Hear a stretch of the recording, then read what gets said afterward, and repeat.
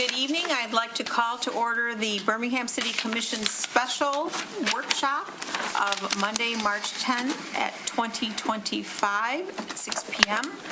Ms. Bingham, the roll. Mayor Teresa. Here. Mayor Pro Tem Ballard. Here. Commissioner Emery. Here. Commissioner Hayes. Here. Commissioner Host. Here. Commissioner Anthony Long. Here. Commissioner Katie Schaefer. Here. Thank you.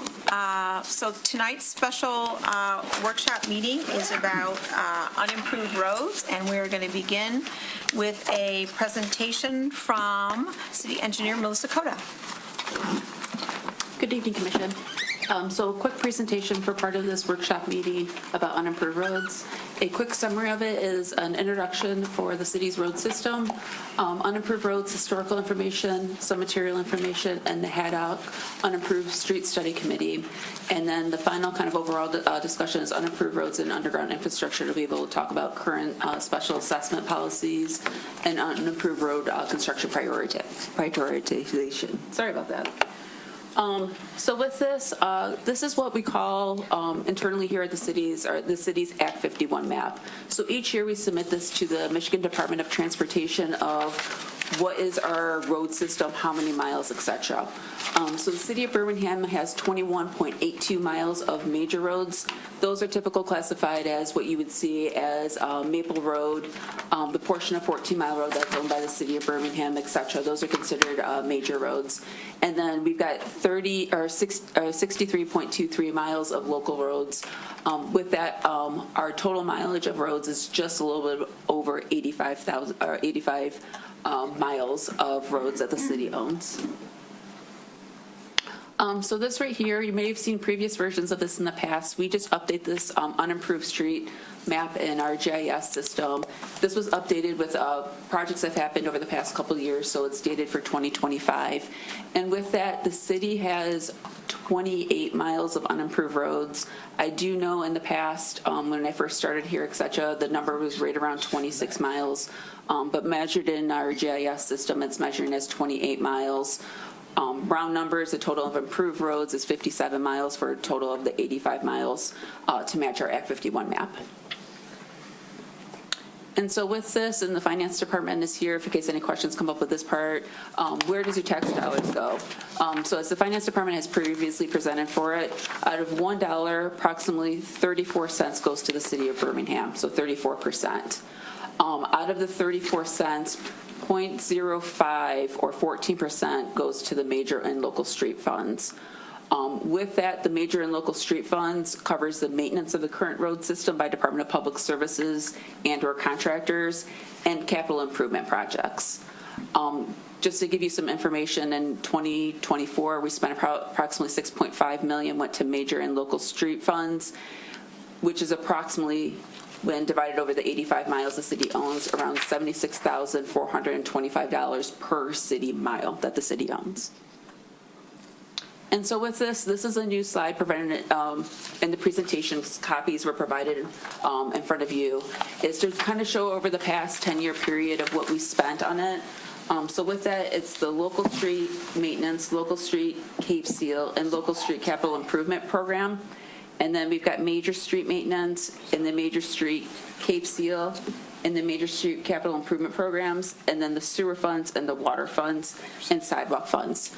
So depending on the projects, these are probably a combination of what we determine as street funds, sewer funds, water funds, and sidewalk funds that funds most of engineering's capital improvement projects. And so with this, part of the maintenance, as I mentioned earlier, is by Department of Public Services or it's contracted out. This includes snow plowing, hole patching, street sweeping, installation of any signage in the city's right-of-way, maintaining the streets in the city's right-of-way, and also mowing of medians or islands that's in the city's road network. For capital improvement projects, this is usually what you see from the engineering department. It includes the annual concrete program, resurfacing program, and Cape Seal program. And from the numbers provided before in the 2024, the previous slides, some of the projects were Arlington and Shirley and Brandon, Edgewood, Oakland and Hayes, Pierce, and Reading Road. And so with this, a discussion occurred within Department of Public Services and Engineering Department. What we kind of noticed is about 70, depending on the season, to 90% of the complaints or questions that we do receive is on unimproved roads.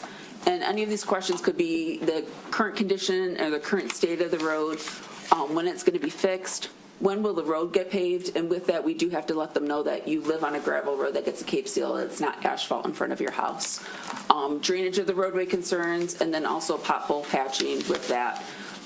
Depends on the season of the 70% to 90%. Maybe during the past couple of weeks, it might have been closer to 70% just because of the freeze thaw that we had in our current weather. Once we probably get out of that system, about 90% of the complaints that both of the departments get are unimproved roads when questions are asked about the roads. And so now we're up on the historical information part of that. So what we noticed when going back through the city records, what usually happened is either one, a subdivision was developed with a gravel road, or two, a subdivision was developed with either concrete or asphalt road when the subdivision was developed itself. For the roads that had subdivisions with gravel roads, either A, it was continued as a gravel road and receives Cape Seal treatments from the city starting in the 1960s, or B, a special assessment was created and the road was paved with either concrete or asphalt. So here's an example of what we're considering 1A. So it was a gravel roadway. This is from Glenhurst, from Oak to Ready. Projected up, it's a little bit hard to see on here, but it actually shows the concrete curbs with gravel going back in the cross section. So in here in the 1920s, this did receive a concrete curb with gravel road, and sometimes in the mid-60s, it got Cape Seal treatment and continued Cape Seal treatment since then. So 1B is actually part of our upcoming capital improvement project this year is Bird from Pierce to Grant. This year we're doing water main improvements and sewer improvements along the stretch. Looking historically, there was an SAD on Bird from Pierce to Grant in 1955 to convert the road from gravel road to concrete that's currently out there. So with that, with this upcoming project that's happening on Bird for this year, since it's already an approved road, they were assessed it back in 1955.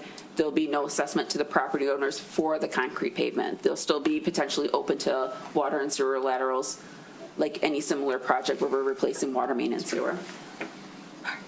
And then, so this right here, we provide some historical information of what we got from special assessments, and that provides some historical information for City Commission. And then, so as we, a few slides previously, there was an option, what we kind of call B. The subdivision was developed with either concrete or asphalt roads when the subdivision was developed. So this right here is just a plan view of one of the sheets from Bowers, from Hazel to Columbia. From Oakland County's website, you can get past aerial visions for it. So 1940 was, you can kind of see this one house right here with this long driveway through here, and there was another house over here. During that time frame in 1955, a new road was installed, and you can see here the next aerial in Oakland counties is 1963, and you can see they installed concrete pavement all in this location right here. So for this one, when the subdivision was developed, the developer essentially paved the concrete road, and it was part of the cost of developing that subdivision. And so a little bit more historical information about material. So usually our local residential streets, we have 4 inches of asphalt that we install on the roadway itself. And then this here, and that's also on an aggregate base shown on the right-hand side of the slide. On the left-hand side of the slide is showing a Cape Seal cross-section and kind of the thickness that you see in between it. And up here, and I can pass this out if need be, this is an example of a Cape Seal that was recently done 2 years ago. You can pass this around, you can kind of see also from the side of the material that comes through. So this is a visual of what the Cape Seal treatment gets installed. And then here's a typical 4-inch asphalt roadway. You can kind of see a little bit of the layers here that gets paved. So right up above here is about 2 inches of it. And this roadway, essentially what happened, they had another 2 inches up on top of here. 1 inch was milled and overlay as a maintenance project as part of the capital improvement programs.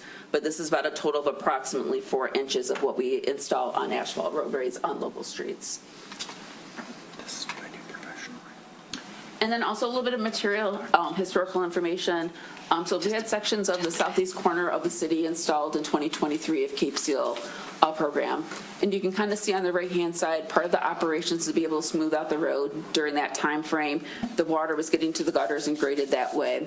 Went out to the field, about 2 weeks ago.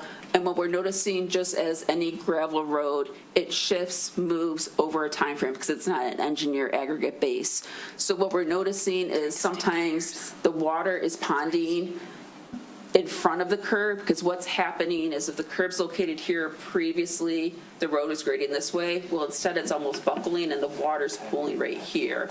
That could be from vehicles traveling at parking there, et cetera, type of a deal. And the gravel underneath the Cape Seal is shifting and moving.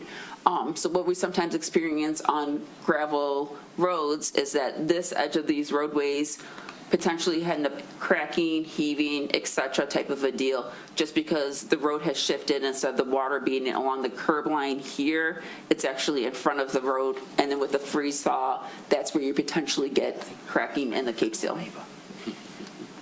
And so a little bit more historical information, the Ad Hoc Unapproved Street Committee recommendations. This was passed in 2020. With that, there was some of the recommendations provided. There were 6. I won't go into detail for all of it because I think a few of the city commission was on that board, and also too, I think it's been provided before. But if we need to during questions and answers, we can go back to this in the presentation. And then for the current SAD policies for unimproved roads, for Cape Seal, it's 85% of the front foot costs for improved are assessed on all properties fronting the improvement, and 25% of the side costs for improvements are assessed for residential properties. For businesses, it's 85% of the front cost, or side costs for improvements are assessed, and then 25% of side costs are assessed on vacant properties or vacant businesses. With that, usually what you run this into is going to be on the Woodward corridor or potentially on one of the mile streets where a commercial property may have a corner lot or part of their side parcel abuts an unimproved road. And then the current SAD policies going from an unimproved road to an improved road is 85% of the front foot costs for improvements are assessed on all properties fronting the improvement. And then for the single-family homes, there's a with the corner properties to be able to essentially, where the corner properties doesn't get essentially assessed on both sides, they get a slight discount, so they don't get necessarily penalized for being a corner lot itself. And then just to provide some background information for this, how we select waters and sewer projects. So we use the infrastructure scores to help select our upcoming capital improvement projects, and other tools that we use to be able to select is nearby streets needing improvement. So we try to group nearby streets together so that the way the contractor can work on those. Other agency projects, that could be the Drain Commission for Oakland County, Road Commission for Oakland County, or MDOT, so we have to make sure we coordinate with them. Utility flow and coordinating downstream improvements must occur first. So that's what's currently happening in the upcoming Wimbledon Phase 1 project, just because that's the downstream location of the sewer system. And then also 2 discussions with other city departments. With that, that would be input from Department of Public Services and the Fire Department. And so these last couple of slides are from the long-range planning. We brought them forward in case the public here at the meeting and online to be able to see these. So this map provides us construction completed on unimproved roads from the past 10 years. The red is it's converted from an unimproved road to an improved road, and the blue was remained as an unimproved road. And then this right here is this current budget year, the 5-year capital improvement program.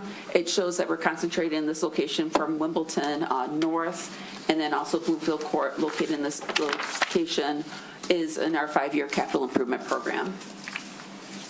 And then this right here, what we did for part of our long-range planning and bring forward to come forward with our future capital improvement programs over the next several years is we took the infrastructure stores and kind of grouped things together and looked at downstream utilities, discussion with other city departments, and this is kind of what our target areas are going to be, and then approximately, depending on if we do 0.75 miles of unimproved roads, looking at the infrastructure down below, or if we do 1.5 miles of the approximate year time frame.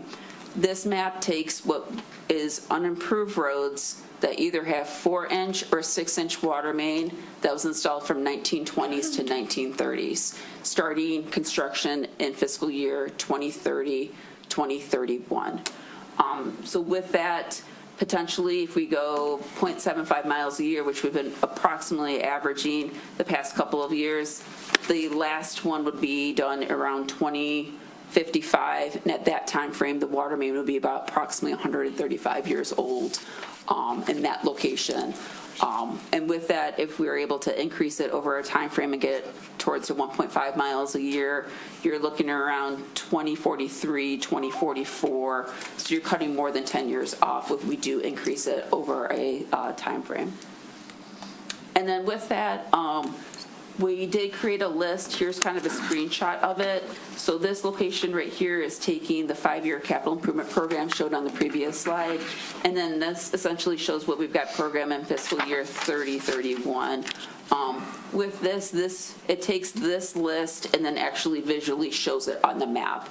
Just what we were running into sometimes in engineering is if you had an infrastructure score, say if this road over in this location right here had 200, this one might have had a 180, but so it was kind of separated on the list. What we did is kind of group them together so that way you can do a construction project on all these couple streets and attack it at one time frame. And with that, I'm available for any questions and city commission discussions. Commissioner Baller. Thank you very much. I have just two questions. One is about the number of calls as opposed to the percentage of calls. Are you, when you say 70 to 90%, is that 7 to 9 out of 10 or 70 to 90 out of 100? 7 to 90 out of 100. Depends on the season. Right around now, I would say about engineer receive a phone call once a day about unimproved roads. Scott with Department of Public Services, he may receive a little bit more because sometimes there's a question of potholes that will go directly to Department of Public Services to get addressed, or sometimes engineering gets both the phone calls about when's my road going to be repaved, there's current holes on the current roadway itself. Do you get emails as well? We get emails as well, too. So my only comment on that is that back in the day when I was on the news desk at the Free Press, if we got one letter about something, we knew that there were 100 people who cared about that. And if we got 10 letters, we knew that there were like 10,000 people. So just keep that in mind. Second question, if you could go back to the expenditure, this one. Yeah. Yeah. And I want to ask you and note, I believe that across the bottom, those are legends for each successive strip going up. In other words, local streets maintenance is at the bottom. Yes. And then the next one is local street Cape Seal, which I'd like to focus on. And we're only going back to 2014, 15, right? So that year, Cape Seal, very little, spent something, but small amount, right? It looks like in 15, 16, nothing was spent on local Cape Seal, or in 16, 17, unless the line is so small. In those 2 years, it was a smaller amount. It's hard to see projected on here with Right. that just because of the key of it. With that, in the data information, there was a small amount spent on Cape Seal And in then- 2015, fiscal year 15, 16, and And then we 16, skip 17. ahead to 2021 and 21, 22, and again, very little spent on local street Cape Seal. So what I want to say is my observation, which is kind of been confirmed for me, that there have been some years, many years, when we did not Cape Seal. And that might indicate some sort of change in policy, whether it was deliberate or not, whether it was by the city commission or by the administration or just by the city engineer at the time. We weren't keeping up with Cape Seal. And there are residents who have been living here for 30, 40 years who remember regular Cape Sealing of their streets. And in that period of time, when there was regular Cape Sealing, there were many fewer complaints. And so I think that, again, just keep that in mind as we go forward and hear maybe more about the Cape Seal program that we now have and how thorough it is, and how thorough, is it thorough enough? Should it be more thorough? Is it, to what standard is that? So, thank you. Can you address the variations in 21, 22, 23, and how many miles of road we Cape sealed in 23, 24? So with that, previously before fiscal year '22, before I started here, the Cape Seal program was actually administered by Department of Public Services. So it wasn't until about 2022, and when I first started here at the city, that the engineering department started coordinating and took over the Cape Seal program with itself. Back in 22, 23, it was approximately about 350,000 in Cape Seal, and I don't know the measurement offhand, but I can look it up for you. And then this upcoming Cape Seal program, we're averaging about 1.5 to 2 miles approximately in the Cape Seal program about annually. To try to hit that range, we've got 28 miles. If we do, 2 miles of approximately Cape Seal, it's a little over about 10 to 12 years to try to hit the roads annually type of a deal. So engineering's goal going forward is try to hit approximately 2 miles. Also, when we're doing the Cape Seal, similar as I mentioned earlier in the presentation, we try to group nearby streets, so that way the contractor isn't doing 2 streets in the northeast corner of the city and then 2 streets in the southeast corner, 2 in the northwest. We're trying to group them closer together for the contractor also to try to be efficient with cost. So a consistent Cape Seal program of 2 miles a year would hit every unimproved road in the city every 14 years. Okay. Commissioner Schaefer. I have one question. Of these capital improvements that were done on local streets, chartreuse screen, if you will, do you have a sense of how many of those streets were unimproved versus what we're doing on Bird, where we're going at the infrastructure underneath, even though the surface of the road may be, improved, like my condition on Fairway, which is an improved road, but we're flanked by unimproved roads. So my question is, how much of that money was spent on an unimproved road? Because, I was on the ad hoc unimproved streets committee, which, erected this idea of putting it in the city commission's hands or the city administration's hands to change sort of the impetus behind fixing these roads. And it was my understanding at that time, which was way back in 2018 when I was way less informed, that historically unimproved roads were they weren't getting improved. They were just kind of staying unimproved. And so when I see this map and I see all this expenditure going on capital improvements, I wonder if you know that breakdown. Yeah, so with this right here, say if you take in fiscal year of 18, 19, that's right in the center. This portion from here to here was the local street program. That would be anything from any concrete patching or concrete repairs or concrete roads that were done in that year, any mill and overlays that were done for preventative maintenance.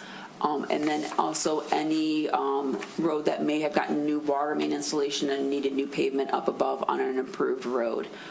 So that's what this light, you can kind of see right here, I'm calling it kind of like the light green color through here. That would be what would be underneath local streets for capital improvement.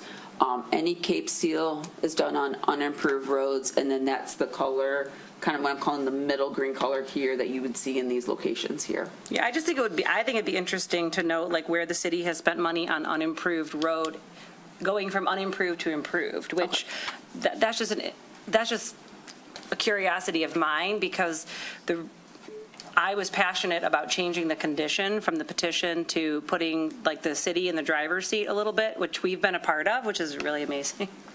But I would be curious to know how many unimproved roads went to improved, like we just did Shirley Arlington, for example.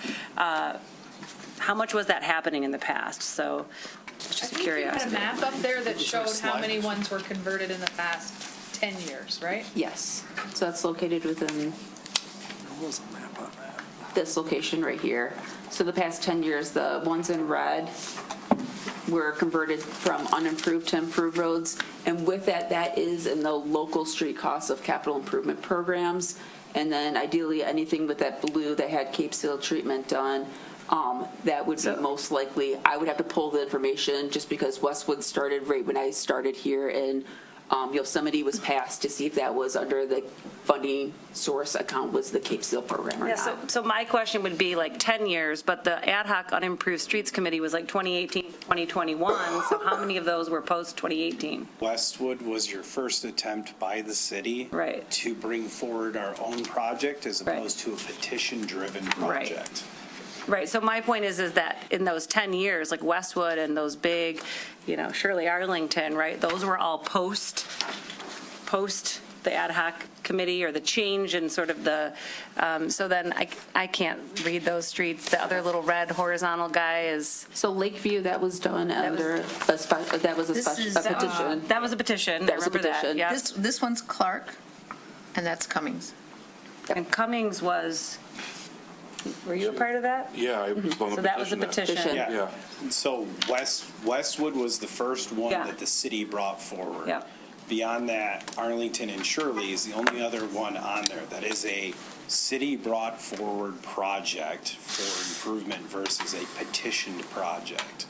Petition always gets moved ahead of any of our plans, or at least was at the time when I was the assistant city engineer, and we knew that when we brought forward Westwood for you guys for review, that was the first attempt we made to follow through on that policy because the commission at that time had made it very clear they wanted us to proceed. And that was when the official policy change came from commission directing us as the engineering department to proceed forward with bringing forward stuff as opposed to it was a recommendation in the Right. ad hoc report. Yeah, I guess I just think it's worth revisiting, right? Because that was what came out of the ad hoc committee. We have had the experience of actually implementing such a policy, which has been fraught, for lack of a better word. So I just wanted to bring that up because my sense was that when I was on the ad hoc committee, that not a lot of roads were getting done under the petition construct, so you've got the brave people on Lakeview, brave people on Cummings, but then. Villa.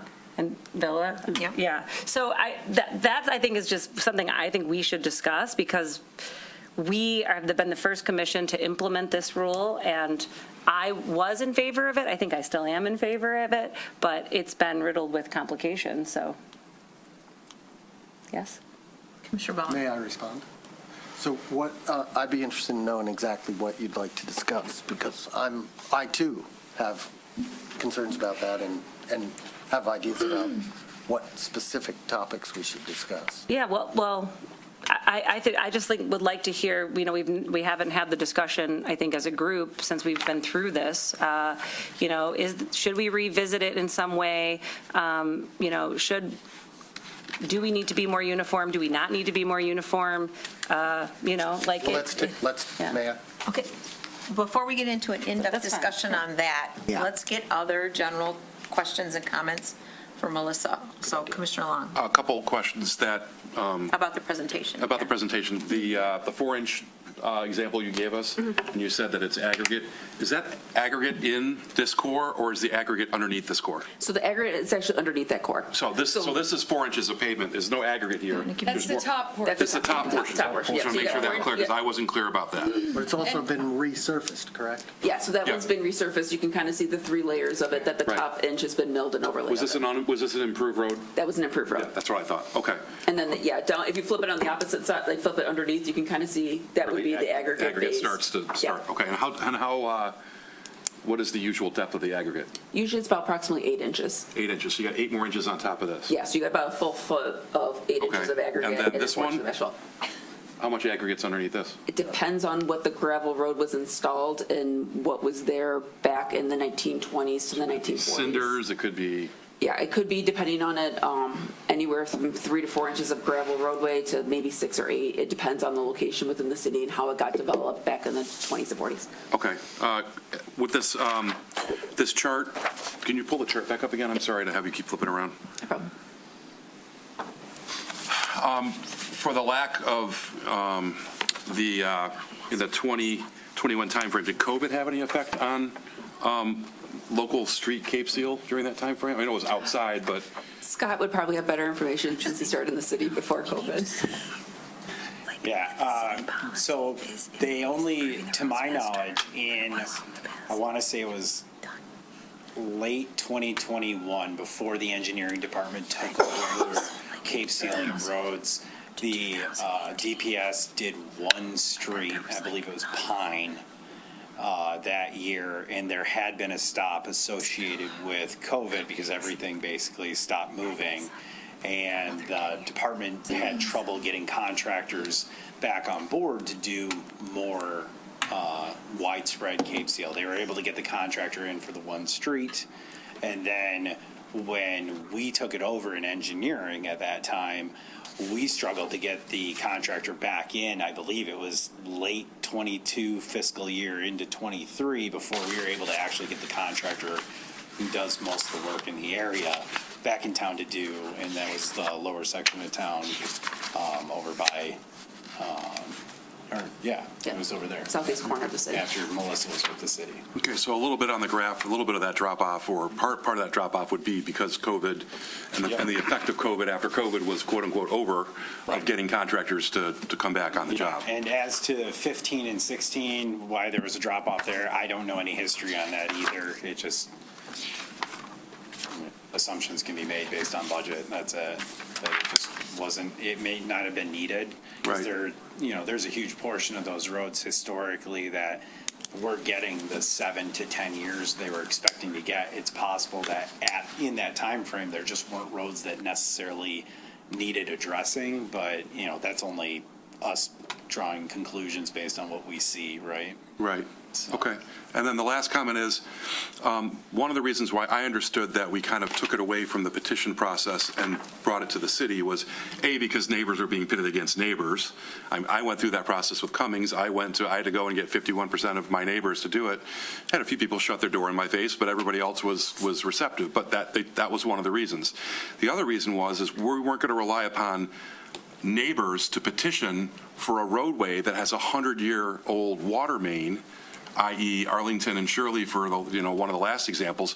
We weren't going to wait for those residents to come to us with a petition on a roadway that needed to be done. And quite frankly, the residents may not have known, or there's no way necessarily for residents to know whether their street has a 100-year or a 50-year or a 10-year-old water main unless they come and ask the city. So those were the two reasons that I understood, two of the main reasons why we brought it back, for the city to start evaluating and doing it rather than just relying upon the petition Yes, it process. was like putting the city in the driver's seat, because the Right. city has the awareness of where the need is. Right, Yes. correct, yeah. And so what the health, safety, and welfare issues for water and sewer Right. supply. 100%, yeah. Like, for example, Arlington and Shirley, when we saw they had a 4-inch water main, and it's 100 years old, which is probably more like a 1-inch water main.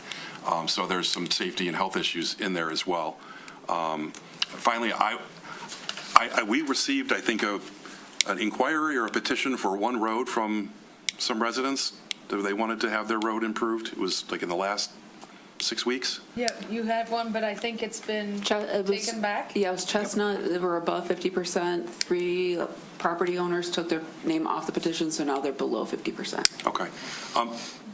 I would just put out there, if you look at that chart of the ones that we have done and the cost from way back when to now, that's going to continue. So when your road comes up down the road, no pun intended, it's going to be more. And I think that the public needs to be educated about that, because when I did Cummings, and it was 25% because everybody was side yard on Cummings. And the city did 15%, 85 or whatever it was. It was the smaller percentage. The reason why I brought it forward as a resident, I wasn't on the commission, I wasn't on anything at that point, was because they were going to Cape Seal it, and the cost for Cape Seal versus the cost to improve it, because it was a side yard, the delta wasn't huge. It was like $5 or $6 grand, and now it's an improved roadway and looks a heck of a lot better. So I throw that out there, that people should be aware of the cost issue. And I don't want to cause a stampede of residents coming to say they want to have their streets done, but not a bad idea. Commissioner Host? For Melissa, you mentioned, I think, the cycle of fixing these 100-year-old sewers. You mentioned the year 2055. And Did you also mention that some of those sewers in the city are going to be 135 years old at that point? Yes. She did. So in this location in the Lake Gray, so it's Maple, east of Chester, kind of Corton Lake to Corton Lake itself. This location right here, looking at the city records, from Maple Road to Corton, that whole subdivision area was developed over a 2-year period in approximately 1926, 1927. So with that, it's one of the probably approximately the last ones in the prioritization to get touched. And in that time frame is right around 2054, 2056. So it's going to be close to 130, 140 years old. Water main. At And these- 0.7 miles per year. Yeah, at 0.7 miles a year to get completed. In this location, it does have rear yard sewers, but the water main and sewer in the rear yards were installed right around 1926, 1927. Yeah, now, Melissa, the liner that has been put in the last 10 years, over the last 10 years, it has a 50-year guarantee, does it not? Yep, approximately about 50 years for a sewer line that's line type of a deal. Okay. So in this time frame, there'll be multiple meetings in 2040 and 2050 about potentially putting sewer in the city's right-of-way in the front yards because of potentially in the backyards, what's the life expectancy of it, et cetera, of a line sewer at that time frame. And that's only one factor because the water mains are that old too. So Yes. we need to upgrade those as well. Commissioner Emery. Commissioner Anthony Long mentioned cost, and I wrote down, Melissa, if you have like numbers on dollars per lane mile, like I don't need to know it now, but like I was thinking about cost and cost going up. And then with regards, you probably have some recent numbers on Arlington and Shirley, but is there a way to segregate the cost from the utility aspect to the pavement aspect? And if we start taking roads without water and sewer and just going from unimproved to improved, is there, you could figure that out, could you not? That's all I wanted to know, that was that question. On the bar chart that you had, I had a hard time, maybe I'm colorblind, but I can't see Major Street Cape Seal. I don't see that color anywhere on here. I don't know, are these in sequential from left to right, and then you go down to the next row? Yeah, Like- so you see a little bit above, so blue would be Major Street Maintenance, and then the dark green, or this one's probably the closest to Birmingham Green, the Major Cape Seal. You see a little bit of. It's directly on top of the blue. And directly on top of the blue, I so you can can't see see it it a little at bit all. more in this location, and then this location here in fiscal years 17, 18, and 18 and 19. Okay, I just, Don't Cape Seal, maybe. Commissioner Baller was talking about the local street Cape Seal, and I could see those colors, but then I was wondering about the Major Street Cape What Seal. major street would we Cape Seal? So with that, part of Oak Street is what we consider a major street in the city. Wimbledon is considered a major street in the city. So those are a few. Chesterfield is a major street in the city. So some of those streets that are still unimproved, they're located on major streets. And then my last Or question. small sections of the roadway may be unimproved. Like Oak has certain sections that are improved and unimproved. And then my last question, what brought it to mind is slide, it's on page 22 of 25 in the packet. It's the one where we're concentrating on Wimbledon, Abbey, and Tottenham and the upper. Abbey abuts Bloomfield Township, but it's entirely a city road, if I am correct. Yes. How does that work with financing? The city's got to put, like, you don't go to Bloomfield Township and say, hey, pay for half this road, like the city just pays for it. Is that, and how does that work when it abuts another municipality like that? Do we have any idea how that works?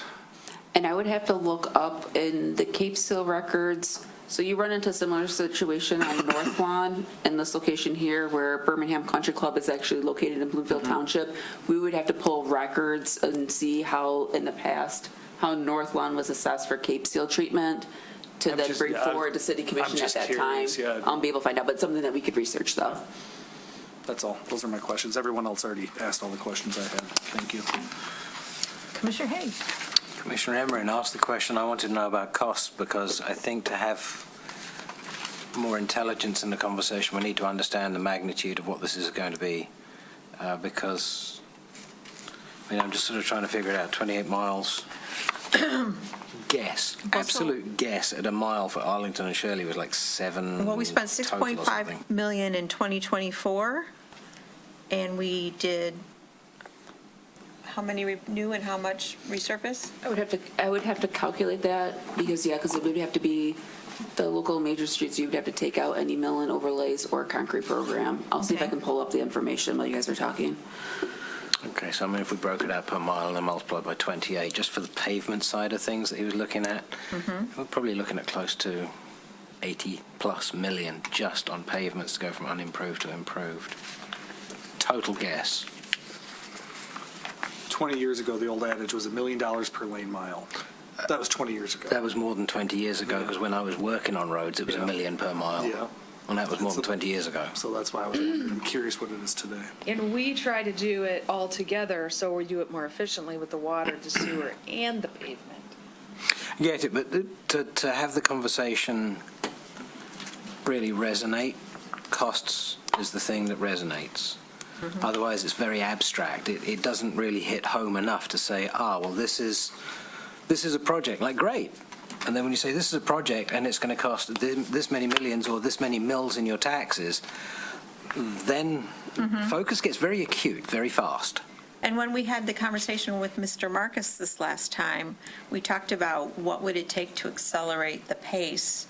And he pointed out that with the 100-year-old sewers and water mains and the wisdom of not putting new street on top of old infrastructure, that the amount of funds available in the sewer and water funds were also constraining, because we can only afford to do a certain amount of miles per year with the amount of funding in sewer and water to replace those. I think he also mentioned try finding enough contractors to be able to do more than a mile a year anyway. He did, and the inability to tear everything up at once. So there are multiple constraints that have to be balanced here. But while Melissa's looking up figures, did you have other questions? They were, just like him, most of them were already asked. I just had one more. Okay. When we did Arlington and Shirley, and they did the estimate of what the cost was going to be, it ended up being much less. Still expensive, but much less. I don't want to use the word half because maybe that's like an overstatement, but it was significant. And I wanted to, and I know Melissa's busy looking something up, but I wondered if Melissa could comment on why that was. I think it was a larger project. I think that there was some scale benefit to doing such, both long streets at the same time. And if that's the case, whether we could focus on doing that even more than we already do on new projects, because it would, like more streets at the same time in the same area to garner that savings, because it was significant from what people came and said it was going to be 50 grand and ended up being 23 grand or something like that for a particular household.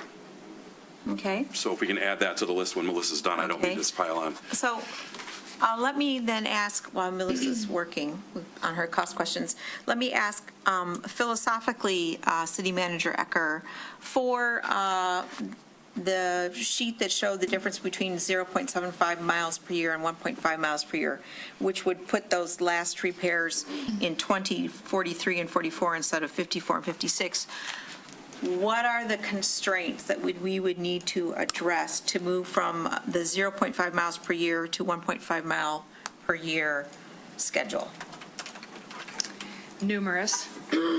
Budget, of course, being the largest factor, because right now, and I was talking to one of you today, saying, we're going over the budget for the coming year, and it's always a balancing act to shift funds and make sure we've got enough money for the roads, for the water, for the sewer, and all of the other city issues and operational issues, personnel, et cetera. So budget, obviously.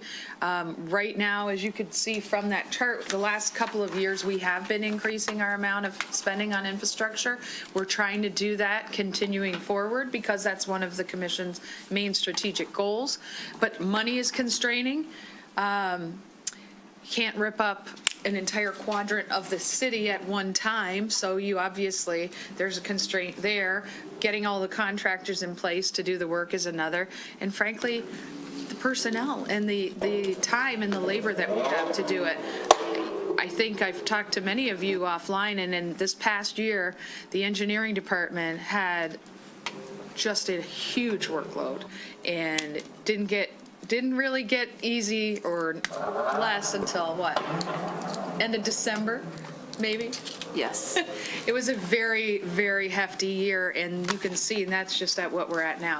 So we would certainly need to have more staff and more budget, and we would have to be careful how we planned it out. Like, it's really a hard thing to resolve, because there's just so much aging infrastructure.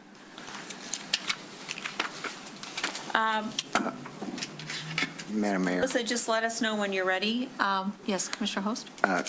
Jana, can you actually answer the question, which is, what if we move it up to 1.5 miles a year? What would it take? Obviously, more engineering. but- More staff, we would have to take away from other budgetary, we don't have enough money in the budget to double what we're doing now in terms of infrastructure. So we would have to, there's all kinds of different ways you could do it, I guess. Take away from police, fire, personnel, all of those things, because it's all a balancing act. We have an extensive amount of info, and I'm not saying we couldn't, because we could. It's all a balancing act. We only have a certain pot of money, and we have to make it cover as many things as we can. So that's the issue, and especially when you're talking about, you've had people say, well, maybe change the special assessment breakdown where it's 85-15. Well, right now, the city can do this much work at that breakdown. If you change that breakdown, we can change the breakdown, but all of a sudden it's 50-50, we can do less projects, fewer projects than we do now with the same pot of money. So it really is a tough situation. Commissioner? There also is, as we've demonstrated, a long history of this 85-15. And we've had, I don't know, Since 1955? since 1955. Yes. I've lived here for almost 30 years. I lived through 2 road rebuilds, one on South Lawn when I lived there and one on Cummings. Cummings was partly my fault, but I've lived through that, and I paid my fair share for that. And you start changing that percentage because people don't like to pay or don't want to pay or think the city should pay. And you're going to have an awful lot of other people upset that they have paid their fair share on their roadway, with the idea that, I pay for mine, you pay for yours, and we both get to drive on each other's. And that's the way it works. Absolutely. So, I have an issue just from that perspective, that to change that, and then to add in that we'd be able to do less road. I'm going to be 87 if we're on target when all those roads are. And guess what happens in 30 years when those roads are done? The ones that have not been done for You start all over. are going to start all over again. So it's a process, and it's a tough nut to crack. As you said, you have a bucket of money, and that bucket comes from the taxes that we've shown and how much the city gets of that, which is 23%. 34. 34%. I'm sorry, I didn't have my glasses on. 34%, but still a significant smaller percentage than what I think people think is what the city's getting. So, yeah, Commissioner Haig. All right, to re-baseline this a little bit, we've got 28 miles of unimproved, roughly call it an average of 1 mile a year. So we're actually realistically looking at an unimproved street cycle twice for the majority of people, because we talked about it being a 14-year cycle, which is already extending, because it was originally, I remember the original discussion was it was trying to be a 10-year cycle for unimproved. So over 28 miles at 1 mile a year, we're looking at a 28-year project. So Are you talking for Cape Seal? Cape Seal is 2 miles a year. 14. Cape Seal is 2 miles a year, but to Right. change unimproved to improved, we can do about 1 mile a year, because I think the Arlington Shirley literally was the entire construction season, and that was around 1 mile. And tearing up more than 1 mile is going to be a problem. We can't get contractors, et cetera, et cetera. So it's about a 28-year project right now, give or take. So that means that the Cape Seal cycle for a lot of those unimproved streets is going to happen twice, at a very minimum, just so everybody's clear. Otherwise, tearing up 28 miles of this street are going to move. They won't come back, because forget it. You're out. You can't do it. We can't even do I-75 inside of 3 years with massive crews. 2 years for 696 for one side of it, so it's not going to happen. So just to try and get a sense of timescale for everybody here, cost is going to be distributed over a longer period of time. Now, when it comes down to the overall cost perspective, yes, I know it's been the 15.85% for since God was a kid, but that doesn't mean that because we've always done it that way, we should always do it that way. That's like saying, I found the cure to cancer, but I'm not going to give it to you because somebody else already died from it, and that's not fair. I think we need to come up with just creativity Perhaps of thought. not, but Okay, well, I like extreme analogies, but anyway, we need to come up with creativity of thought.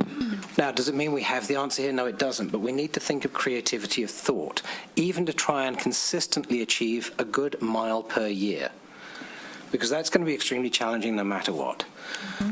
So that's where, in my mind, we need to coalesce the thought process rather than I think this should be the last time we discuss what is Cape Seal, what is improved, what is unimproved, what isn't, etc. That's it. We're done with that. We've done it half a dozen times since I've sat up here. that's true, but there's a lot of members of the community who, may not have heard it. Okay, then we point them to all of the workshops and all of the minutes and say, here, do some reading. It will take you an hour of your time to read it. Okay. Well, Commissioner Baller has a question. You have a question? I don't have a question. I have a comment. And then Melissa, and then I'd like to get to public comment. Okay, I'd like to sort of synthesize what you two are talking. Okay. So, well, my point was him saying, my thing is the communication piece, and maybe you'll appreciate this, but, I think when you say, tell a citizen to watch an hour of a meeting, that is not going to happen. I mean, not for the average resident of this community are they going to sit down and say, watch this meeting. But I think this needs to be in front of the community in a bright, sparkly, shiny, with glitter kind of way, saying, like, this is our mission, this is our problem, and here is our approach to fixing it. And it's going to take a minute, and you have to be involved, and here's when you are likely to be involved, pending there aren't 10 water main breaks and other things and a global pandemic and other things that might happen, right? So I think that part of this is to get the community on board, they have to be informed, and if we expect them to be informed in the way that we are informed, we're going to lose every time. So that's one of the thoughts that I had going forward is how do you communicate this effectively to the average citizen who's educated but is not paying attention, necessarily the way we want them to. So. Yes, and I guess one question I would have for us sitting up here is, are we satisfied with the status quo? And if not, what do we want to change? Because that's our goal here. We're not up here just shooting the stuff about what's going on. Do we want to make any changes? So, and where? So when I was talking about going off of what you were saying, Commissioner Schaefer, we now have experience. This isn't like pie in the sky ad hoc committee. We know that we're going to break the rules we already made, that every street isn't going to be 26 feet, that every street isn't going to be paved or in concrete, that Lakeview wanted asphalt, and that's what we gave them, and the guys on Wimbledon wanted Cape Seal, and that's what we gave them. So if that's what we have this mindset that we're going to take an unimproved street and make it a 26-foot street paved with concrete or asphalt with curbs and sidewalks, but that's not what we're doing. So let's be realistic about that. So if we want to change the status quo in terms of any of those rules, say we're more flexible and instruct the administration to plan accordingly. In other words, I'm willing to say today that those streets in North Poppleton should all be Cape Seal, period. And do a good job of Cape Sealing. I'd like to hear, not right now, but eventually, I'm pretty sure there's good Cape Sealing and there's crummy Cape Sealing. Like, you can just do a better job. Grade it, grind it up, I don't know what. I'm sure you can do especially if you put in curbs.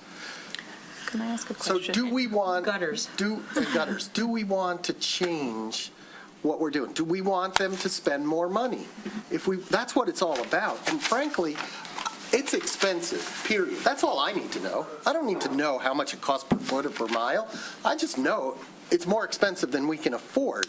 And if we want to spend more money on it, there's really only one or two ways to get that money. One is cut the budget elsewhere, and what are you willing to cut in order to come up with an extra $1 million or $2 million a year?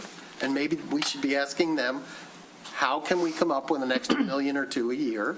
I know for several years, we were dumping extra money into the Pension funds. pension fund and the retiree health care. Why? Why are we putting more money than we need to there when we could be putting it into roads? Maybe that's one area. Maybe we can get it somewhere else. Maybe we want to make some hard cuts that we wouldn't want to make, but we deem that they're more important, or that it's more important to do this. So what do we want to change, and what do we want to tell them or ask them to give us? Because that's, in my mind, that's why we're here. We're not here to talk about a lot of the stuff we've been talking about. We're here to effect change, if that's what we want to do. Otherwise, it's all just hot air. Can I ask one question along with that, really quickly? Is there also, along the lines of what Commissioner Baller is saying, is there also a way to do more grinding and cape sealing of roads that don't have the concerns of 100, 130-year-old sewers? Can we knock out those roads where we're like, oh, the sewer's, for example, the sewer's 40 years old, and it's good for a while. Can we knock out those roads with maybe this additional money, and that will shrink, or are all these unimproved roads all, in the situation The where they Cape need? Seal program doesn't take into account underlying infrastructure. It's just surface. Well, I'm just saying, can we do more of that? More elevated, you mean more elevated surface? Like a better surface A than better Cape Seal? surface Can I with ask- Cape, Can I ask a question? Let the civil engineer answer.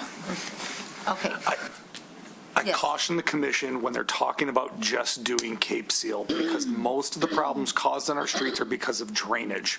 So we should all be listening to Melissa very closely and what her recommendations are before we just globally say Cape Seal only, because we can get more done. Because without the drainage, that Cape Seal is going to fail faster.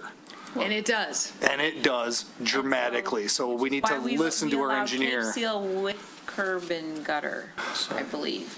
Yes. Can I ask a And question? then Okay, so, I've got the cost information. okay, Oh, wait.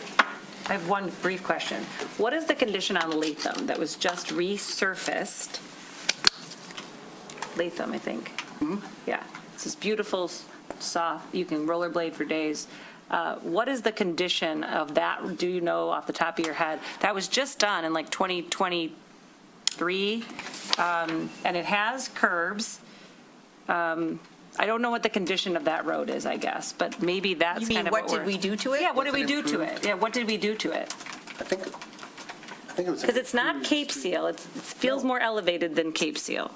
Latham was a surface retreatment. It is an improved road technically, so it has better base under it. But it is a great case example of where we didn't improve the water main. And this year, I believe, or in the last 2 years, we've been out there, even as soon as actually when we finished resurfacing that road, we were out there for a water main break. I'm not even kidding you, a week after the project was done, cutting up the new road to repair the water main. Because that was a choice of previous administration to only do a resurface there as opposed to doing a full reconstruct, given the condition of the road, and the water main's very old in that area. Right. So that's what I was wondering. And It's like it was one of these projects, it got bid in 2021, so before I started here, where essentially you would mill off, I think it might have been 1.5 inches, maybe 2 inches, and then a new leveling course placed on it. So it's probably something similar to this. I would have looked more in the details for it, but probably an existing 4-inch asphalt with an 8-inch aggregate base. And we went in and took off 1.5 inches and then put a new 1.5 inches of asphalt on top. But that's my point, is that like to the average driver or rollerblader or bike rider, that road is really nice. But what we don't know is that, you got 4 calls about the water main, and actually the water main underneath is really old. So we have to be careful, like what do we call an old water main that we'd be willing to elevate the resurfacing of, but how old is the infrastructure underneath? Because I think that's my point, is that if you're the average citizen and you drive on Latham, you're like, this is a beautiful new road. And you're like, yeah, guess what? I had to cut it up because the water main, right. So that's where that information, I think, is helpful to us. Hey, Commissioner Haig. Another point I think we've got to be aware of right now. So city manager talked about the amount of money that's in the pot annually that can be associated with the budget. The budget comes from our taxes, and when a road is changed from an unimproved to an improved, the ownership of all maintenance becomes the city. Yes.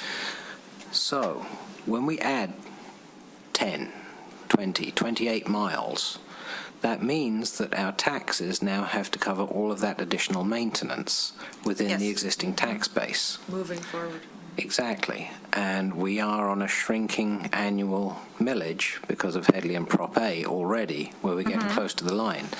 So at what point do we have to start educating everybody about the fact that the majority of the people who live on unimproved streets don't realize that the taxes that they've been paying don't actually cover replacement of their road. It just helps cover the maintenance of it, for want of a better description.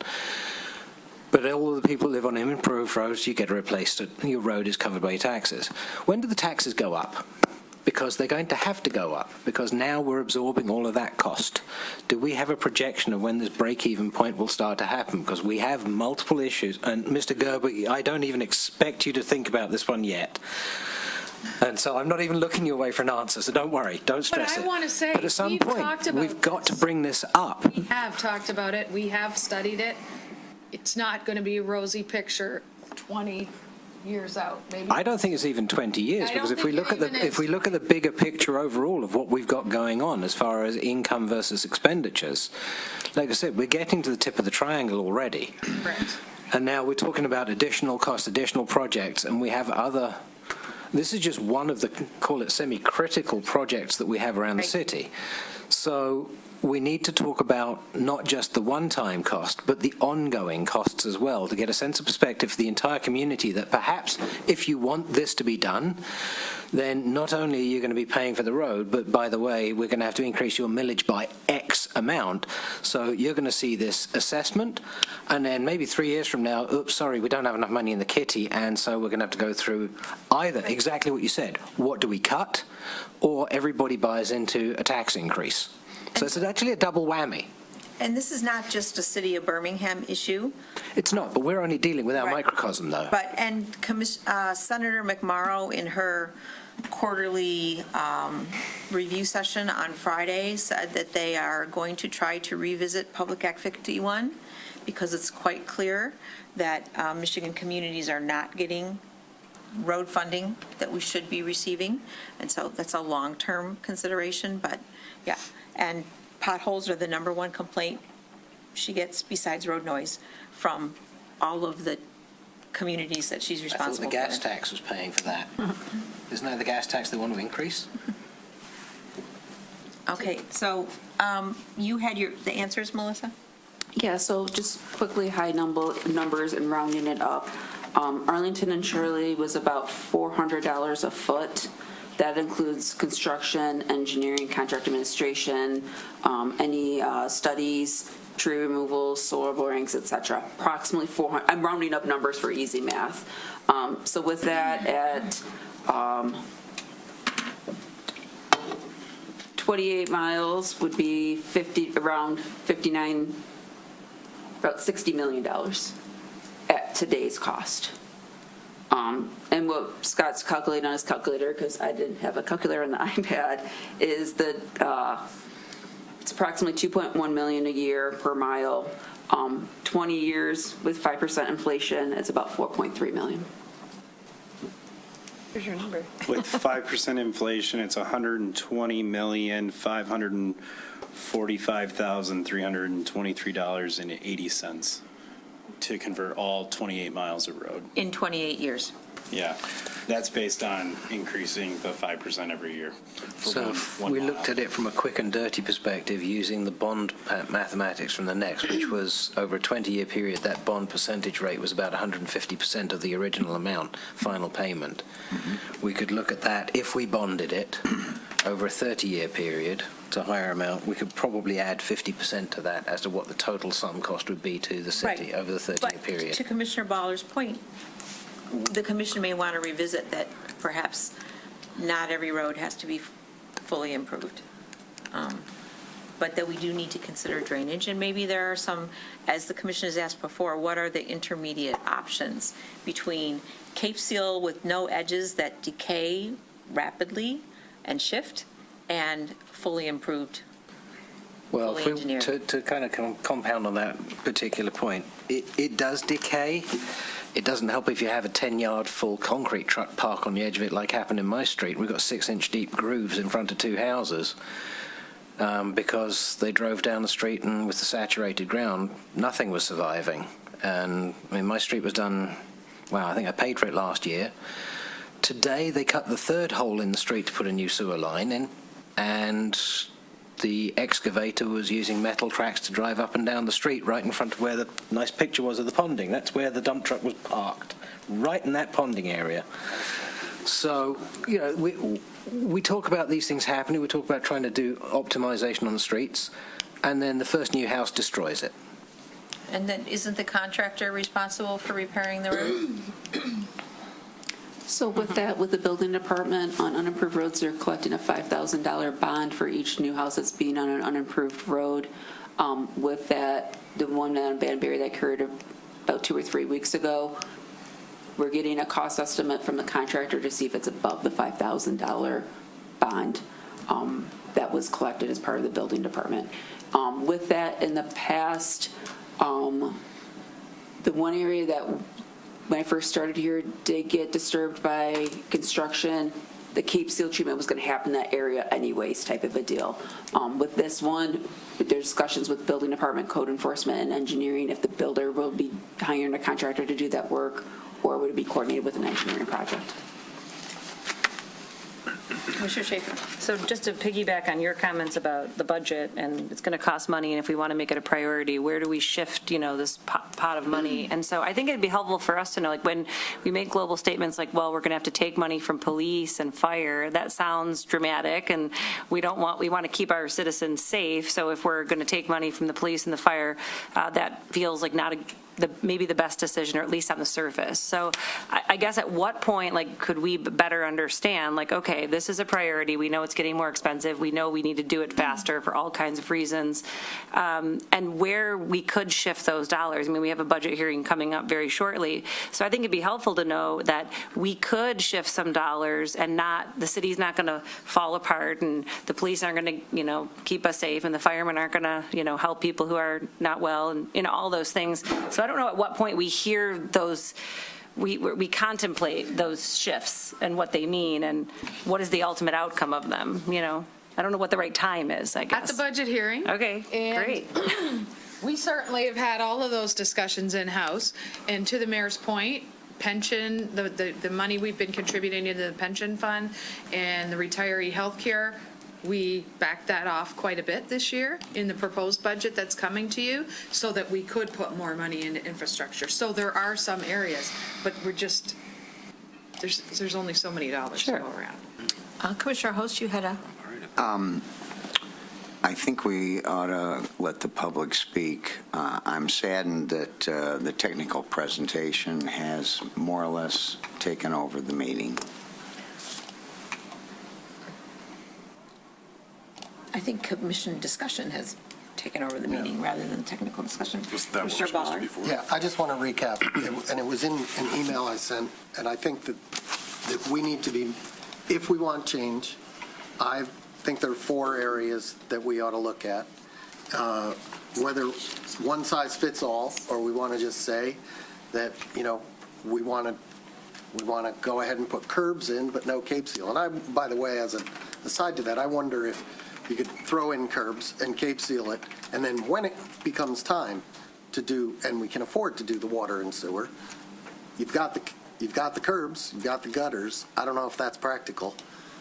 Nope. Okay. Well, that shoots that. Do we want to screw around with funding, and in what ways, and where can we get more money?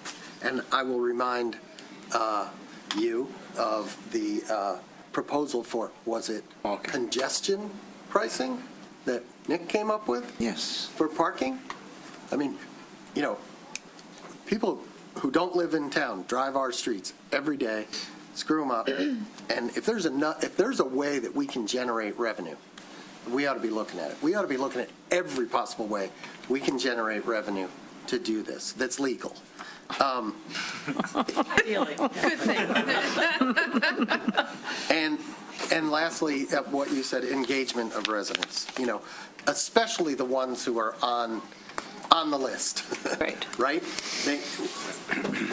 So those are the things I think we've all Okay. been talking about, and we need to give them some direction. Commissioner Haig? All right, I'm on board with him as far as coming up with different ideas, and I was, if you hadn't said it, I was going to say the thing. brief- Yeah, I'm getting to it.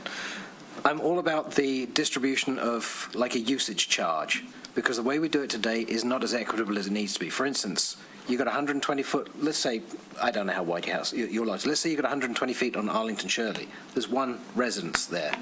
You could have 120 foot frontage in a different street with 8 condos. There's 8 times the traffic goes on there, but each person only paid an eighth of the amount. So the equitability isn't there as far as usage. So to his point, that's the pathway I think we need to be looking at. How do we get this distributed better? Okay, so I'd like to call for public comment. If you're in the room and you'd like to make a comment about anything regarding unimproved streets, any ideas you'd like to share with us, any changes you'd like to see, please come to the microphone and give us your name and address and make your comment. Please limit it to roughly 3 minutes. And then I'll call for online comments after we exhaust comment in the room, if there is any. Hi, I am Pat Hilberg. I'm on the MMTB. I'm also on a unimproved street. But mostly I'm talking at the moment because I'm a professor at Oakland University, and I use, actually last year we looked at Arlington and Yes. Shirley. This coming year, we're looking at this issue at Wimbledon. Actually, there was a terrific conversation amongst you all regarding leaf blowers and noise ordinance, so we're looking at that in terms of private property versus externalities. So thank you very much for this. Actually, my class will be watching the video tonight when we go through this in a couple of weeks. One point that I'll make to my class, 2 points that I'll make. One is when the city creates this possibility of applying a significant liability onto the homeowners, that's a particular risk to new home buyers who may not be aware of the fact that that liability is in their future. And certainly on the MMTB, we saw that with some people who came in front of us. One possibility for getting in front of the public to make them aware of the issue that's going on is to place liens on those houses. So for the 28 miles of road which face an upcoming liability which can be applied by the city at any point without their control, new home buyers might be made aware of the fact that this liability exists at the time of closing. If there's a lien that says, oh, by the way, the city might hit you with, let's call it $200 a foot. And then my final thing for where I'm really kind of leading my class to is, don't listen right now. I think it needs a Headley override. I think we need a Headley override. I think we need a bigger bucket of money. And my primary concern actually is not even the road surface. We can drive over bad roads. My primary concern is the below-grade infrastructure where if the road fails, you can drive over a bad road. If the water and the sewer fail, you may not be able to take a shower and you may not be able to flush the toilet.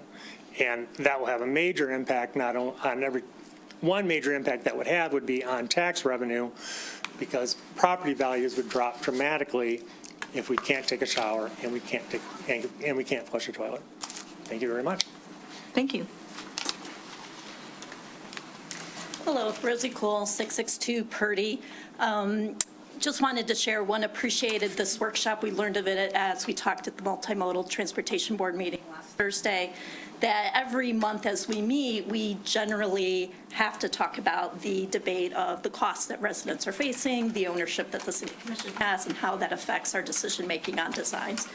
So I think as you talk about the need for public awareness and understanding, it really becomes it's like a protracted discussion on Cape Seal versus asphalt, right? The average citizen wants to have safety, fire trucks that respond, and roads that are drivable. And you see this in the public sentiment on social media forums, et cetera, where they comment, we pay the highest taxes and we have horrible roads. It doesn't make any sense, right?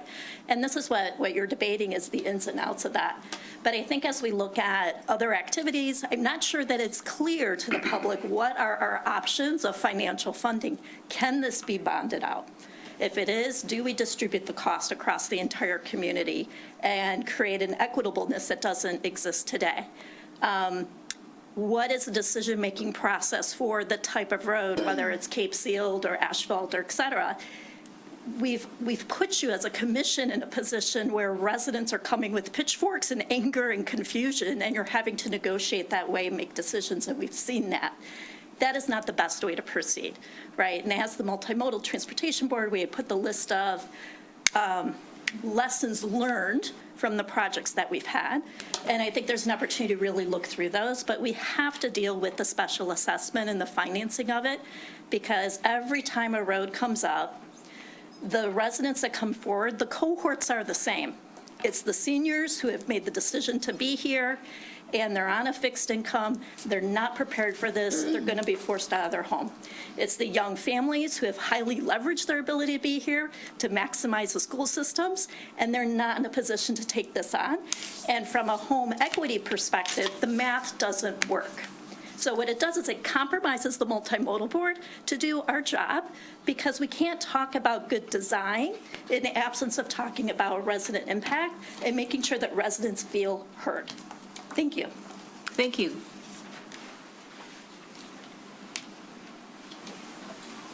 Hi, my name's Tom Chisholm. I live on Pat Street, Fairview, which is a small dead end off of Chesterfield. And I'm maybe the only one in Birmingham that bought the same house twice in an effort to pay more taxes. And it worked. So I've almost been in my house now, or a version of my house, for 40 years. And we have one of those streets that is, third world type of a street where it's ponding and it's incredibly dirty all the time.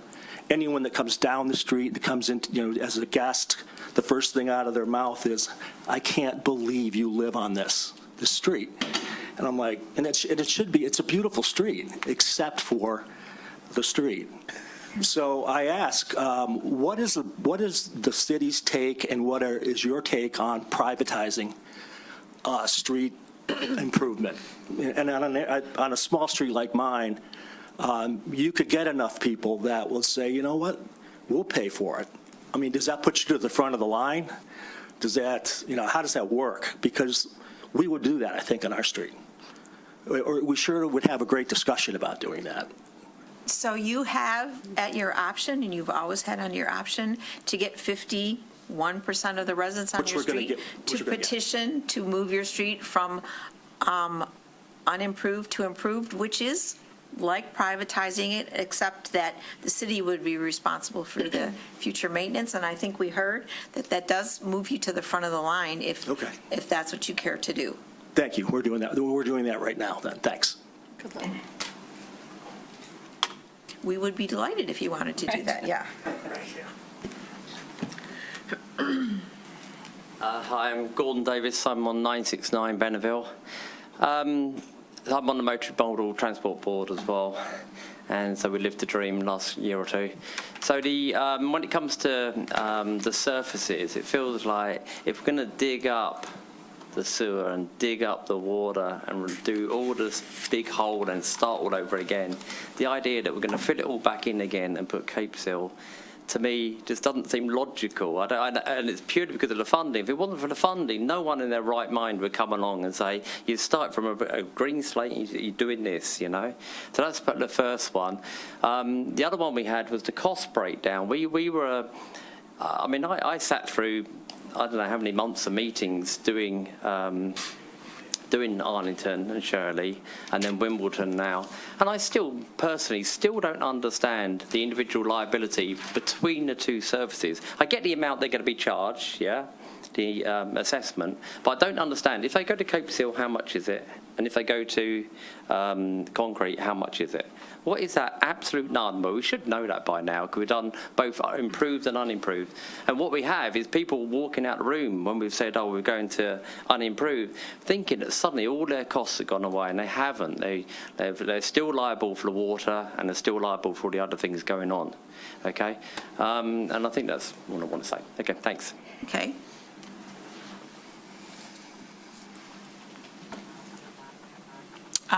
Any other public comment in the room? I see none. If you're online and you want to make a comment, please use the raise your hand function. I currently see none.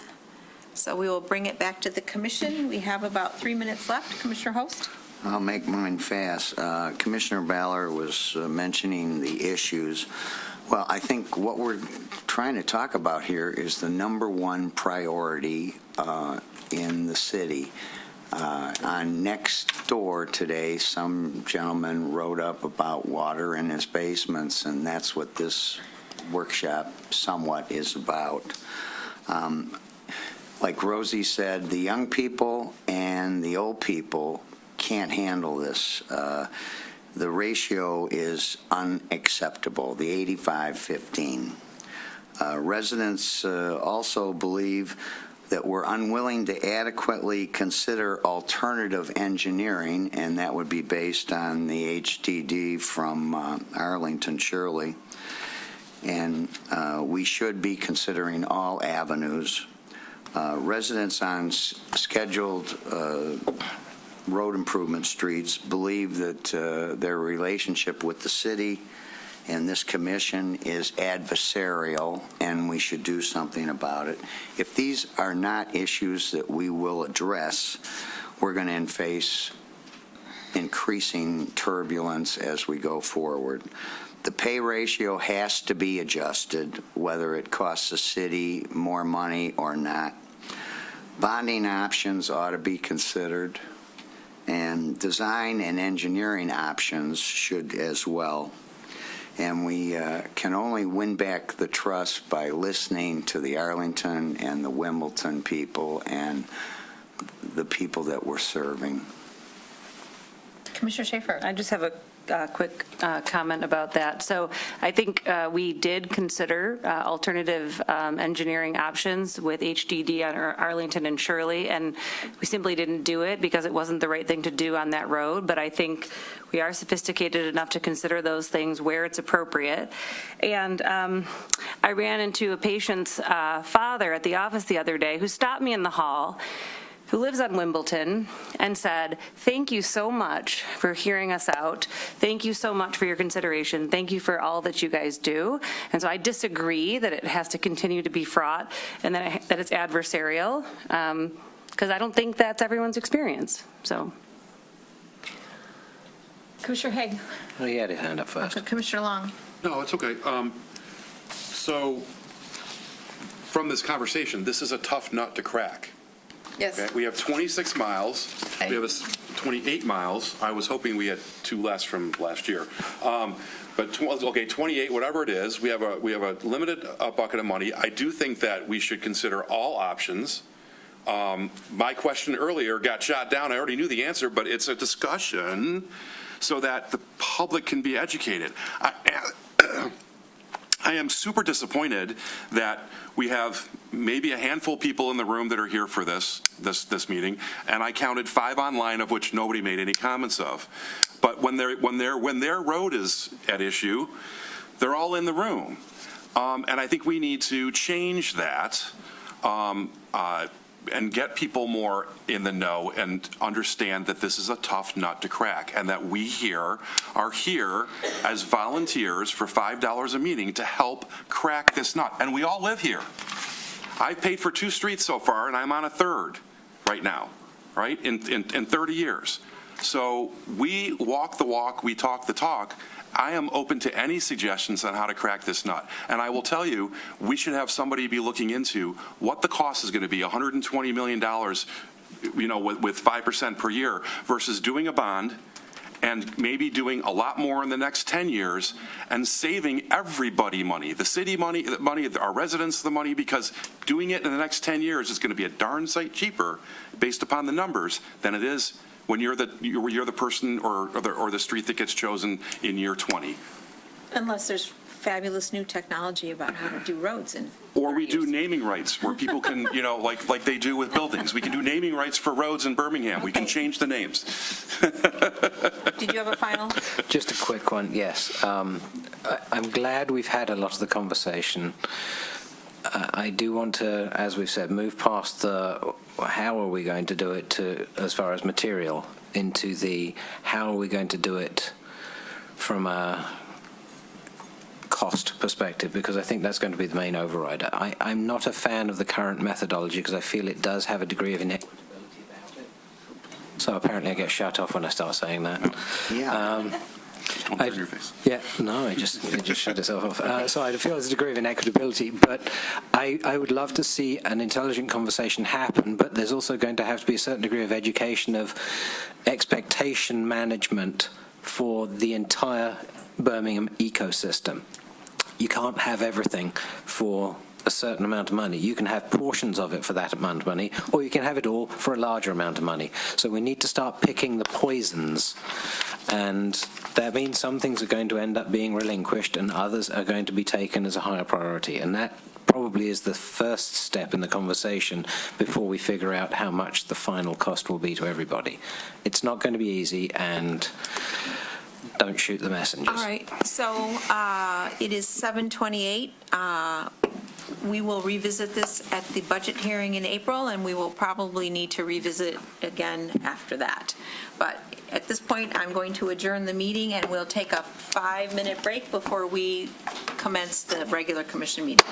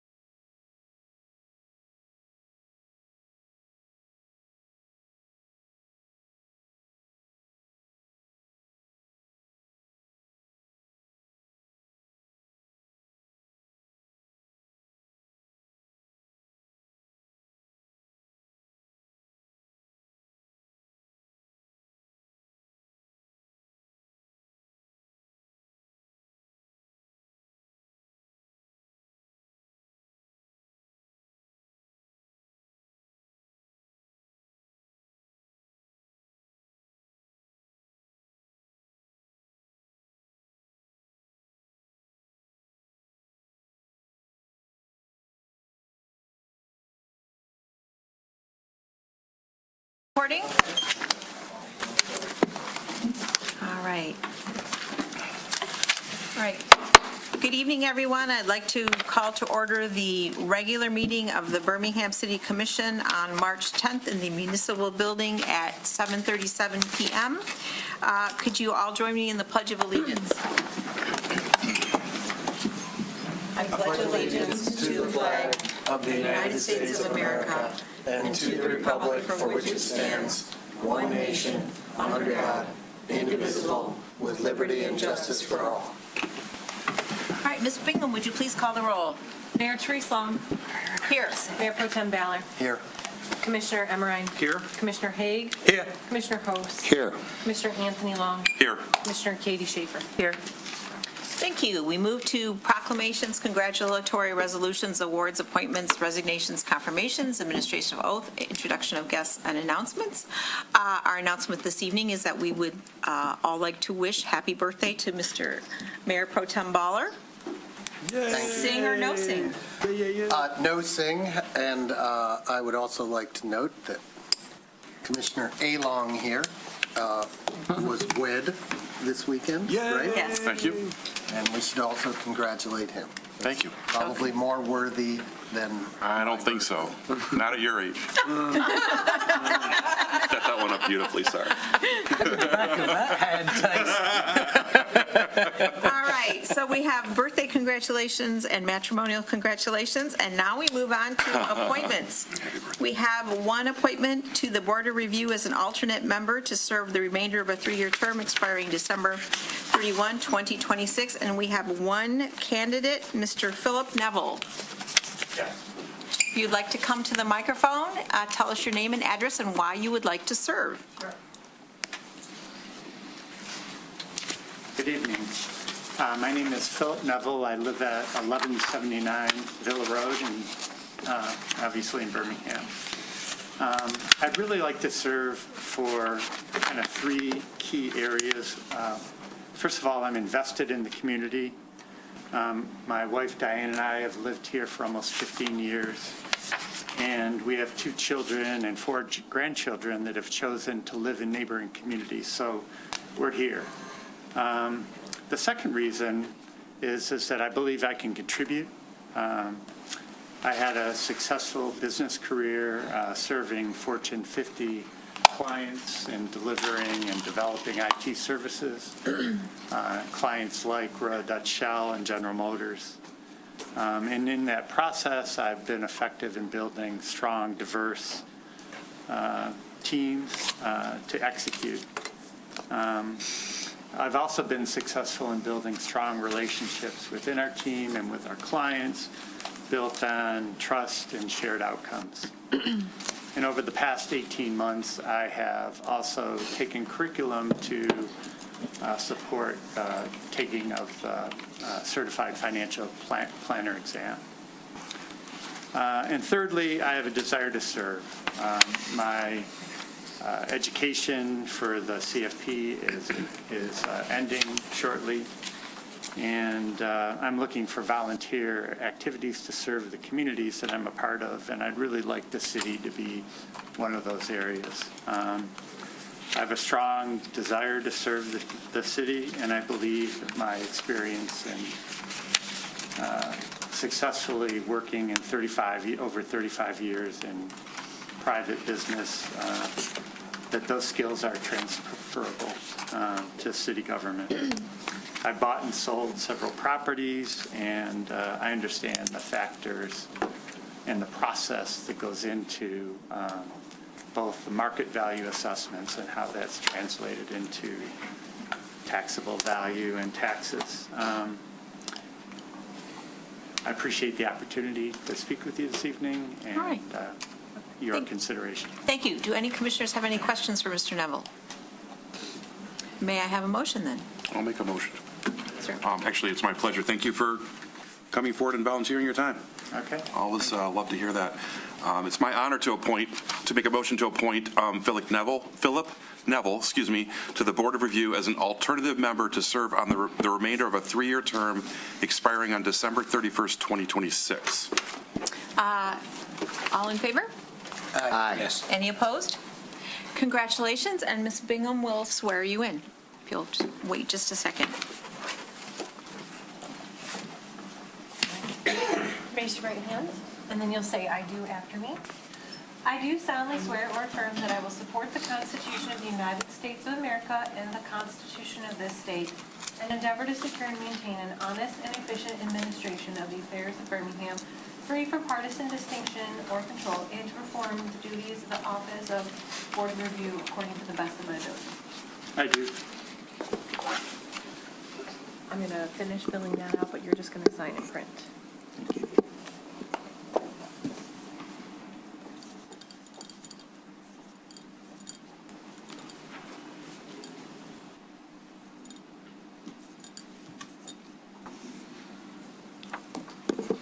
Jana, do you have IT? My computer's frozen. Can you text them?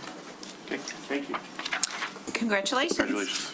All right, now we move to open to the public for matters not on the agenda. If you are in the room and you would like to make a comment this evening about an item that is not on this evening's agenda, you are welcome to come to the microphone, state your name and address, and limit your comments to roughly 3 minutes, please. And you may also do the same thing if you are online, and you can use the raise your hand function. So any public comment in the room this evening?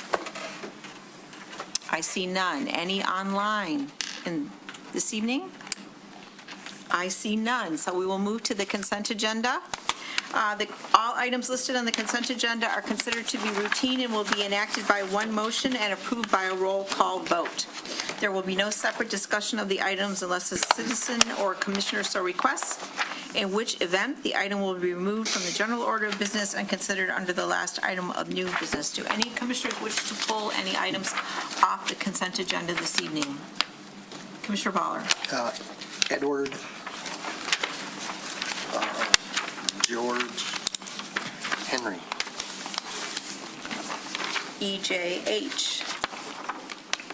Anything else? Commissioner Emmerich? Letter B, G as in boy. B as in boy. Any others?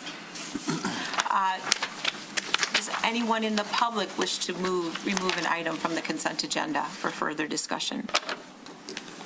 Anyone online? I see none.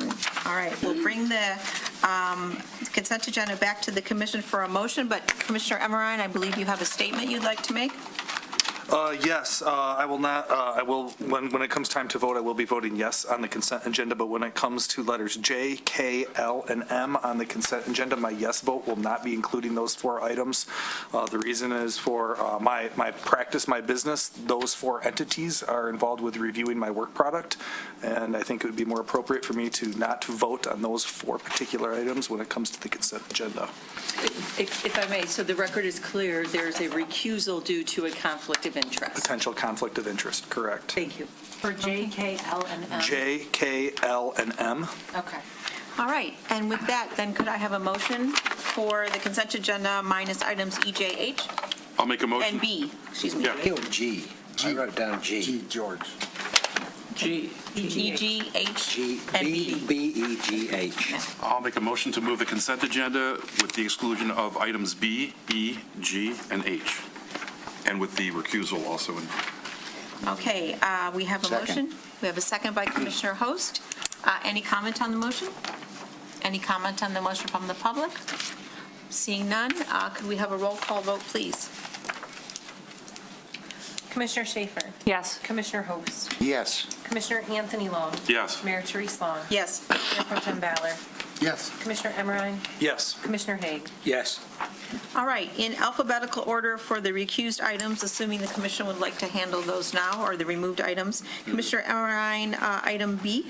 Yeah, it's just a comment on the meeting minutes. When it went, it's on page 25 of 270 in the packet. When we went to closed session, it says a roll call vote, and it says Mayor Pro Tem Ballard voted aye. And I know he left at some point. I wasn't sure if that was before that vote, but the way that the minutes are Yes. presented, it says He that sure did. Yeah. he says he voted aye, and it appears like he went to closed session, but Mayor Pro Tem Ballard was not in closed session. And I don't remember when you left or if you voted, or I don't recall either, but something is off here. So subject to that one amendment, I'm fine with the rest of the meeting minutes. According to the minutes, he left at 12:26 a.m., but we'd have to go back to the tape and see when the motion was made, if he was already gone.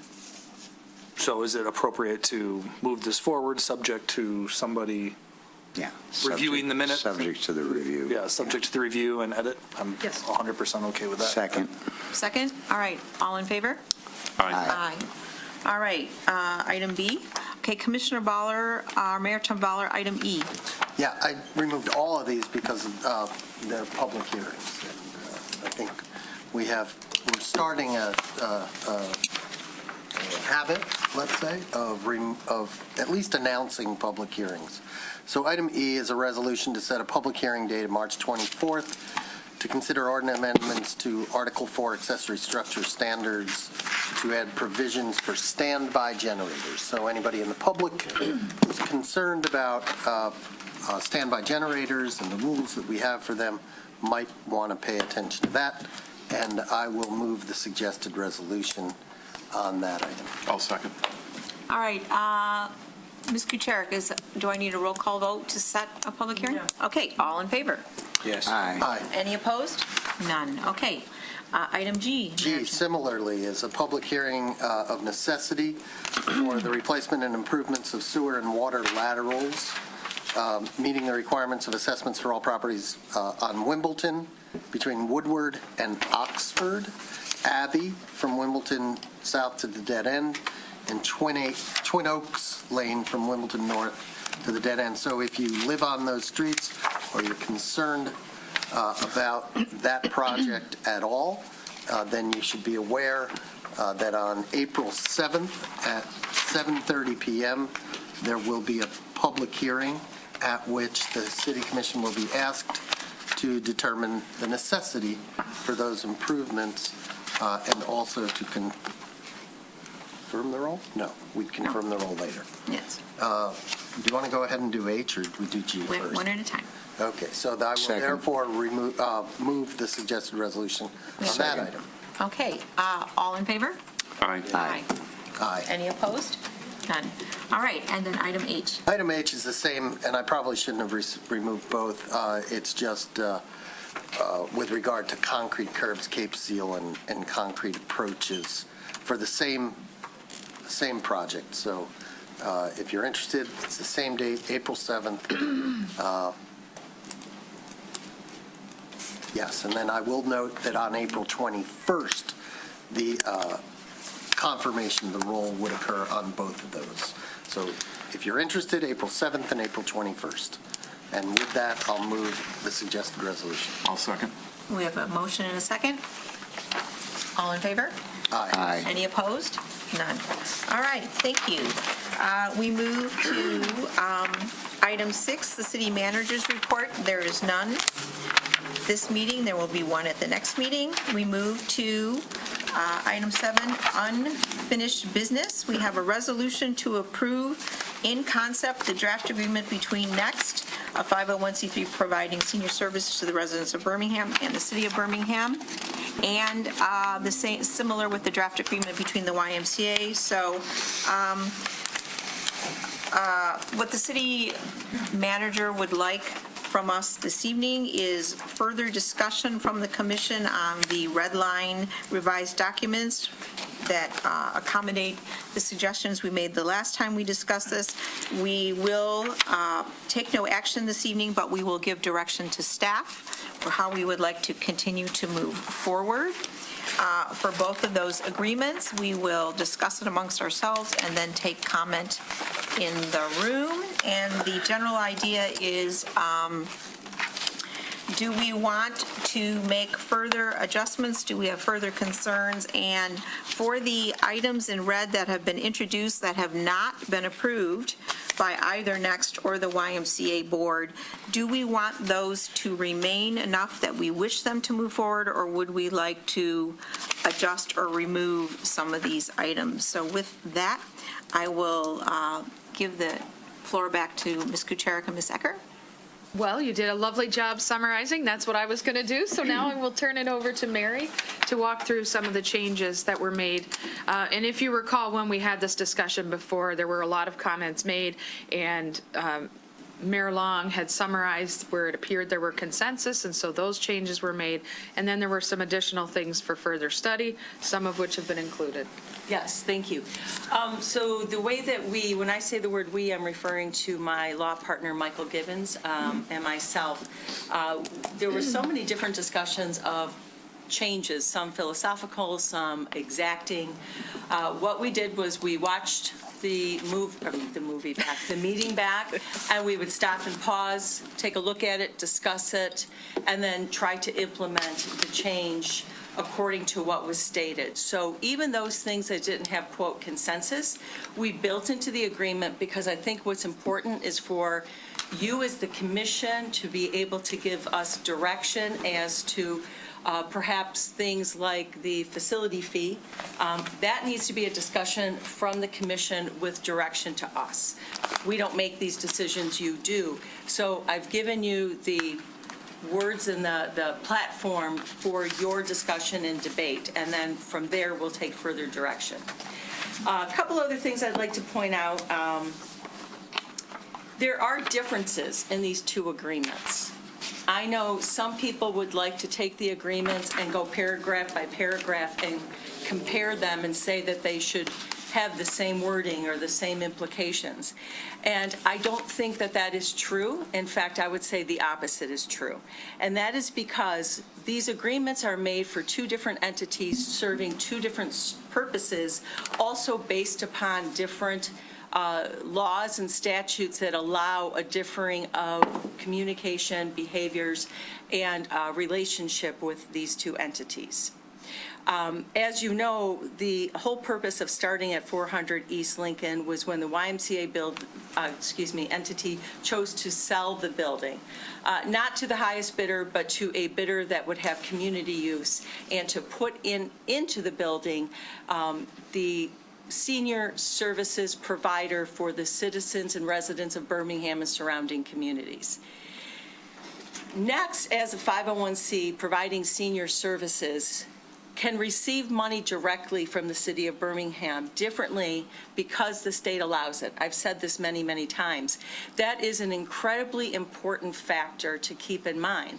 We legally can give money to this entity so that they provide senior services. Conversely, the YMCA, while they provide a wonderful recreational opportunity for the Birmingham residents, we cannot physically finance them because we cannot use public money for private gain. We can go to bond to build a facility only to serve and tenant 501c3s. So there are differences in the way that we approach these two entities because we have legal requirements that are different for both entities. Also, because of the fact that the YMCA does not want to enter into a lease. They told us that they cannot obligate themselves to a lease. Instead, they have obligated themselves for operating expenses. Next, on the other hand, wants a lease. So there will be information that will be contained in the lease agreement that's not contained in this operating agreement, but we're trying to hit those points in the operating agreement to satisfy the needs and requirements of the YMCA. So with that said, I'm happy to kind of walk us through the red lines, if that's, Mayor, how you want this to proceed. Before you do that, and I think that'd be a great way to proceed, would you just review the MOU that exists as the current legal agreement that we have? Yes. Few things I'd like to highlight about the memorandum of understanding, and there's constantly debate as to whether MOUs are legally enforceable documents or not. It's always been my position that they can be, and it's not that they are or aren't, they can be, and it's dependent upon not only the language and the verbiage used in the agreement, but the behaviors and the expectations of all the parties involved as to whether or not an MOU becomes a legally enforceable document. I would propose to you that this is a legally enforceable document. I would also say that this particular document was drafted for the intention of the 400 East Lincoln building as it was, as it sits, And the intent was renovations in mind, not necessarily the raising of this building and a whole new building going up. However, I believe the spirit and intention of this MOU is still there, and that is for the city of Birmingham to provide, I use the word headquarters instead of home. That word is certainly yours to change. But the intent was to provide a place for Next to function and to continue to provide its senior services. Some of the things I think are important to highlight is the fact that while paragraph 9 discusses that Next would agree to contribute $500,000 towards the purchase price for the building, and that the intent was to have then a long-term lease where Next would only pay $1 per year in rent, so that the money that Next has is used for programming and services and not being used for rent because of the fact that Next provided $500,000. Can that change? So I've been asked that question. Can that change without violating any agreements? I believe it can change because it was used for the purchase of the property, yes, but the dollar was in exchange for that building. Someone has asked me, would it be a violation of this MOU to ask Next to perhaps pay rent of some sort? I don't think asking is a violation of this agreement, and I think that it's an ongoing discussion to have with Next.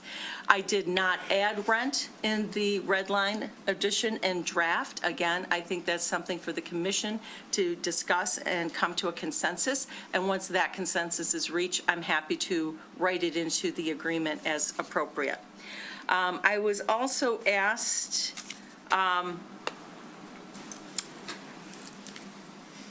if that would be a violation regarding the rent, and I would refer to Chapter 11 that says that Next accepts that there will be future improvements made to the building and property, and that the costs and plans of these improvements are not part of this MOU, but will be developed in the future. I think we're there. I think this is the future and potential further developments.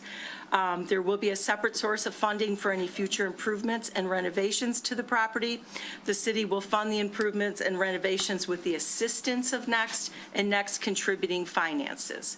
The lease between Next and city will require ongoing maintenance of the building to be the responsibility of Next. Those details will be outlined in a lease agreement. It was anticipated there would be a lease agreement for the renovated building, but there's still going to be a lease agreement in the new building as well. And I don't think Next has disagreed with any of that. The other point I wanted to make is any change to this MOU can be done with additional written agreements, hence this operating agreement and a future lease. So the whole point I'm trying to make is that the MOU was to that property. I believe the intentions was to, the existing building, but the spirit and the intention of this MOU is being carried forward with this operating agreement. And I think that the parties, once they are in agreement, certainly carries forward the intent of this legal document. All right, and the minutes from that period in time reflect that the commission supported the MOU. Yes. In fact, I've heard a couple comments that the city commission never approved this MOU that I'm reading from. While it has the mayor's signature, yours, I did go back and pull the minutes, and it is very important to note that on June 5th, 2023, this was discussed fully, not only the purchase of the property, but this MOU that I'm referring to. And the motion reads, motion by Commissioner Boutros, seconded by Commissioner Host, to approve and execute the purchase agreement between the City of Birmingham and YMCA as presented to us with the modification this evening. 2, to approve and execute the memorandum of understanding between the city and Next. And to further direct the current and successor city manager to pursue and implement the necessary steps to bring the transition from the YMCA's building's current use to a combined senior center, community center use. Commissioner Host said this proposal could create one of the community's biggest assets for living in Birmingham. He commended everyone involved in the proposal. Mayor Pro Tem McLean noted that the facility is contiguous to an existing park and is accessible.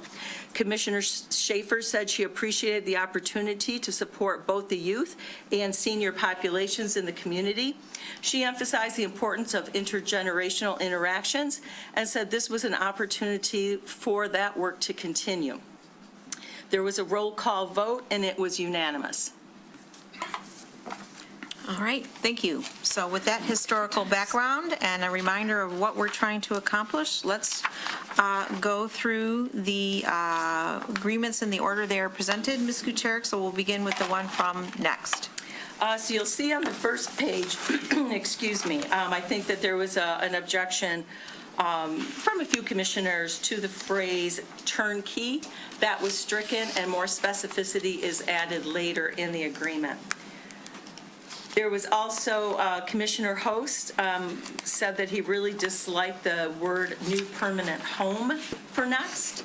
So I tried to come up with a word that would replace the word home, but would indicate what it was. And I came up with the word headquarters. I chose that word instead of facility because Next provides so many of their services outside of the physical body and the shell of a facility. I came up with headquarters. Again, that word can be changed to whatever is determined by the city commission. So, Mayor, I'm looking for direction. Do you want me to stop and pause and let that be a discussion item? Commissioner Long. I don't want to nitpick. I mean, for me, headquarters means that, like, you have other locations, and so that was a little confusing to me. I don't know if you just want a permanent location rather than headquarters. Yeah, I object to the word permanent. Oh, not the home. Okay. Yeah, in perpetuity, so to speak. Okay. So maybe we just, I don't know. We all know that they don't have more than one location or what have you, but headquarters to me suggests that there's more than one, so I'd prefer some other word. I'm not really wedded to anything in particular with regard to that, but I would just say a new location. Yeah. A new location for next. Location. Strike permanent. And strike permanent. So you want that as new location for next. Sure. And then have that carry through, obviously, because there's other places. All right. Okay. Then on page 2.1, we changed it to the correct name and changed senior recreation to community senior to be reflective of the actual name, which is now called the Birmingham Community and Senior Center. And then you'll see the next word where it says headquarters. We'll change that to location in the future. And then at the end of that paragraph, we added a schedule of space usage will be established and published, ensuring that the tenant's use of space and community's use of space will be pre-planned and protected. And that schedule of space will become an exhibit so that there won't be any guess as to what that's going to look like.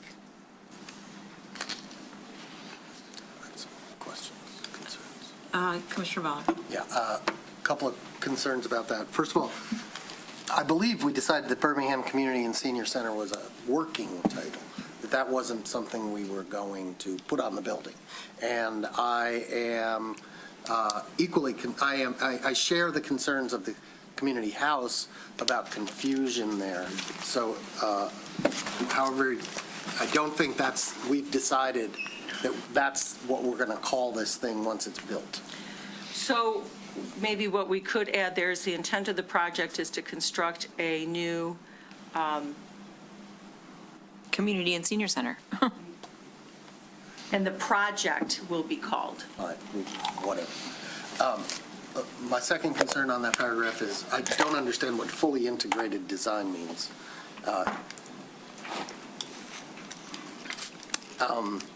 I also don't necessarily understand, well, I guess I do.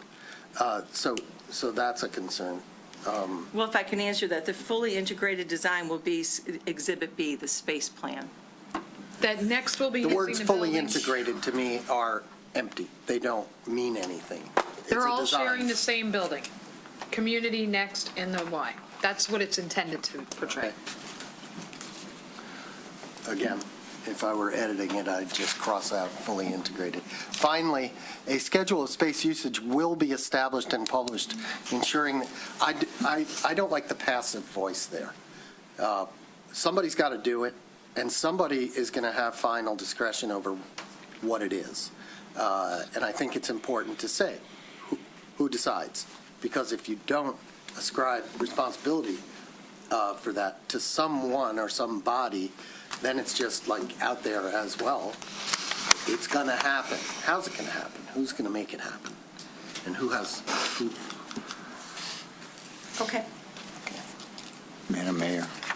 Commissioner Host. Yeah, have we had an agreement that we're going to not use the word permanent? Yes. Okay, just checking. Okay, so we can add completed by, and that's further discussion that we will have with all the parties involved. Well, I think it should be this. My opinion is that it should be at the city's final discretion. We're building the building, which, we're willing to Planning on talk. building the building. What? We're planning on building the building. That's true. Right. You want to be pedantic? Let's be pedantic. Okay. Really quickly. Commissioner Long. The sentence about fully integrated design, again, this is a community center that's also going to have two tenants, which is Next and the YMCA. And community use. And, yeah, so I actually would flip that around and be a fully, whether you use fully integrated or not, I don't care. But fully integrated design of the building will include a community center, including exclusive space for Next and the YMCA. Okay. And I'm making quick notes, but please understand, I'm going to use the same process where I'm going back to the actual meeting. So we don't worry about me taking perfect notes and giving me time to do that, Mayor, because I'll use the exact same process. I'm just putting little notes. Yeah, I would suggest maybe that instead of fully integrated, shared or collaborative might make more sense. Okay. All right, so we're moving now to paragraph 1B.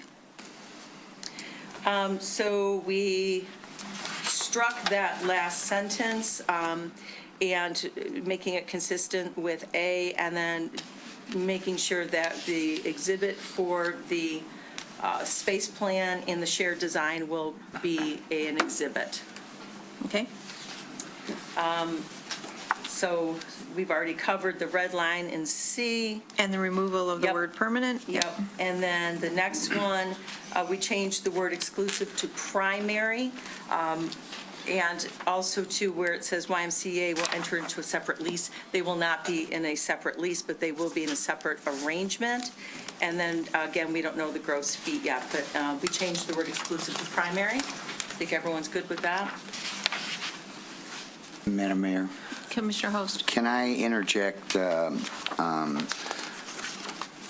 of us have received comments from the community, an extended interested group of the Birmingham community through Christy Barrett, and I'd like to see that they're put on record so that maybe the city attorney and the city manager can respond to them in a very timely fashion. I think it's a very comprehensive understanding of some of the foibles that we're going to go through tonight. I believe that communication was included in the packet and has been posted online. No, there was a different one that was 20 pages. It was a 20-page analysis. I got 20 pages that you probably don't have. I don't recall. I've never seen it. Okay. So it has to be received through the proper May I channels. submit it and put it on the record? And then all of us can have it? Well, I guess that would be up to the writer of the documents, I would assume. I'm doing that with Christie's approval. Okay, so, You know, just for reference. Is there copies for everybody? No. So then you would have to put it in the packet for the Yeah, next just meeting? put it for the next meeting, Okay. and hopefully we can have the responses And if we're not doing them now. Share it with the city manager and the city attorney for their perusal at a later date. Yeah, we haven't seen them today. Okay. Yeah. Commissioner Haig? I just wanted to jump back to B because we went past it before I could just bring it up. With the intent of this being an extremely long-term agreement, the last sentence before the crossed-out red line where it talks about city-based open house events and indoor walking track, public use of the swimming pool, gymnasium and pickleball courts, I would actually like to strike the pickleball courts part out because we don't know if that's going to be a transient phase. Gymnasium is a general space that can be used for multiple purposes. Swimming pool is fairly dedicated. There's just an observation that it seems to have come into fashion recently. We don't know how long it'll stay in fashion. We could add and may or may not include. So in case it does, we're covered, and It's just so that, nobody comes back to us and we have one person demanding pickleball courts and nobody else wants them in 20 years' time. Sure, okay. Noted. Thank you. So I think we were going on to number 2. We changed in May to an August special election in 2A. To be decided, of course, moving Yes. forward. I was going to say. To be decided, yep. But as it stands. And then under 2B, we added, however, a new interlocal agreement is anticipated. So this particular paragraph talked about how the city and Next will continue to get additional grant and funding, and how else that there would be some increased funding and some more money. And I think, Commissioner Ballard, you discussed this. So we thought important to note that a new interlocal agreement is anticipated, which will relieve the city of additional financial contribution to Next, other than providing the project. So in our current interlocal agreement, we have vowed to contribute, I think it's $125,000, give or take. With this project and with the other communities, a new interlocal will have to demonstrate that we will not be contributing that $125,000 every year, that our contribution is the building itself and anything that we do to house Next over these next, 50, 60, 100 years. So we thought that that was important to note as part of the agreement, that we won't be contributing that cash. Commissioner Ballard? So a couple things about this paragraph. I think it's very nice that the city and Next will continue to seek additional grant and funding opportunities, but I think it ought to be not just, we ought to consider requiring it and setting certain targets.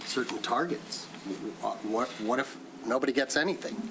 I mean, if you hand someone, if there's no incentive, I think we ought to talk about that and what's reasonable.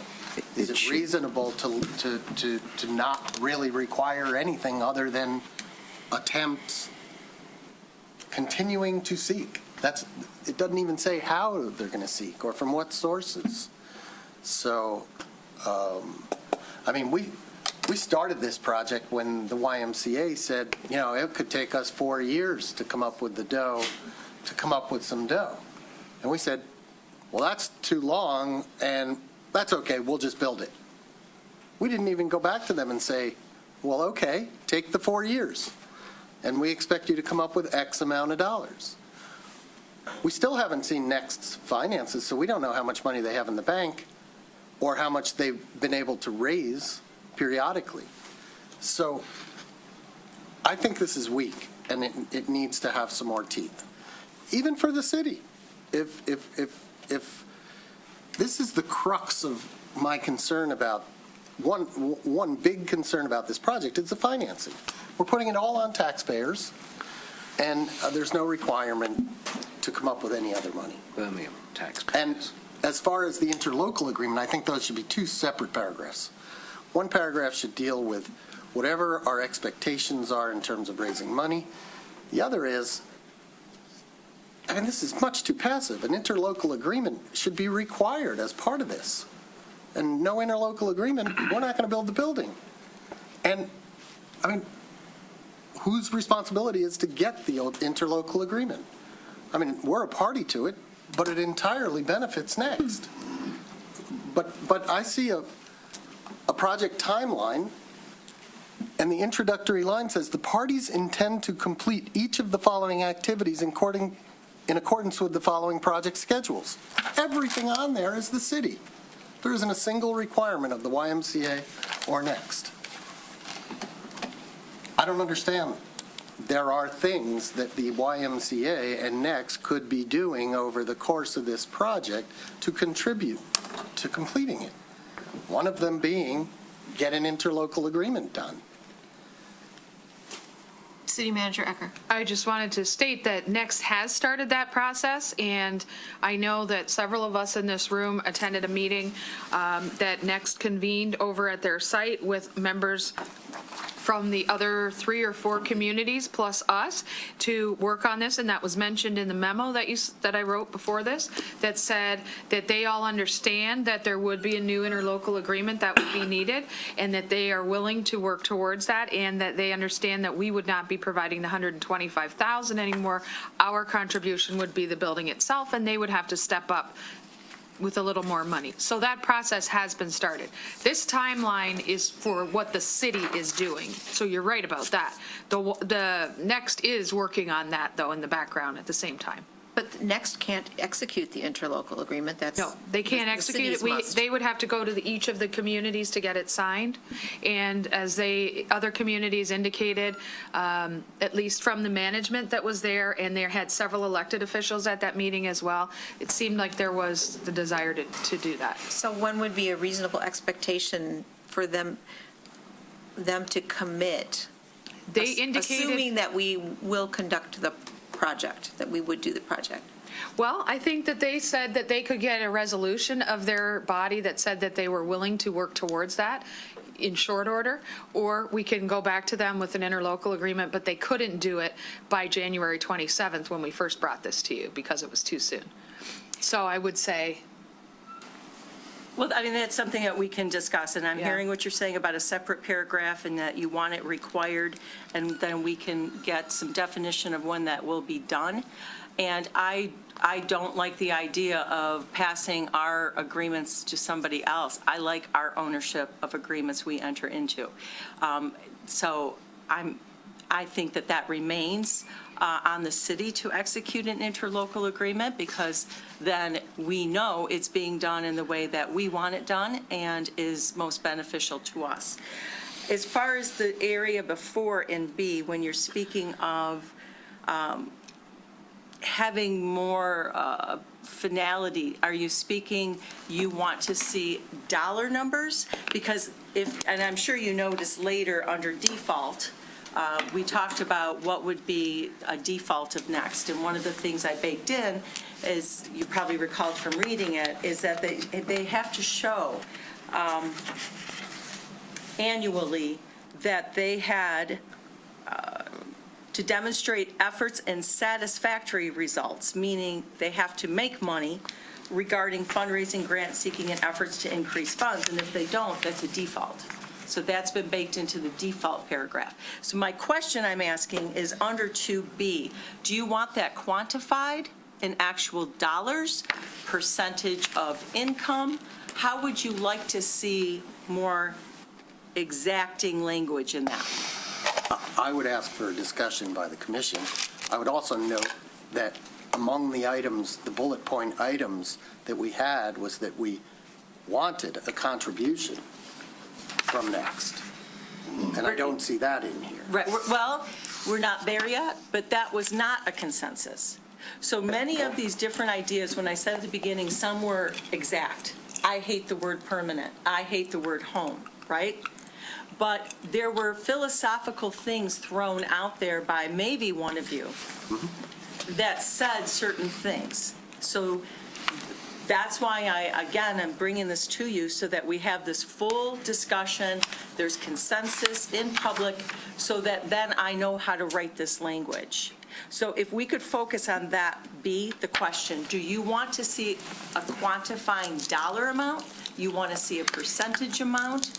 What is it you're looking for? And then I wanna can back also up. go back to Next and say, So, right, there's three financial considerations that one could ask of Next in addition to their contribution to the purchase price.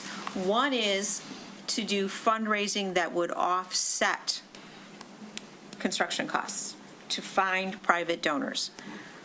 Two is to show, which I think is farther along in the agreement, to show satisfactory progress to raising more funding and increasing activity, which is to improve their operational revenue, but not necessarily contribute to construction costs.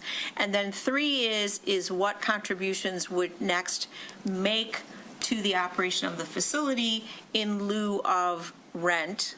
And because the YMCA, according to the current financial model, assuming we don't monkey with it too much and affect their ability to function, the YMCA has offered to cover the operation and maintenance costs, which were anticipated in the MOU. So then the conversation became, what could Next do alternately? And one idea that had been floated was to reimburse the city for the additional staff person that might be required to manage the building during the hours when they were not in operation. And the Y was not in operation, with not the person to be employed by Next, because the city manager wanted that person to be neutral and accountable to the city, but so that Next, in lieu of maintenance costs and operational costs, could make a contribution to the city to offset the FTE that would be required for that additional staff person, so we're not asking the communities to support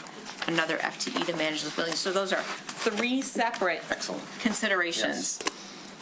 And so B would seem to me to apply to only the first one.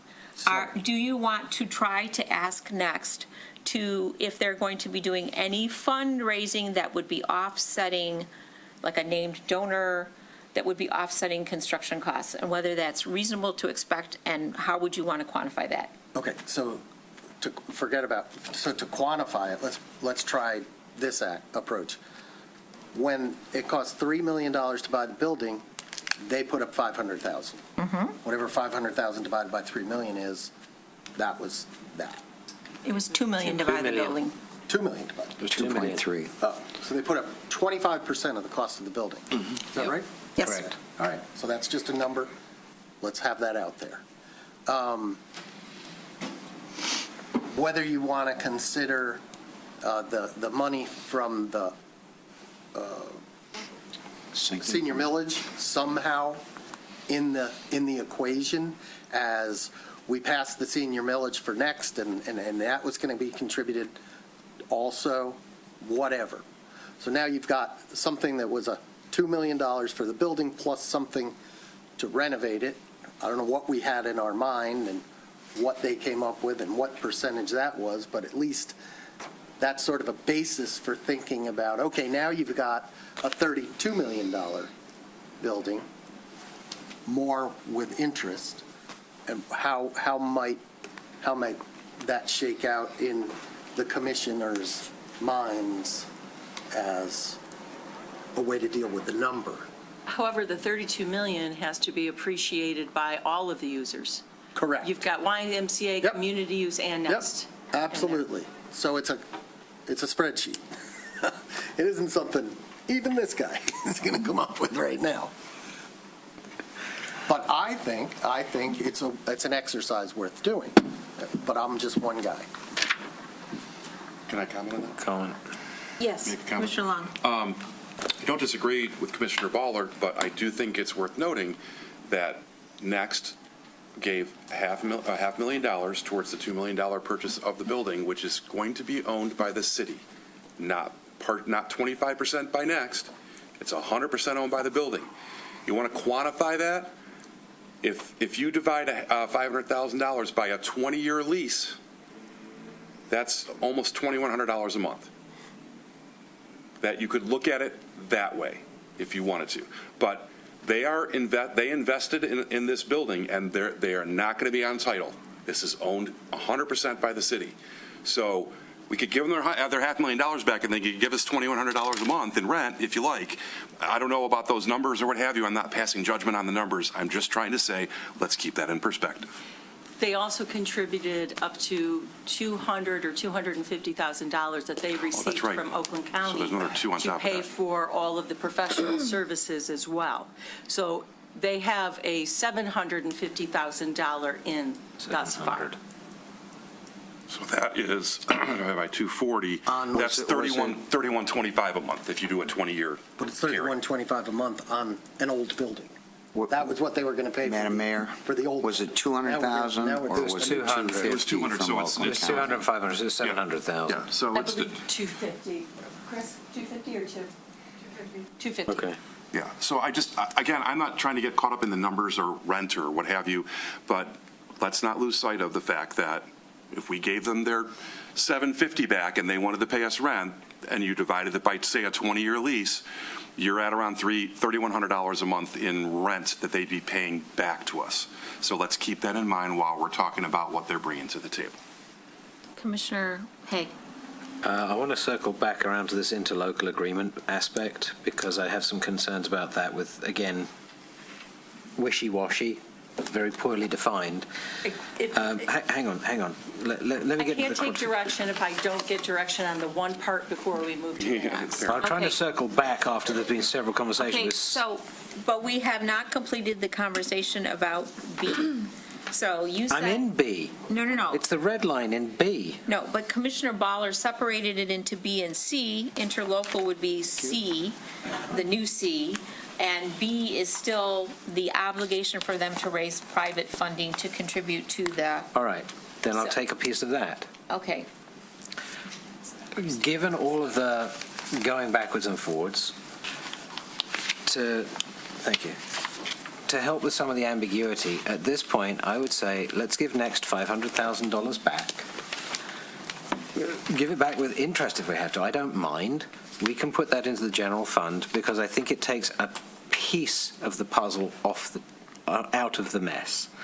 The $250,000 was a grant that is being used for a purpose. It wasn't actually an asset that was their asset. It was a grant that was applied for, that was given to them for a purpose, and it is still being used for that same purpose. They were the only ones that could apply for it. We couldn't apply for it, if I remember correctly.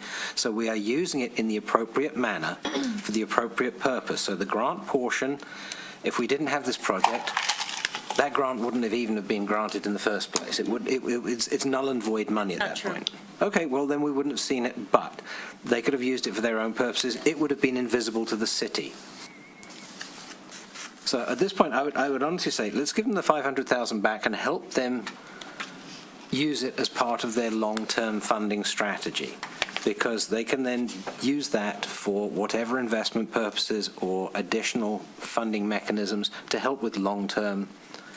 Just an idea. We're allowed to have ideas. That's why we're sitting here, is to have ideas. So just an idea. Give it back. That piece of the puzzle is off the table. And then I'll get to the interlocal when we get to that piece, because we just need to clean this up a little bit. All right, so back to Commissioner Baller. Do you want to quantify that Next should try to raise additional funding? And it says already that they will continue to seek grant and funding opportunities, but you're saying that that's too squishy for you, so what would you like it to say? I'm open to discussion from other commissioners. The word should be required, Or shall. Shall. Legal word, shall. Okay, shall. Then Shall seek to, Then let's try and put a numerical quantifier on it again then, not just shall. Shall try and cover whatever the percentage of the operating costs are that would normally be attributed to them. That's not, we're on this. Remember what you said, there's Yeah. three. Yeah. So right We're now, we're on talking number one. about, do we wish to impose an obligation on Next that they raise money towards the construction costs? Let me ask you a question. Maybe I missed it in here. Is furniture, fixtures, and equipment on us or on them, on Next? that's still to be determined because they're gonna provide us with a list, and Brian Deming from Kramer is working on getting all of that laid out so we know what they're coming with and what would be built into the building. It's What's part the of just- expectation? Is there an expectation that they're going to pay for it or we're going to pay for it? And They're bringing some of it will be built into the building. well, that's an area where you could, I don't know what the estimate of the cost is, but, that's certainly So then, it sounds like there's no answer to this until we get an FFE answer, and Well, I just want to say, that's just one idea. If, I would like to hear from Commissioners Emmerine and Schaefer, and Can I make a suggestion? if you've got a number in mind. What if we, for now, for this, I mean, this is not going to be the final or Right. anywhere close, but for purposes, can we say shall, the city and next shall, we can say shall continue to seek additional grant and funding, and let's add in the 3 items that you brought up, because this one's only covering the one, and let's Right. add that in there and take a look at it on the next pass. yeah, I don't want to get hung up all night on a dollar. I can do amount. that. Okay. I'm just trying to give, Okay, so then that moves us to the interlocal agreement. No, hang on, please, if I may, Mayor. So Commissioner Haig said, give back the 500,000. So that is one of these concepts or philosophical concepts that I don't just want hanging, because then I'm going to be told I didn't put it in the agreement later. So if I may have a motion and discussion on that concept, if I may request that, because that gives me, again, more direction. Well, assuming that there's commissioner support for that. I threw an idea out there. We haven't even discussed it. I'm just trying to tidy it up. So. Can I add a comment to that? That was tied to the memorandum of understanding. My opinion is that this agreement here should just supersede the memorandum. It will. It will. No, in here it says if something happens, we're just going to fall back on the terms. Okay, so we can get to that paragraph. But that's part of it. If we gave them back the 500, we agreed to nullify the memorandum of understanding, and then we made some decisions about how we want to move forward if this thing fails, because I'm sure that the YMCA would very much like to know what their future would be. And their future, according to the memorandum of understanding, is extremely limited. Right. Okay. All right, so on the new C? Interlocal agreement? So you had concerns about the interlocal agreement, Commissioner Haig? Yes. If we look around us right now, economically, we're not in a good place, and we're going to get into a worse place before we get better. It's an economic cycle that we've entered. So what happens if one of the cities says, you know what, my revenue's gone down, I can't afford it, and we're going to pull back on the amount that we give? We've still got an interlocal, but let's say, to make up a hypothetical number, City X says, normally we're paying you 200,000, I can give you 20. I'm sorry, but that's all our budget allows. Where does that land us? Because the way I read this right now, the burden then falls fully back on the city of Birmingham to basically keep the lights on in that building, no matter what. We've got to at least keep it functional, even if we mothball it. Where is this fallback? Where do we have additional protections from unintended consequences that happen through interlocal agreements? Or something like the city of Southfield decides that they want to build themselves a senior and community center, and they offer a better rate. And our adjacent communities go, hey, you know what, we can get into that one for cheaper. What happens here? Because I see everything being back on our shoulders. We're now sitting with a large building, a large liability, and we have to cover that costs. I'm concerned. So the interlocal, And it's only an annual, isn't it? Correct? Well, you bring up something that I think is really important to talk about. The purpose of the interlocal agreement is not for the city of Birmingham. The purpose of the interlocal agreement is for Next. The whole purpose of the interlocal agreement is to bring do I have it handy? Because it says it perfectly in the whereas. What it does is it gives Next reliability upon its funding and where they're going to get their money in order to function and operate. So the interlocal does not directly benefit us. It gives money to Next. If then one of these communities tells Next, I'm sorry, I can't give you this money, then Next is going to have to figure out how to get that money for themselves. It doesn't change anything in our building or for us, unless it gets so bad that Next shuts down.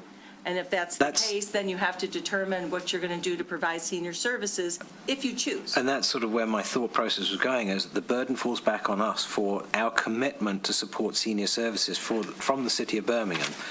We then have an additional burden of that commitment that is now more on us And I just have a concern about how it's just mutual protection.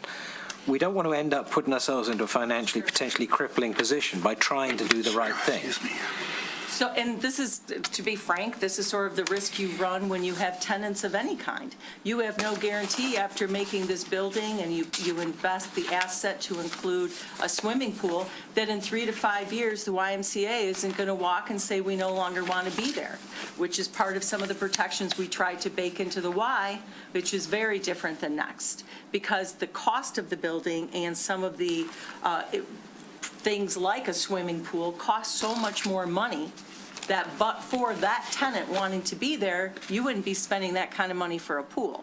So these are the risks you run when you determine who your tenants are going to be and who your 501c tenants are going to be, which I think, to the point that everyone's working really hard to determine the solvency of these different community groups and how are they looking, how are they functioning? Are they going to be here long-term? Are we taking a risk with good partners? So your point is well taken. I think that goes back to maybe Next demonstrating how they're going to continue to fundraise, grant seek for their own economic stability and sustainability. Okay. We also discussed the fact that we're hoping that they're going to continue to increase their membership, especially with the new building, which is going to generate more revenue Right. and help that process. Which is a farther along in the agreement. So, new item D has no changes? What was the resolution there? So the resolution is that we're going to change the word for shall continue, and then I'm going to change the language to state that the 3 points that they need to offset, and again, I didn't take perfect notes, offset construction costs is increase activity to increase revenues, and what would they do in operations in lieu of rent. And then if there is a up to X number of dollars, I'm going to leave that blank. I was referring to the interlocal agreement. To the interlocal, I don't know what the resolution in, other than we're going to separate that paragraph. We're going to say that there's going to be a new interlocal. I think that it's still on the city of Birmingham to draft that interlocal and to get it signed, and that there needs to be the increased contributions from the other 3 communities. But are we tying this project to that? Or are we saying, we'll go ahead with this project even if there's no interlocal agreement? That's really the crux I believe you said of you this. wanted it a condition precedent. You said that? That's me. I mean, I can't see building a building and installing Next and the Y in there, and all these communities haven't signed an interlocal agreement. So am I understanding that we want that, is there a consensus for condition precedent? I think so. I think so. So for the record, I'm seeing 6 heads bounce yes, and Commissioner Long? Sorry. That's fine. Marriage is tough, I'm sorry you just got in it, man. It actually is that, too. Yeah. Well said, well read. We've got a majority. Yes, Don't yes. put them on the Thank you. Yes, I agree. Okay. All right, so I will bake that in. All Do right. you have any guidelines as to how long you want to wait for that to be finalized? When you say condition precedent, do you mean before the building construction starts? Or before we sign this agreement? That was my question right there. Is that what you, That's what I was thinking. But I don't know the timing of this relative to the schedule. I have to go back and look at the schedule, but. And is that even feasible? Is that Can you get an feasible? interlocal agreement drafted, Well, executed? I think we have before, some. you know? We can try. Some It'll light a fire. chicken and egg issues here also, because other communities are gonna, Yeah, we can't guarantee if they're going to take action, but they've indicated to us through their administration and their elected officials Right. that they're willing to do so. Well, write it with an if-then in it. and the drafting, it's 90% there. Basically the same, yeah. right. And let's not, But thank you for considering that for me, I appreciate it. and let's not make a negotiating point to our against us in this process by doing so. Okay, there was nothing changed in the new D, the new E. I think this is the largest point of discussion. Commissioner Baller has suggested a facility fee for Birmingham non-resident members of Next and a flat fee for non-resident users of Next programming who are not Next members, paid and collected until the bond debt is paid in full. That was brought up and not fully discussed. So the questions, from both Next and the YMCA, we have heard a great deal of concern about that additional financial burden or requirement on members, very adversely impacting their ability, they think, to have users, to have new members, and to impact their financial models. So the first consideration is financial. The second one is how we would track it and monitor access.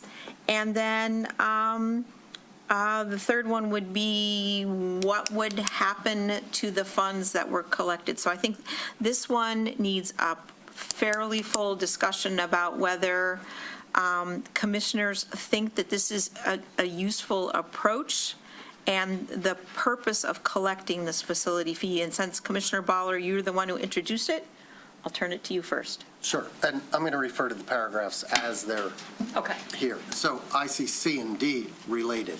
So the idea of giving residents a break on membership and non-resident, that's not part of this model. This model is everybody pays the same base membership, and non-residents pay a facility fee. I am unconcerned about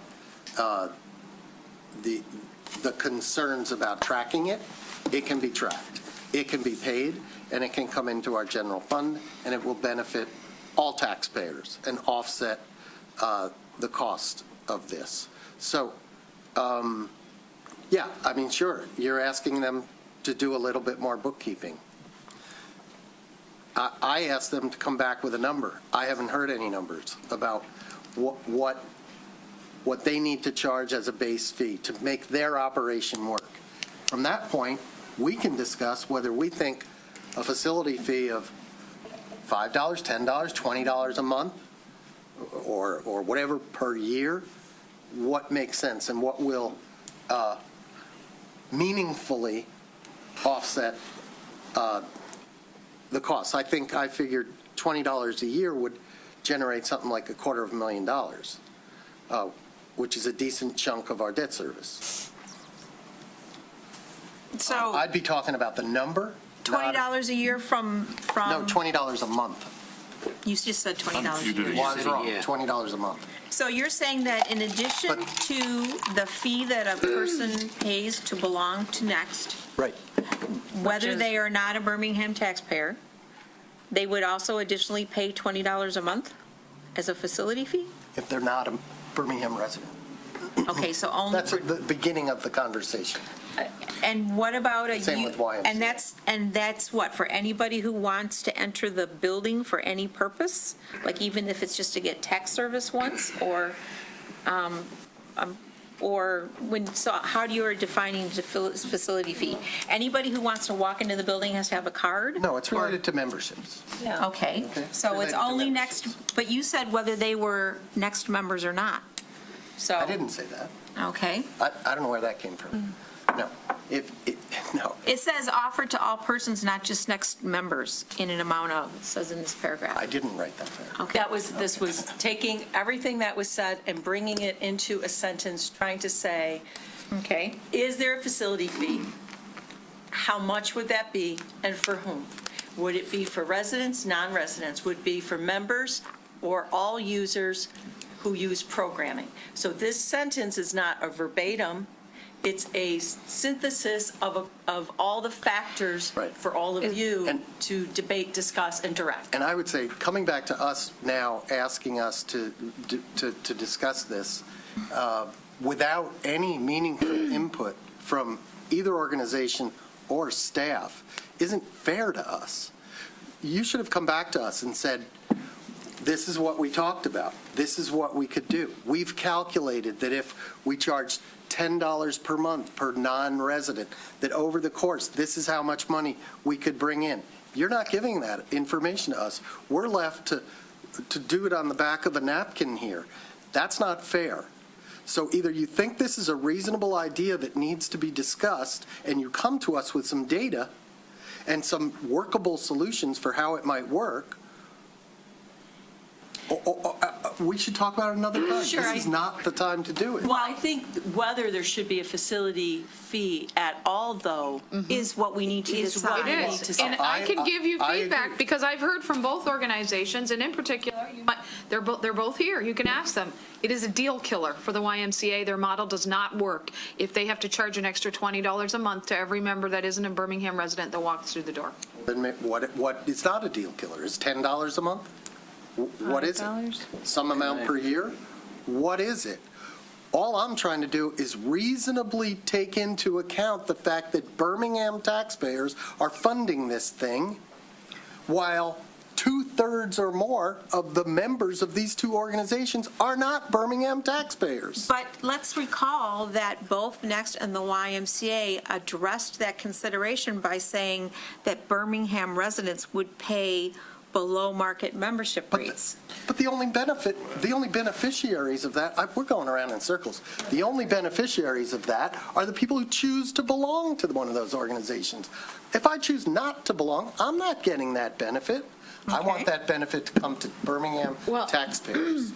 If you are a Birmingham taxpayer and you're not a member of either organization, you're still getting a benefit because the Y has agreed to pay the full operating costs of the entire building for the community uses for Next and the Y. So there is a benefit. And to allow you to access it without membership for various open periods. Commissioner Haig. All right, so I hear exactly what you're saying about the Y. I believe the Y did offer a discounted rate for Birmingham residents. Mr. Underwood, Kelly, Correct. they're both here. Yes. So I believe that covered it. I don't think the Y should be adding a facility fee on top of it because I don't want to even touch their business model. It's their business. Right. They can determine what the rates are. If they want to offer a discount to Birmingham residents, that's fine. I agree with that. I'm fine. The piece that I think you were getting at about facility fee usage for non-Birmingham members within Next, that goes back to that funding model that I came up with last November that I shared with everybody, where I tried to prorate if you belong to this city and your city paid in the intralocal this much more money, then you're only adjusting by a certain amount. If you came from a city that didn't pay into the intralocal, you had a much higher membership fee. That was to try and offset the cost to Birmingham residents by saying, you live elsewhere, maybe your city contributes some. We'll give you credit for that amount. But whatever that amount is, and it will be different by location, because we're going to track every member anyway. So there was a funding method that did try to give that, because what I was As membership fees, not a facility fee though, right? Exactly. Right. But then that feeds back into how does Next then fund itself? Because I got to be perfectly honest, when we saw the funding proposal from Next, I was really disappointed because all it did was it justified last year's, and it was last year's costs. It didn't justify what the costs are going to be in 3 years' time. It was last year, and that was under the conditions of last year. It wasn't under the future conditions, so they needed to grow their model. And if that additional fee is then turned around and put into what we're talking about here, as far as here is a financial offset for the city of Birmingham, be it actual financial contribution or they're paying in kind other aspects that we've still got to determine, that are not burdening City of Birmingham residents because we have that automatic built-in low price, then that's them generating an improved funding methodology per our request that is supporting the overall financial situation that we're looking to get, where we do not burden Birmingham residents any further. Right. So, Ms. Ecker. Yes, I just wanted to say that when the financial model was presented to the commission, it was up on a slide, and that is exactly what it took into consideration. How much would it cost for Next per member And if Birmingham residents are paying for the bond to pay for the building, then they're going to get a reduction. But that same amount will also go up for the other communities. And so instead of Birmingham residents now, they would pay nothing, let's say, was one of the scenarios for membership fees. And then we talked about how high it would have to go for the other communities in the interlocal, and they would have two choices. They could either pay this much and increase their funding, or their residents would have to take on that same amount that the Birmingham residents are taking on to fund the building. Yes, but the thing that I was trying to get at, the thing where he's also going as well, don't justify yesterday's revenue. Because that's sort of what the model that came back to us was, justifying yesterday with the conditions that were in force yesterday. In other words, Midvale, no cost, no utilities, no nothing. Justify tomorrow, because we're looking at tomorrow's circumstances. And so I was trying to grow the revenue, not burden Birmingham residents. If they have to pay the bond, there is zero justification to burden them.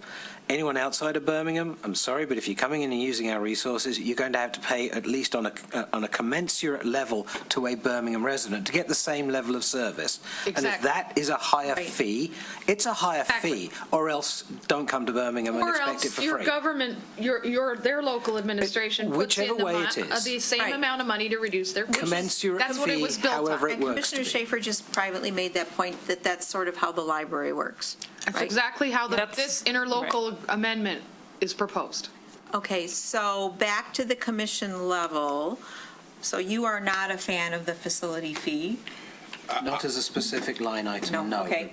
I'm not a fan either. If you're not a resident of Birmingham and you're not a member of YMCA or Next, and you want to come use the facility, then you pay a fee. You have to work in the interlocal agreement, because paying a fee and negotiating the interlocal agreement, those interlocal agreements are going to be affected by the fee. They're going to take it into account. So you're just running in circles here. Yeah. So, but I understand the concept of not a Birmingham resident, not a member of the Y, not a member of the Next, and you want to use the facility, you're going to pay a fee. I'm in favor of that concept. Otherwise, I am completely not. Okay, so do we have consensus on that? Agree with what he Exactly what said. Anthony Long Okay, just said. so the facility fee is a specific line item, seems to be off the table. Unless you're a non-resident, Some kind of fee. non-member. Right, and at that Whatever point, you want to call we it. would call it an entrance fee. Sure. Non-resident, non-member. Non-resident, non-member, And okay. that is for Entrance fee, that's a good An way to entrance put it. fee. It's like you're buying a day pass. Correct. And we have a similar model, I'll remind everyone, for the golf courses. And the tennis And bubble. the tennis bubble. So you can buy a card to golf if you're a Birmingham resident that is significantly less expensive than if you are a Birmingham business owner, which is significantly less expensive than if you are none of those things, not a resident and not a business owner. So, Okay.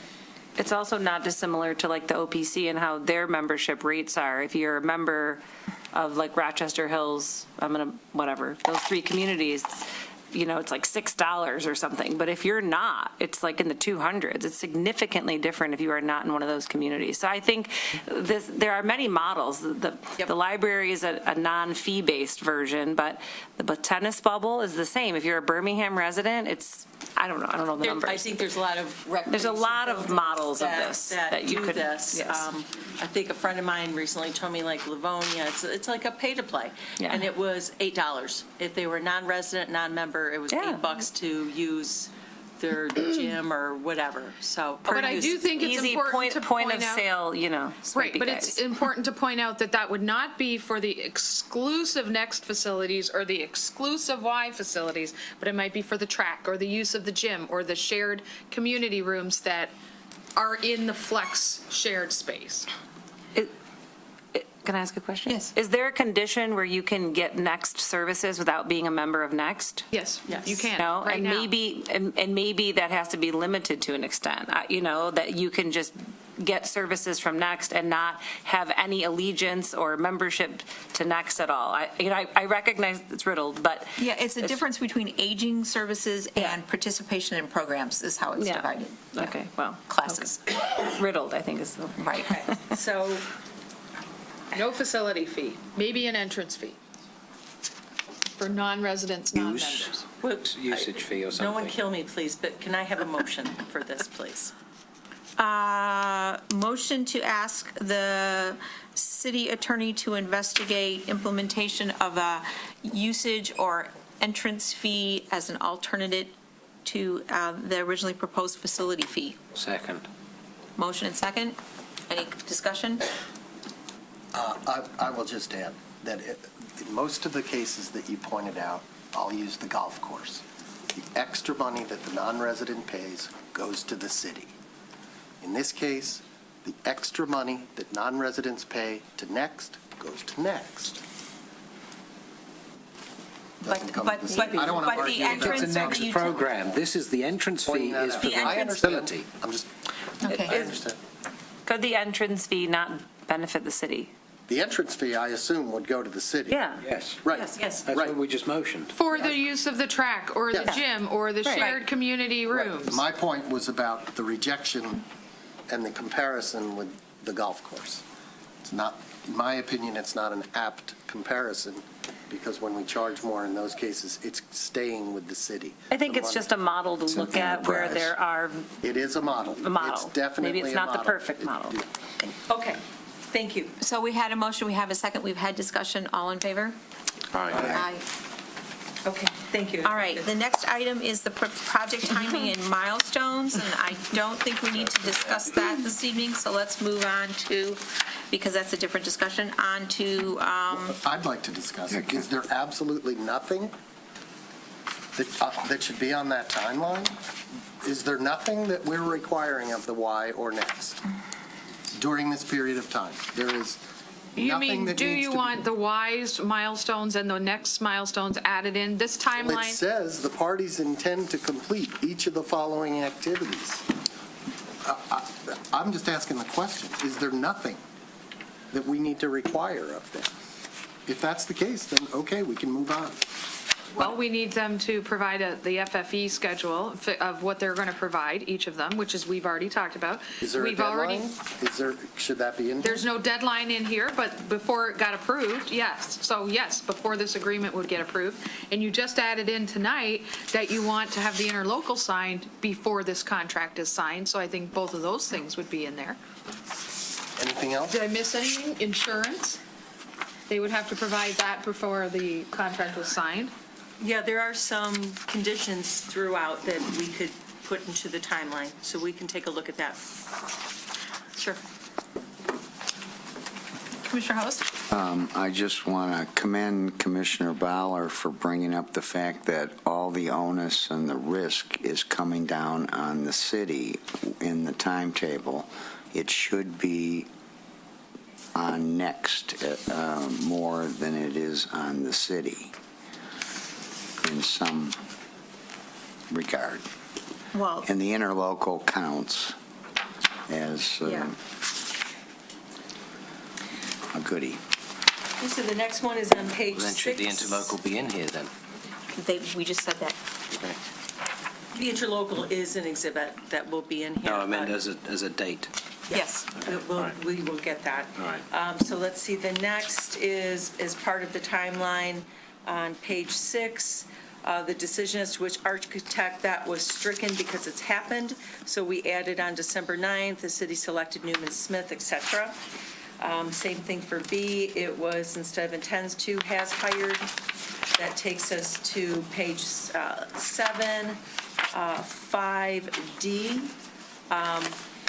We included, there was the discussion that there needed to be some, like, how much are we willing to do?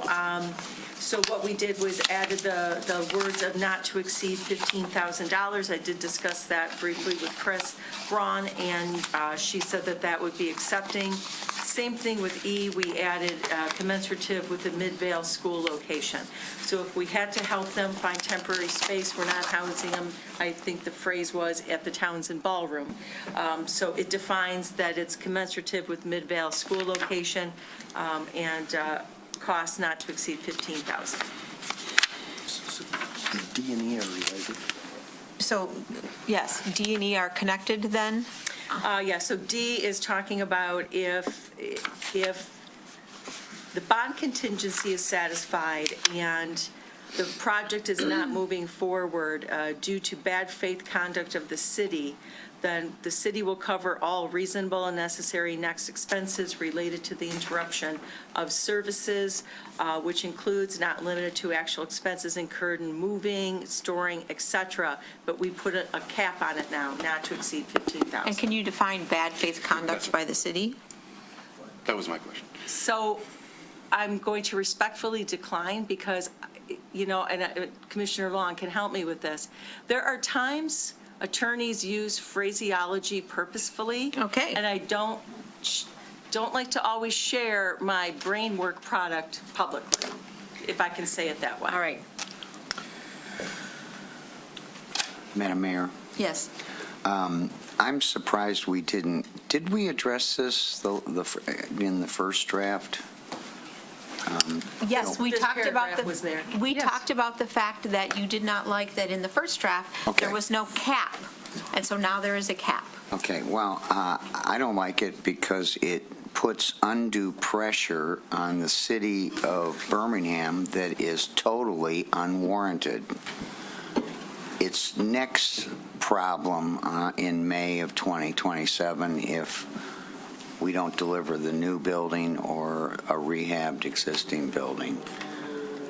And please understand these paragraphs. So, before this document came to you the first time, we've been going back and forth with Next and their attorney for a number of months. So Next has an attorney, and of course, his job is to look out for Next and to protect Next, just as our job is to look out for the city and protect the city. So these two paragraphs were put in and insisted by Next attorney, looking out for them, which we understand because we're looking out for us. That was where these two paragraphs came from. Okay, well, on behalf of looking out for us, why are we allowing this? As though the deadline, there's no deadline self-imposed here. Would that not been, Well, the is key, paragraph F the link? Because you mentioned, or one of you mentioned earlier that D and E are rather linked. I see D, E, and F linked because F, because I put down when I was reading through it at after point E, what happens if the bond fails? And then I read paragraph F, and it appeared to answer what happens if the bond fails. For instance, that then that is the protection for the city, that Next is given the option to move into the building as it stands today, per the original MOU. And those conditions are the only conditions that are in force. It almost then, paragraph F to me, essentially then nullifies absolutely everything at that point, and it goes back to the MOU because we don't have a new building, we don't have anything else. Well, there And are that's three the protection? separate things. So D is if bond goes through and there's bad faith on behalf of the city, and as a result, Midvale kicks Next out and they don't have a home, that we're going to help them find a temporary place at a cost not to exceed $15,000 in a building or a place commensurative to where they are. So D and E are quite tied to each other. F is different. F is in the event that the city, and this is where we put, for any reason, in the event the city is unable or unwilling to proceed with the project for any reason, the city shall provide Next written notice of the decision as quickly as possible. Usually that would be right after a commission meeting, because this is the only place that decision would be made. And if that's the case, then we would go back to the MOU, and they would move into the building, maybe slight modifications, as is. So F is different than D and E. D and E is if the city has bad faith behavior. F is if we change our mind for any reason, we don't want to go forward, we're unable to go forward. So F benefits us. I see F benefiting us. My only concern was the way E was written. Again, it may be because I'm not a lawyer. It was because I read it as the city agrees to and shall undertake reasonable to provide Next with alternate temporary space free of charge suitable to the continuation of Next operations. My concern there was, what's that bill and how long is that bill going to last for until such time that there is a suitable location? Because, again, I just wrote down what happens if the bond fails. That was my So biggest potentially thing. you'd like a cap on that paragraph as well? Yeah, because what happens if someone says, I want to be in the Townsend Ballroom for the next 10 years. But it can't, that's what the commensurate with Midvale School. But You get my time- point about and- this is a blank check. And reasonable efforts doesn't guarantee an outcome. I Correct? just don't like the blank check if we time don't limit. have a blank check on the So a prior time one. limit. Time limit or a Time and cost. cost limit would actually be the preference, Okay. quite frankly. All right, Time and cost, yeah. Time and cost. thank you. Okay. Okay. So, and have we covered F sufficiently? No. Okay, back to F. I think the MOU should go away. I think we have a huge discussion because we did that MOU before the Y said they wanted to stay. We did it before there was an outcry from people, we want the pool. Now we're going to say, sorry, we're going back to the way it was. All you people who screamed at us, the reason we decided what we're going to do, why we're sitting here, why we're spending all this time, too bad, you're out, we're not going to do anything. Y's gone, pool's gone, we're going to put pickleball courts there. That's what we're saying. We were going to cover up the pool and put pickleball courts. I don't think the MOU goes into that level of It does detail. not. It literally No, just that was- says that we will provide a facility. Okay, that was the and they can use what intent. part of it they I can. recall specific conversations that we were going to eliminate the pool. That was We said- Mr. Marcus's We said intent, yes. numerous times that we have no interest in keeping the pool. The pool's in gone. running a But pool. that's- I don't well, think the there's MOU discussion does of what not would say happen that. with it. Okay, I still think we should rewrite the whole thing. We need to give the YMCA as soon as possible some reasonable expectation of what happens to them. If we're going to do it like this, then we're telling him right now, if the bond fails, bye-bye. Well, we can get into that when we talk about the Y agreement. The MOU actually No, we're provides talking for them about to it right stay here. there. This is the next agreement. This next agreement says that we fall back on the MOU. The MOU says the pool's gone, they get It does 25% not of the say that. space. It says they get 25% of the space. It says that. Okay? Yes. I don't know how you do anything in 25% of the space. So the people from the Y have a right to know what their future is if this happens. I personally, one of 7, think we need to talk about that. Then we need to go into that MOU with our eyes wider open than everybody, and I mean absolutely everybody did when it was written, because the MOU, I think, was written in the hubris of, look, we've got a facility that we've got at a good price because it was for the community, and not one person thought about what's it going to cost to run it. None of us did. We didn't have that conversation. We thought, no, none of us thought about the future of Next in that building as a building. The MOU doesn't mention who's actually paying for running that building, and we heard from the Y that it's actually a really expensive building to run because of the age of it. So we missed that. It does Everyone missed actually anticipate that Next is responsible for the operations and maintenance in the MOU. So we did think about it. Did it think about it fully? I I think don't Mary read that remember. part.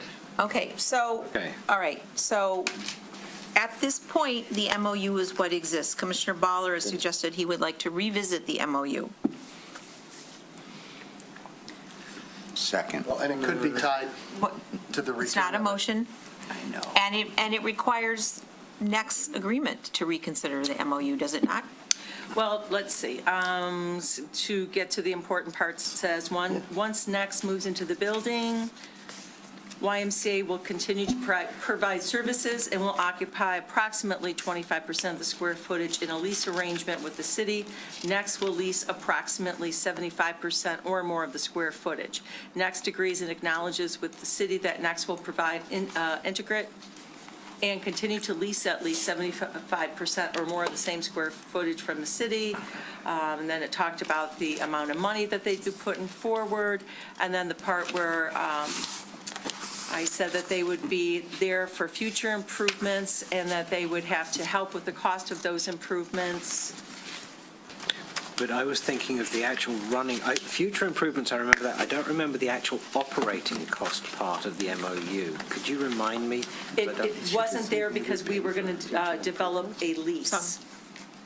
That's probably why I was missing that Yes. puzzle piece then. So this MOU says that the YMCA will continue to provide services occupying about 25% Next will occupy about 75%, and a lease for the next would be developed. And then all of those other costs, improvements, building operation costs, those would have been negotiated and agreed to in a lease.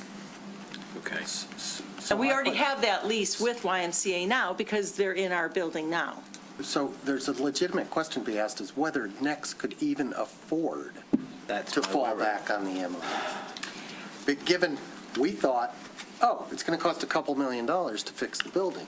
And then we found out it was how much? 11, 15? So Next has, through their attorney, has articulated that if everything falls apart, that they would be willing to go back to the original MOU, develop a lease, and move into the building.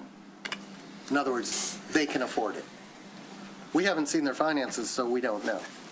I'm making that assumption because they agreed to this But we don't know what we paragraph. would charge them. It's our building. We want to fix it up. Nor said it would cost how much? 11, 15? What was it? 20. 20 to fix up? That's why we decided. That's why we decided to narrow it down. So let's say we fall back on the MOU. What do we do? 50-50? But that was to fully renovate it. Okay, well, it's our building. What do you want to do with it when we fall back on the MOU? Okay. What do we want to do with it? That would be, I think, a future discussion that's a and separate not discussion. separate discussion from this agreement. We need to work through this agreement, Yes. but we need to have a parallel discussion about option B. Plan B because everybody's planning on the bond passing, and I've said this for a long time. Actually, when we had the different architects come in, you remember that they talked about marketing for bonds, and I think one of them said that without marketing, 90% of those bonds fail. That stuck with me. So there is actually an extremely high probability of bond failure based off what we were presented by 3 different companies under certain circumstances. Now, we need to then have that plan B, because even with the marketing plan that was being proposed, the percentage pass rate went up significantly, but it wasn't 100%. That means we need to have that as a Plan B conversation, but that's not this conversation. Right, But so we need let's to have it. continue to, it's not 9:15, we have a lot of stuff on the agenda. We are going to continue to move through this agreement, and we could certainly put on a future agenda discussing Plan B, as you want to call it, or Plan B. Whatever you want to call it, contingency plan, however you want to So call for it. now, leave the paragraph G the way it is, and then we'll have future discussions as to a Plan B. Yes. Okay, thank you. Moving on to page 8, under 6C, we got rid of the in perpetuity. The term of the next lease shall be for 20 years with the right of renew as agreed by the parties in writing. We came up with the 20 years. That's about the length of the proposed bond. And I think 20 years is about what we were saying with the YMCA. Yeah, Commissioner Baller would like to point out that you skipped new paragraph H upon, was G, is now H, upon whether Next moves into the existing building. I'm sorry. Yes. Okay, whether Next moves into the, so the way we had it before was upon Next moving, this is what would happen. So we clarified the language that whether Next moves into the existing building as is, pursuant to the MOU, or Next moves into a newly constructed building, the parties agree to and shall allocate all monies raised from the 2023 City of Birmingham senior millage consistent with Next obligations under the MOU and in support of Next missions of providing ongoing services to the senior community. That language was verified with and discussed with Pat McGow, bond counsel. So what we had talked about before was there's questions of whether or not how those monies for the millage was to be used and whether this language was adequate. I went back and had a discussion with Pat McGow, sent him this language. He was satisfied with it. And then we further clarified, regardless of where Next goes, the monies from the millage are to be used for providing ongoing services to the senior community. Commissioner. Okay, so I don't, whether or not it's legal language, it's okay. is irrelevant to me. I don't understand why it's there in the first place. It's tax money, it's coming to us. We most likely will choose to allocate it for stuff that Next does, but it's still, I don't know why we're ceding Because authority over that dough. Because we're obligated under the millage language to use it for which the voters voted for. Right, and that had to do with the facility. And senior services. Great. So I still don't understand why is it in here? Why does it need to be here? Well, there's a lot of stuff in here I haven't said anything about that's in here. I don't understand why it's here. Why do we have zoning? Why do we have the zoning in here? It's not part of the, I mean, I just don't understand why it's there. There was a question, gosh, I can't remember who asked it. At some point, someone asked, what happens to that millage money? The city commission allocates it as it believes is warranted according to the law. And if Next gets it, great. If we spend it on Next, that's probably where we'll spend it. But I don't see why we have to commit to it. I just see this as confirming that. Nothing more than just confirming it, and I've got no problem with It has confirming to go that to in senior writing and moving services, on. and they're our only provider of senior services. Then it's a confirmation It of says- fact, All right, move on. it's good. Yes, That's it says consistent with their obligations to MOU. It doesn't say we're handing them the checkbook. We're handing them the check. All right, so back to C, 20 years. Yes. Everybody was in agreement with that? Yes.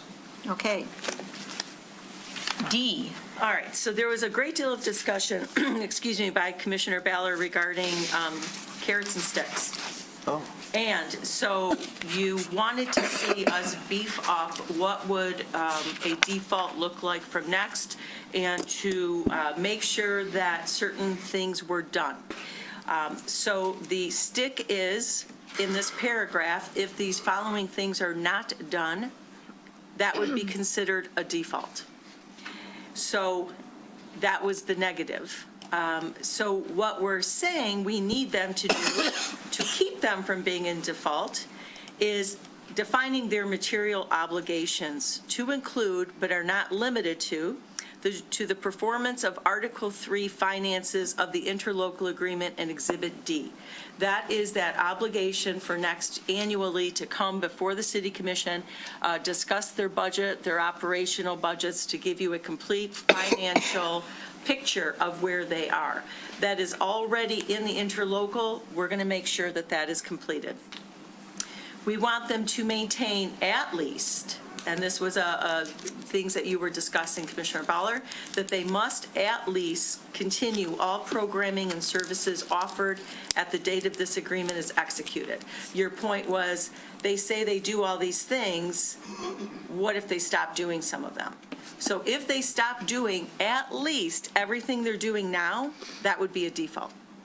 So that, make sure that they do at least what they're doing now, but more.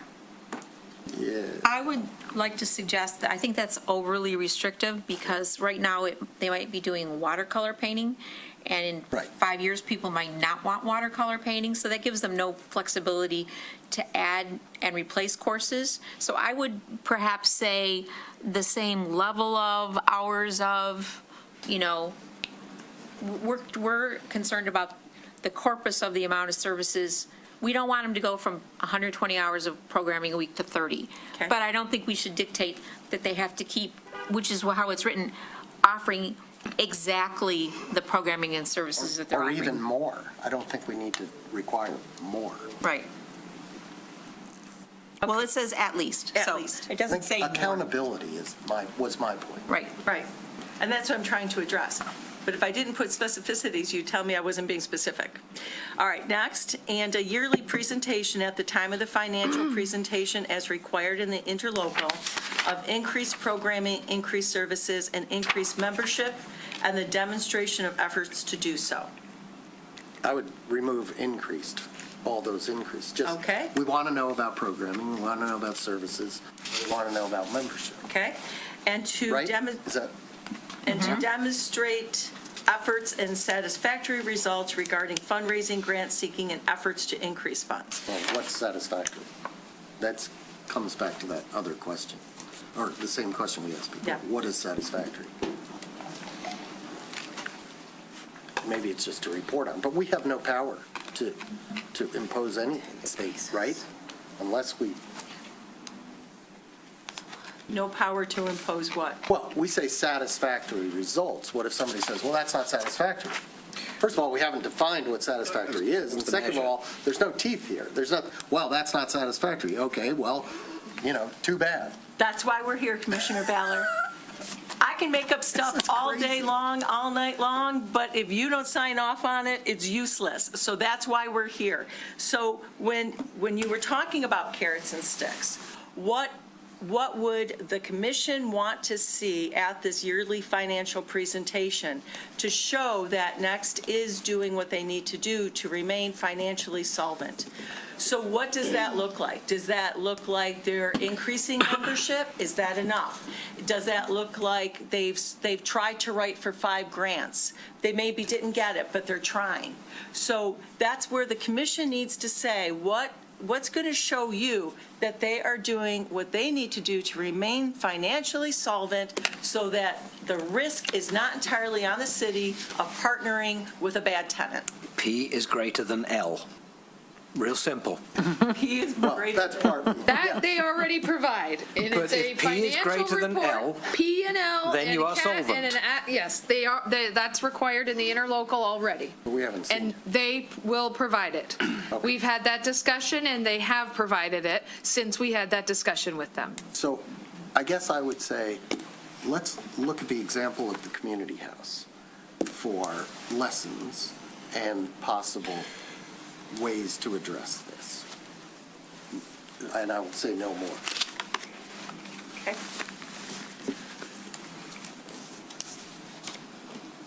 All right, and then we already had the next abandoning or vacating, next failure to vacate, and then we've added the failure of next board of directors to manage the organization in compliance with applicable state, federal laws, its bylaws, and any and other applicable laws and generally recognized board oversight responsibility. There was some discussion that the board wasn't following its own bylaws, that they weren't meeting as often as they were supposed to, that they weren't doing some of those things. So we baked in that language too. Have we seen their bylaws? Yes, We have. yes, They're in some packet, yes. inaccessible to a commissioner unless he goes searching and searching and searching. Absolutely accessible on the website and the agenda packet. I'm going to guess September.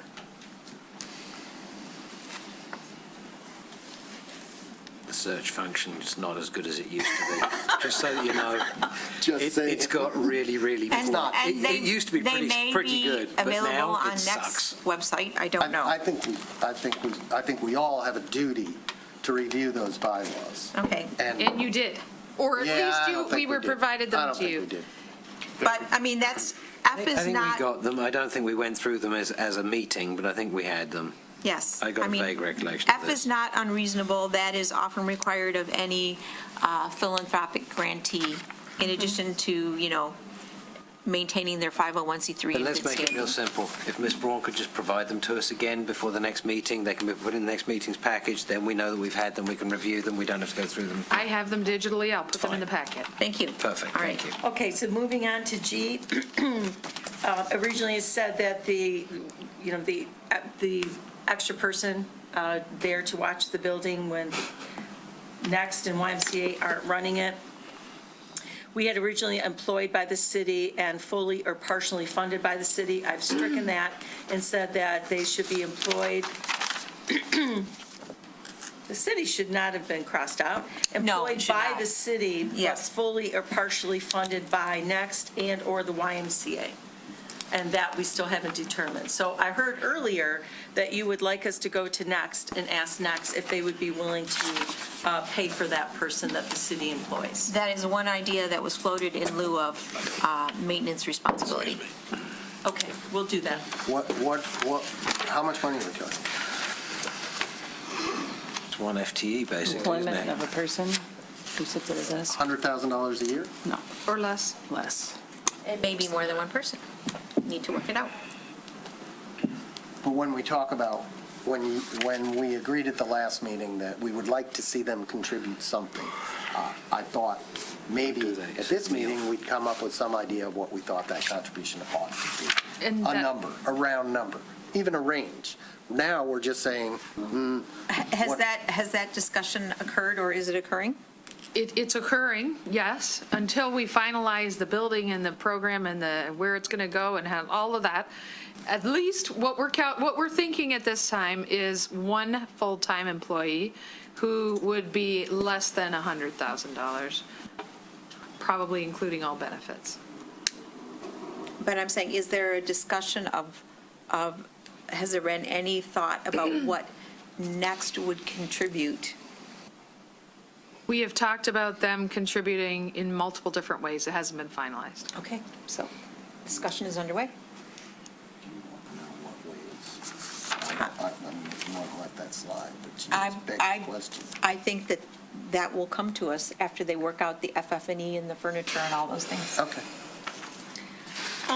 Let's see, Jay, on page 9, we talked about how many parking spaces, and I can't remember if it was Commissioner Long or Emrine who said, well, we might want to know what that is. Yes. What that looks like.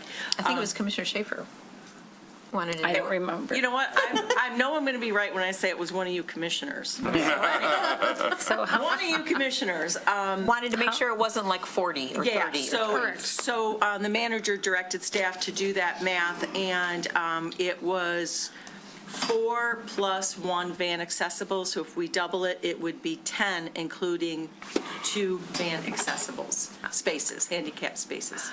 And this is a ballpark based on the program that was approved by the commission thus far. It's not a final site plan number. how many spaces are there intended to be? It depends, because we don't have a final square footage of the building. But this was based on 49. Basically, what the ordinance says for parking for a community center is 1 space for every 550 square feet. This is zone PP now. We don't have any requirement for parking. That would be your guideline. That's something you'll have to look at when it goes through the site plan and design review process. And then the Americans with Disabilities Act dictates how many of that quantity Of the of parking provided- spaces. They're saying they want 2 times that. Correct. So, So right now, it looks like about 10. okay. Okay, Next, we talked about insurance. I had mentioned that once we have a final lease, all of the insurance requirements will be in there, but I put them in here anyway. These are quite typical, what we would expect from any tenant who's operating a business or a function in our asset. That's what all of these insurances are. Can I go back to Jay for a second? How many handicap spaces are at the Midvale building now? I don't know. Do we know? Could we find out? We can find out. How many parking spaces in total are Next also using? Because of 550 for a 44,000 square foot building, that's 80. Not just a guideline, because we don't have a. I get it, it's level setting, that's all it is, so that everybody gets an idea of how many we're looking at. And we're going to remember it's all surface level. But over at Midvale, we also have the childcare center that uses a large portion of the space. Sure, and here there's also the YMCA. Correct. So I'm seeing from maybe the look on your face, Commissioner Schaefer, you're concerned that's not enough. It might be too It feels like too many. Handicap spaces? Yes, potentially. I don't know. I mean, if there's 80 spots and 10 of them are handicapped, maybe not. But if there's only 40 and 10 of them are handicapped. There's going to be more than 40. I don't know. It's based upon the square footage of the building. Except it's not, because it's PP and we don't actually know. We use the There is no guidelines, guideline. but I mean, yeah. But once we know the building, there will be the exact number of spaces required, and then based upon the ADA, there has to be X number of spaces per regular spaces. Okay. All I'm curious about, is it definitely 10, or is it potentially different depending on actually how many parking spots there are? Potentially different That's all I care depending on about. how many Okay. spots are there. Yes, exactly. Has that been vetted with Next, and do they think they need that many? Yeah, that was part of the negotiating of the they contract. wanted Yes. that. Double. Okay. They I'm just looking at Google I'm Earth fine right with now for the building that I've used when I walk into Next. 3 handicap spots. That's it. And I'm just trying to count the rest of them, and there's nowhere near 80 here. That's fine, I just didn't want to hamstring us with something more restrictive than Right. They what's asked for required by double. law, so that's a No, different it's story. more. Okay. We're good? Oh, yeah. Commissioner Ball, you have a question about K? Yes, next is required to actively occupy and use premises as permitted and contemplated by the lease. I assume that that is, the premises is their exclusive, right? What do you mean by exclusive? They're Well, exclusive how do you define portions? premises? I don't recall the premises. Premises must be their exclusive Correct. portion. And as contemplated by the lease, which would include their the program, or, how the space is going to be used, right? I mean, our concern is that they're going to use it. That we're not going to lease them space and then there's empty rooms. That's exactly what we're saying, and if you do that, you're in default. Okay, so is it sufficient to say the lease, or is there some other document that documents how they're going to use it? That's The my only lease question. and this document. That's why it's in this document. Okay, as permitted and contemplated by this agreement and the lease.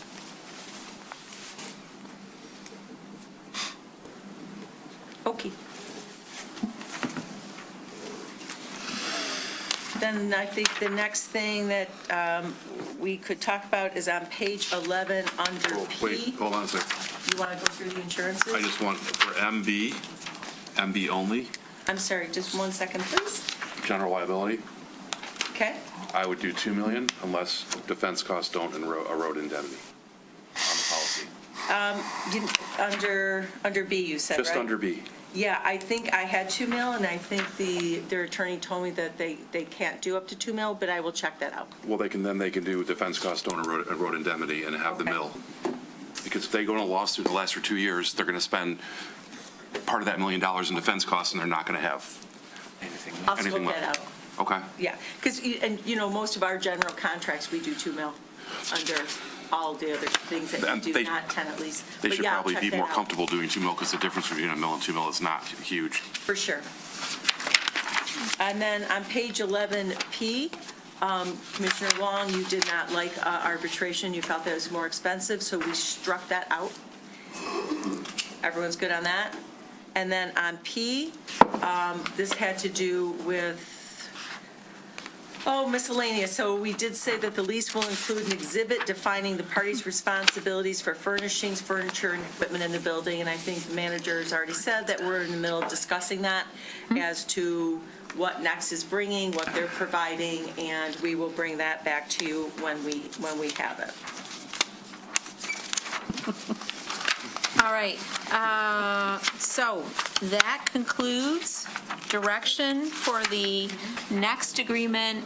Before we move on to the YMCA, any public comment on the next agreement from Ms. Braun or any other members of the public?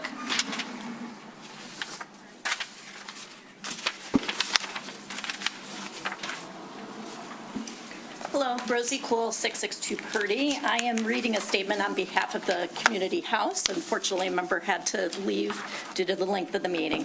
So this is a statement from the community house. It is not myself as a private resident. Camille Jane, board chair of the community house, regrets not being here to speak tonight due to a medical procedure, but her March 5th letter to Next and the YMCA on behalf of the community house is summarized as this. She hopes the community realizes that the current community house is back to being the community's house, as it had been for 92 years, including while she was president and CEO, and all those before her, including Shelley Roberts. Delivering on our mission to help others with outreach programs for those in need, as well as being a charity helping other charities. We have already reinstated helping many other local nonprofit partners with discounted space, scholarships, art supplies, marketing promotion assistance, and wellness programs that help feed, food, and secure families and prevent teen obesity. In her letter, she had stated, "We have great concern with the new center having the word community in it. We believe it will cause confusion for everyone, for the new center as much as the community house, and most importantly, very confusing for the public. All of us will be getting calls for each other endlessly. We already receive calls for the Rochester Community House. The name community has been on the front of our building for 102 years. And while we are not technically part of the city, we have been a very important part of the community and the Civic Center for 102 years. We are a nonprofit that supports itself independently as we get no city millage or government tax support. An entity with the Birmingham community in it would not only be very confusing for everyone, but could hurt our liveliness. We are constantly mistakenly called the Birmingham Community House or the Birmingham Community Center, so the proposed name would just exacerbate that. We've proposed alternative names such as Birmingham Rec and Senior Center, Senior Recreation and Senior Cities Recreation and Senior Center, or Birmingham Recreation and Senior Center.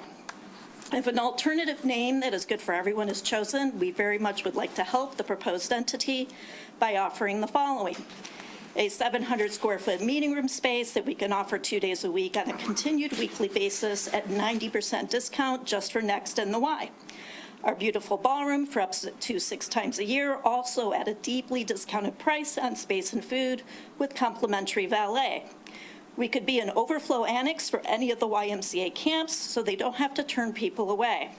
We can give discounts on the community house classes for Next and our YMCA members that we offer, but they don't. We would hope to work with the city on parking when Next and or the Y is at the community house. And I am sure there are many, many more synergies we could explore. Sorry, I've had a long day. We are extending our help to assist in moving this project forward, and we hope others are open to considering their point of view. Thank you from the Community House Board of Directors. Thank you.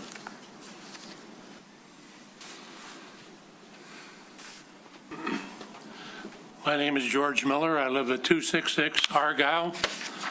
I've been a Birmingham resident since 1967, whatever, and just a bit of a nostalgia was on the Junior Chamber of Commerce with the late Brooks Patterson. I remember him fondly. I've been involved with the community house for many years. I've been there many educational and social events with family and friends and so forth. In 1992, I became a member of the Senior Men's Club. As you may know, the Senior Men's Club has met there since '57, whatever, and they have over 600 retirees, whatever. And in 2017, they had a 60-year anniversary at the community house, and they raised $300,000 for them. I've tried to help the community house. I've served on the investment board for more than 10 years. In 2009, when Shane Park was done, I funded a new front on the community house and handicap ramp on the Shane Park side. 2014, I renamed the North Terrace, commemorative terrace, to the Miller Terrace, and to my late wife. I think community house is a valuable resource to the community, and many people say it's a touch of class. I live only about a block very close to Next now. I've been a member of Next for many years, contribute to them every year, and they do a good job, whatever. My late wife was very active with them. I think the Next name was chosen about 15, 18 years ago. It used to be called Basque, whatever, which stood for, I think, Birmingham Area Senior Center, whatever, and they chose Next to be a simple, easy to remember name for old people like me, whatever. And I would say changing the name, is a problem, but whatever, but changing it, having a couple community houses or community centers in the city would probably be a lot of confusion to we old people. And my observation over the years in business, why you shouldn't change the name of an entity very often, or a building or whatever. We used to change names of cars often, but I conclude you should change names just a little more often than you change the names of your kids. Thank you. Thank you.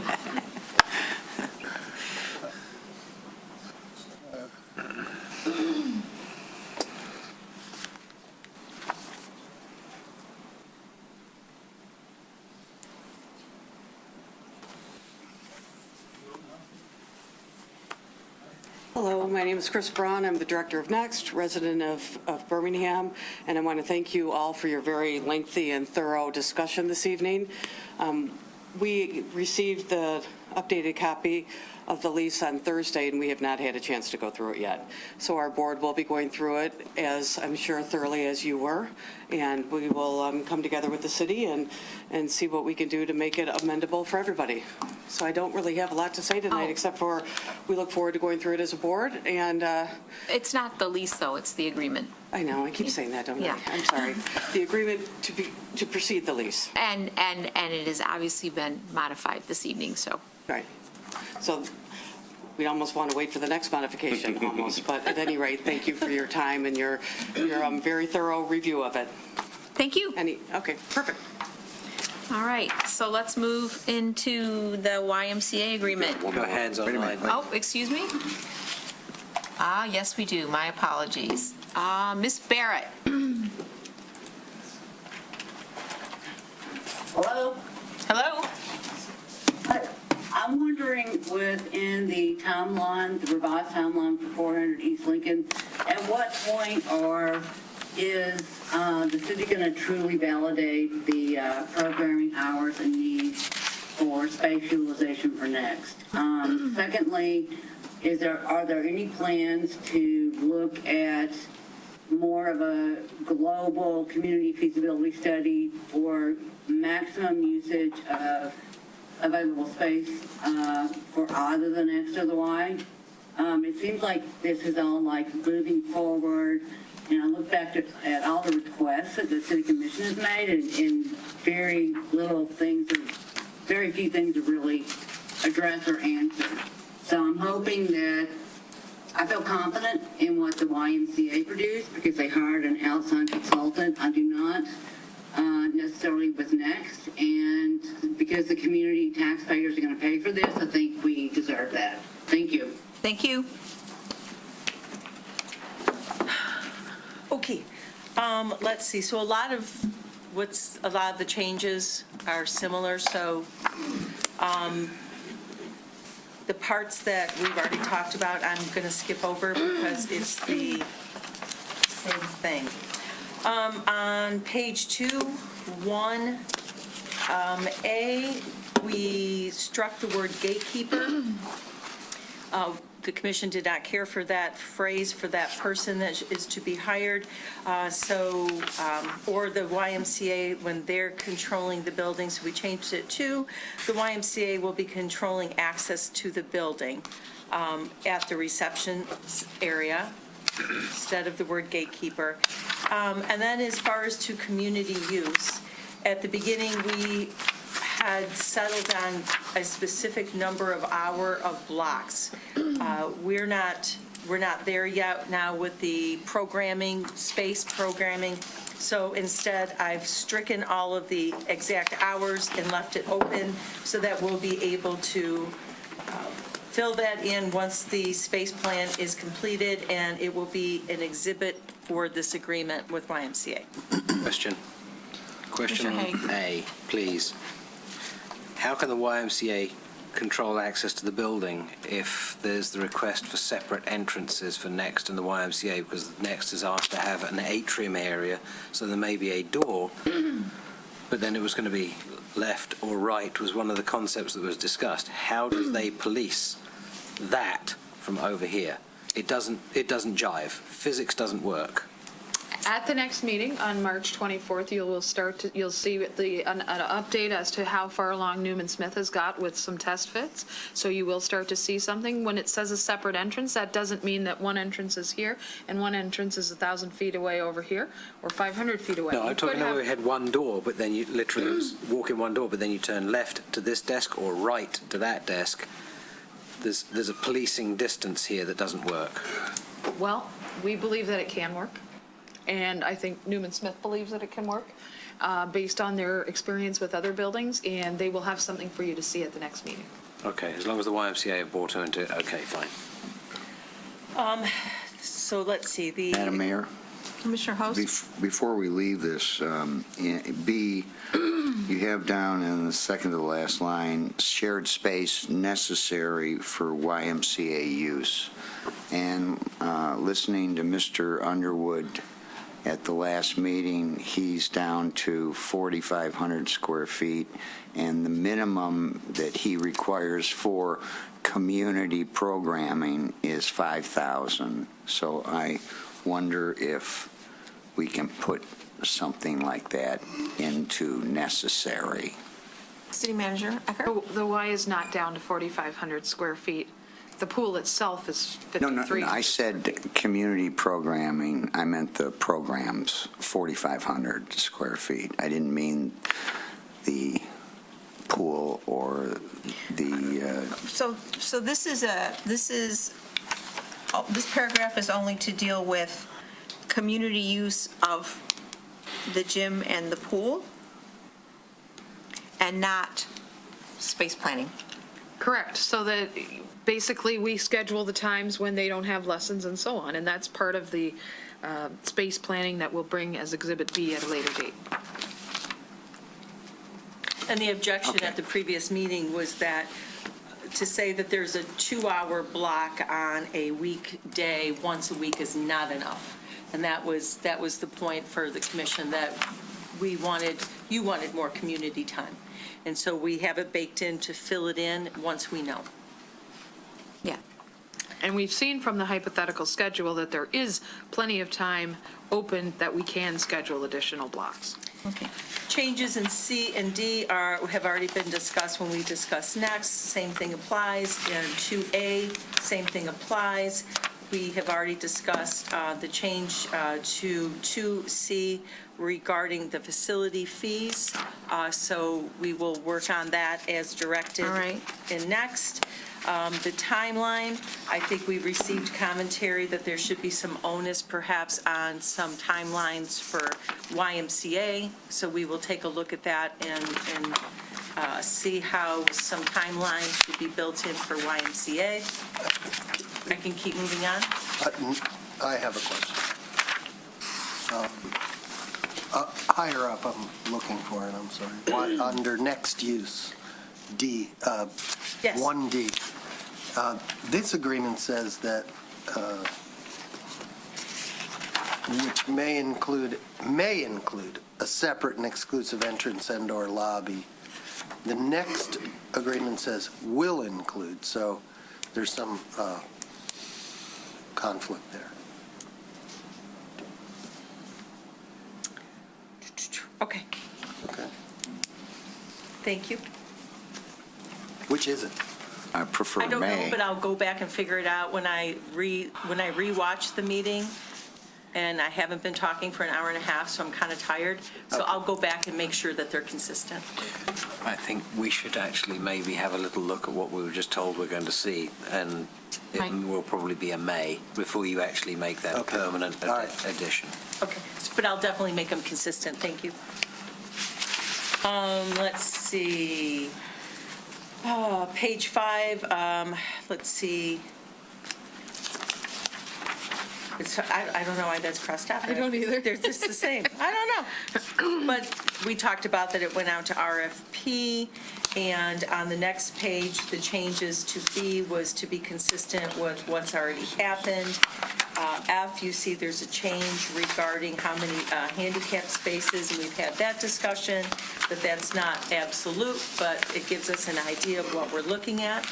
May I continue? Are we good then? On page 7, under A2, we added the phrase, except those that the city is required to provide. So, again, I'm tired. I'm going back in my memory here. So we were talking about the difference between what an operating expense is as opposed to what the city will be physically and financially responsible for. And I added, except those that the city is required to provide, and as you will see, the very last sentence of that paragraph is what the city is required to provide. Does that make sense? Thank you.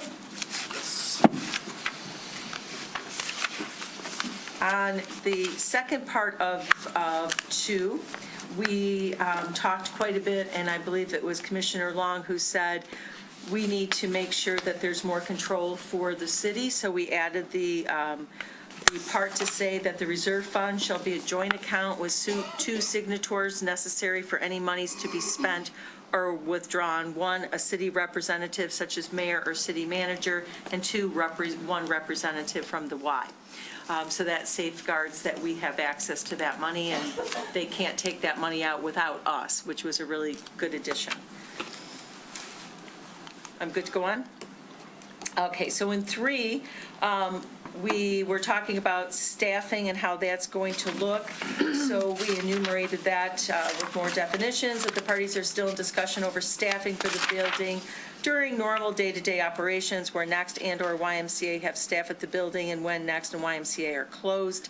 The city is working on an operations plan that would provide public access to the building for use of the gymnasium, walking track, pickleball courts, multi-purpose rooms, etc., through the use of a building supervisor, manager, potentially employed by Next or the YMCA when both are closed. And I think I got my direction that we are to discuss with Next employing that person. Yes, employed by the city, reimbursed by. Next page, the red, we've already discussed that too, that YMCA will be responsible for controlling the access. 9 falls under term and termination.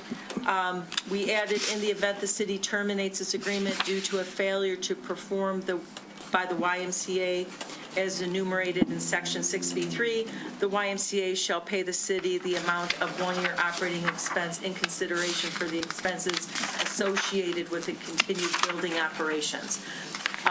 Now, again, YMCA has not signed off on this. This was something that we added based upon what the commission requested. My guess is that YMCA is going to say, we don't like that, we don't want that, because that was part and parcel of why we gave you the A2, the guarantee to have that pool money set aside, and that was the risk to us, that putting in a pool is extremely expensive. So if they left and walked out, we would have the ability to choose to continue to maintain the pool, get rid of the pool, but we have the funds available from the YMCA to do that. This was added again based upon commission discussion that if the YMCA walks, that they wanted a further sort of default fee. So this is how we baked in a default fee, that it would be 1 year of operating expenses. Again, YMCA has not said yay or nay, but this expresses what I heard from the commission. Okay? Okay, keep moving. You can only ask, yes. Page 10, in addition to the fees described in section 2C, that was the Facility fee, which has been struck. And so if we don't do the facility fees, then that's no longer applicable. So I guess we have to wait to see what we're doing with facility fees, or entrance fee, whatever we're calling it. So that's a TBC, to be continued, right? And then we have the insurances, the general liability. I'll have to verify with YMCA what they can or cannot do. They do have very specific maximums, but I'll discuss it with them and look for the $2 million. And I think that's it. Any discussion by the commission? I see none. Any discussion on the YMCA agreement from members of the public or representatives of the Y? I see none in the room. Online, we have Ms. Barrett. Hello? Yes. Hi. This comment is directed directly to the city manager and the city attorney. I think you don't realize the degree of following within the taxpayer community within Birmingham, and the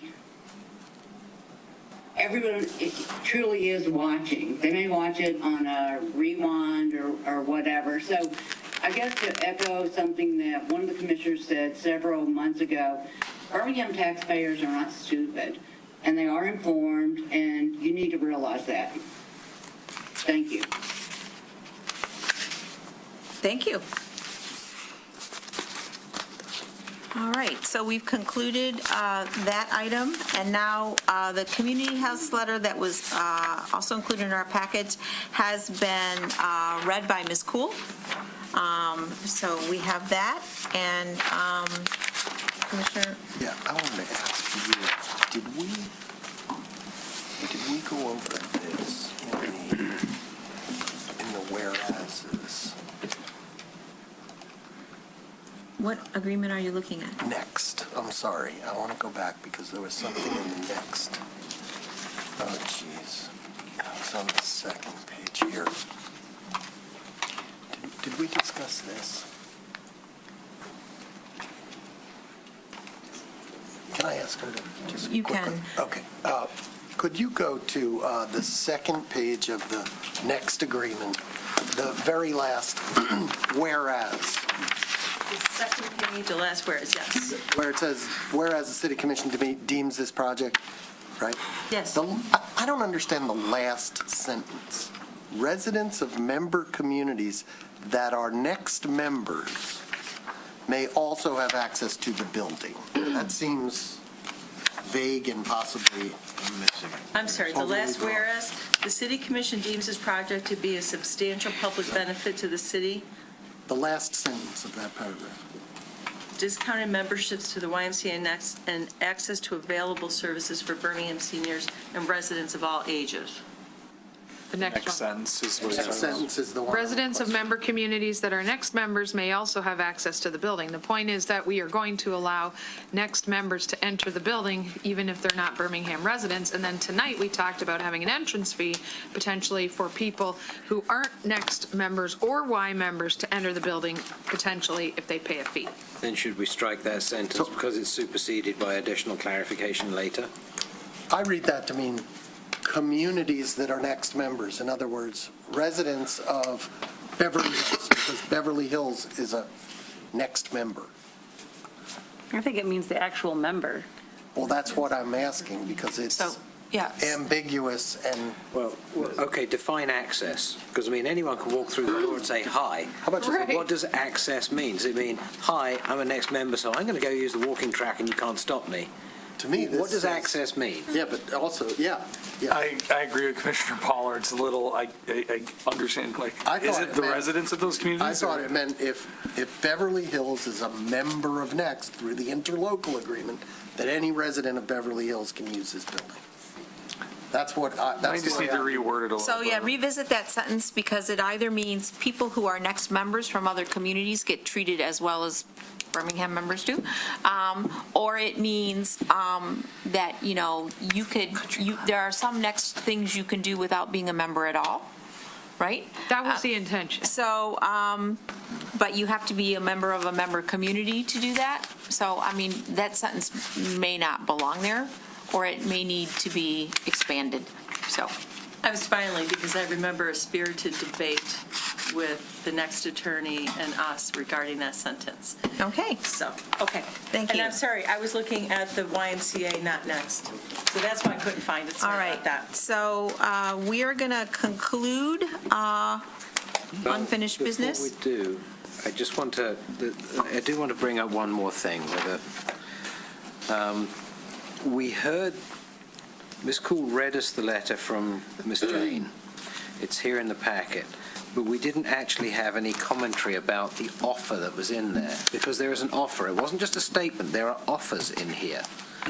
And so I don't want to lose sight of that inside all of the noise, because now there's an offer and a request. And I'll be perfectly honest, I see the request as having some challenges, and that's the naming. Yep. It doesn't mean it's insurmountable in my mind, because I think there is a pathway if we choose to have a pathway. But I am very, very interested in having some degree of conversation about the offers placed in here, because And with respect to Mr. Dilgard, who's sitting at the back, and I know he brought up some things in the last meeting about the prior leadership of the community house. Ms. Jane did also say in the last meeting that things have changed. They're trying to go back to what the community house was and be part of the community. And I see a lot of that in the offers in here that are beneficial for trying to combine multiple organizations. And it's not just for Birmingham. I see offers in here for the YMCA. I see offers for Next. And I would like to figure out how we can bring some of this discussion together, because to not do that, I don't think we're doing everyone equal service. Should this be a discussion for another? It might be. It doesn't mean we discuss it right now, but I don't want to lose sight of this. It's very clear that they offered discounted use of 2 meeting rooms and perhaps discounted use of the ballroom, and they took use of the kitchen off the table. And they have a concern about the name. Yes. So, yes. And so I think that we can look at what the test fits look like and see what the space needs are. I think that if you watched the SCC meeting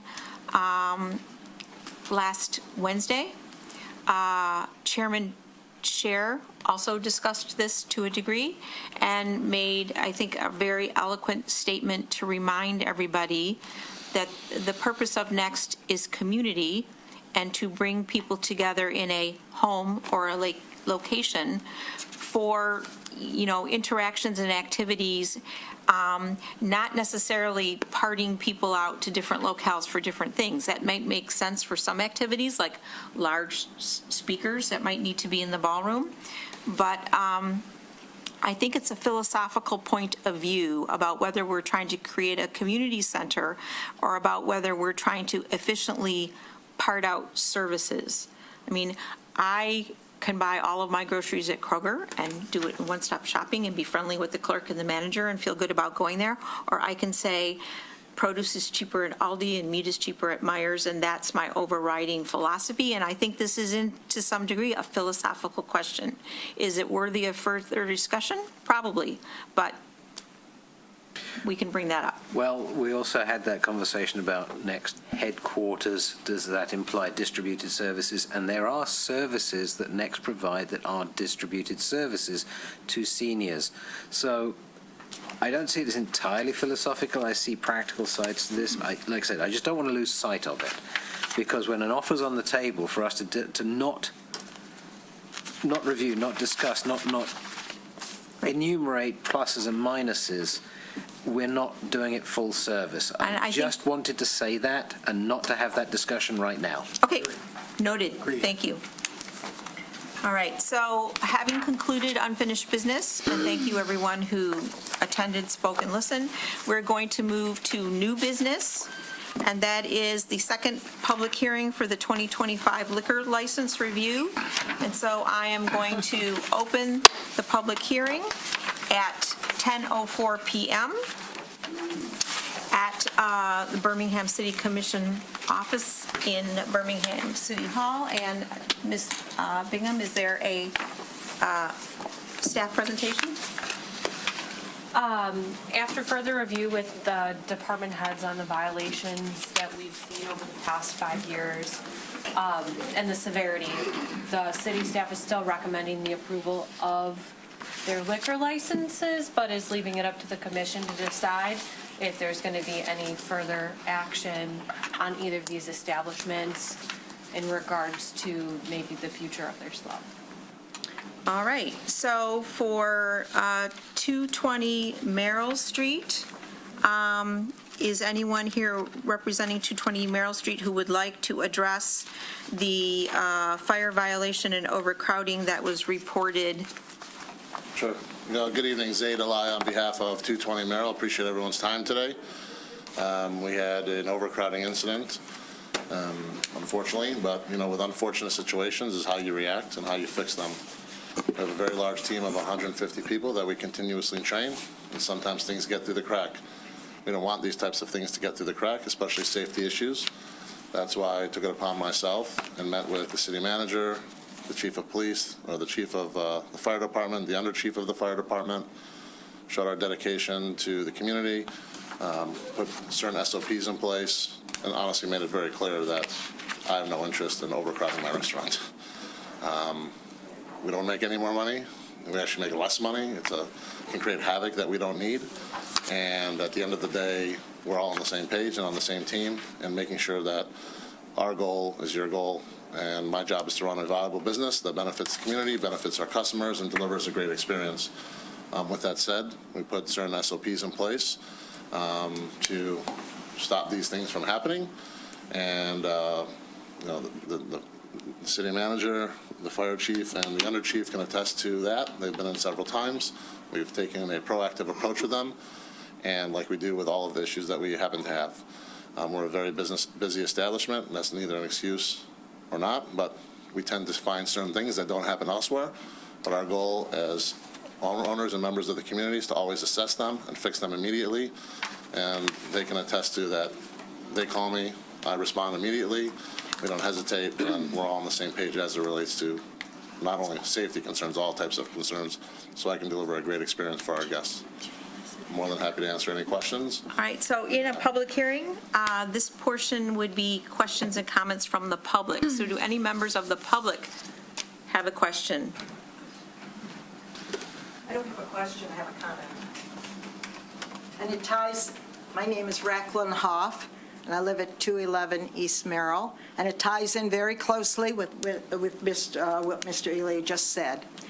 First I want to preface my remarks by saying that I like 220. I am a customer of 220, and I am not in any way negative toward the business. And I welcome a successful business like this in town.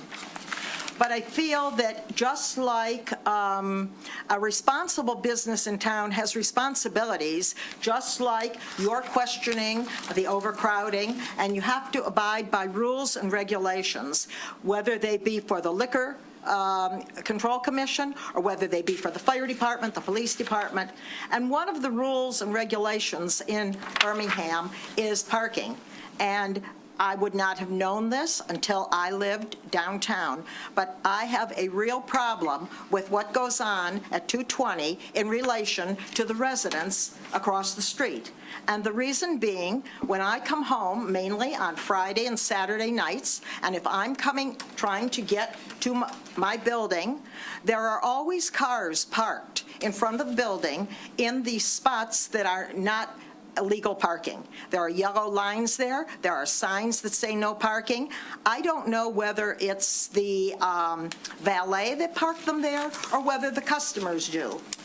And perhaps the problem is enforcement by our police department, because these cars should not be parked there. What happens to a resident trying to get in the building, and if I have luggage and I have to get it out of the car that's dropping me off, there's a lineup of cars behind us honking that they don't want you stopping there, but you can't get next to the curb because even though the curb is marked with a yellow line, there are cars there of customers who are at 220. And so my request is that there is enforcement, whether it be from our police department, who can easily ticket or tow those cars, or from the valet. I don't know if they're parking the cars there. I don't know who parks them there. But I'm saying that it is a serious issue for people who are trying to get in the building and have to jump out fast in the street because there are cars behind them. So I'm asking, please, for some consideration of that. I in no way want to, I'm very happy that 220 is a successful business, and I wish them much continued success. Thank you. Would the applicant like to address that? Ex-Commissioner Reckelhoff has been around for a very long time. I want to thank you for her service. She's always been great on the stand, and she hasn't skipped a beat since she's not on the board. So I want to thank her for her service, first of all. The benefit of traffic anywhere in Birmingham is a concern. I can tell you unequivocally that we don't park our cars there. Our staff member doesn't park their cars there. The valet is run by a third company. We continually have weekly meetings with them to tell them not to park any cars there. And I can tell you I probably stand there all of the time, and people park their car there that are not 220 customers. And we literally tell the valet, don't park the car because it hurts them just as much as us. If it was on our end, I can assure you that we don't like it just as much as the neighbors don't like it. We're in constant contact with Mr. Ishbia, who eats lunch at 220 3 times a week, and we talk about it, and we make sure that we both benefit from that side of it. There's a lot of traffic, pedestrian traffic, so we've been in front of this commission multiple times talking about different types of traffic and how do we abate it. At the end of the day, on our end, we do our best to make sure that the valet knows not to park cars there. We obviously can't force people not to park cars there that are not us and not our guests. But at the end of the day, I share the same temperament, and our goal is to do it. And if it's coming from us, I assure you that we're talking about it, and it's not. So Chief Gruey is here in the room listening to the ideas about increased enforcement. Are you willing to have your valet or your manager use the non-emergency number to call and report to the police that they need to come and ticket? Sure, we're always willing to help. We just don't want to be in a situation where we're wrong. But absolutely. Chief Gruey, the fire chief, I think everyone in the city has my cell phone number. So every time there's an issue, they text, I respond within a minute. So if there is an issue, I'm more than happy to help. And if we can catch someone, we'll tell them. We just don't want to create any unnecessary fracas with any upset person. But we're more than happy to help. All right. Can I just move? No, because we're in the public hearing. So any other members of the public would like to ask a question of 220 Merrill? I see no one in the room and no one online. So the commissioners will have questions for you at the conclusion of the public hearing, if you please stay. All right, so the next applicant, Ms. Kucharik, are we doing these together or separately? Why don't you do them separately? All right. That's what I would suggest. All right, so then I'm going to close the public hearing for 220 Restaurant and now ask if there are questions of Ms. Bingham by the commission. I have questions for the police chief. Okay. I'm sorry, Miss Bingham. I'm good. I have two questions. One, Chief, is it true that there was only one fire violation last year? Fire violations, you may want to ask Jeff Gaines. Okay, no, the gentleman stated that there was only one. Sorry. No problem. Let me give you your question, which is, on a Thursday, Friday, Saturday night, Friday and Saturday night, late at night, it's literally a cluster on Merrill Street. What actions have you done or are you willing to do to alleviate Ms. Hoff's problem? I actually just spoke to her briefly back there after she sat down. I'm going to let our parking enforcement know about the complaint and have some extra patrols out there. She did mention she has called before to send people out, but I'll talk to our supervisors to make sure they're keeping a closer eye on it. But as you know, our weekends are very busy in the downtown. Our officers are often doing foot patrols, and they're always throughout the downtown, keep an eye on that stuff. But it is very busy, it does get very congested, and people do park where they're not supposed to. So we try to enforce it as much as possible to gain compliance, and we'll pay extra attention to that area. Thank you. Sure. And on the fire violation, was there one? The gentleman said one. Yes, there was just one violation. When was it? Of overcrowding. I'm sorry? When was it? It was last August. Okay. Yep. I mean, I don't have the exact date in front of me, but yeah, it was last August. We did issue misdemeanor tickets, and to Mr. Hilla's credit, and you've had was proactive, contacted City Manager Eckert, wanted to meet with myself and Chief Wells to discuss what his plan was to better the situation. And to this date, I can say we have been continually patrolling our fire inspectors, and we've had no other issues currently. Thank you. Any other questions? I just wanted to make one clarification. I don't think Ms. Mayor was suggesting that you have to get involved with people that are parking that are not. She just said, if you could please. Yeah, no, we're not asking you to get involved or self-help or anything like that. We're just saying that if you or the valet notice it, that more eyes are better to Right. notify the police. You guys don't want my security to grab the people out of the car? No, we do not want you, we do not. We do not want you to do Nor to make any that. allegations, just to report that there appears to be parked cars. Thanks for the Yeah. clarification. Thank you. Yeah. That's it. Yeah, just rat them out. Do not do anything. Commissioner Haig. We don't have rats in Birmingham. Yes. They're Birminghamsters. How many years have you been operating in there? I don't remember, so I can't remember. So you are definitely one of the more longer-standing restaurants in the area. So that's why we want to continue success. Absolutely. All right. Probably half of the restaurant that opens up because how busy we are. So I appreciate it, and my goal is to always do it by sitting here in front of this commission and try to make it better and listen and understand, and I intently mean that. Okay, then please keep proving it and be here for at least another 10 years, I hope. Okay? Hopefully I'll retire before then, but I try. Do your best. Thank you. All right, so if there are no more questions of the applicant by the commission, do we have a motion? I'll make a motion. Okay. I'd like to make a motion adopting a resolution to approve the renewal of the liquor license for the 2024 licensing period for 220 Restaurant, or 220 Merrill, which holds a Class C liquor license and is in compliance with Chapter 10 of the Alcohol Liquors of the City Code. We have a second. A second. We have a motion and a second. Any comment on the motion from the commission? Any comment on the motion from the public in the room? I see none. Any comment?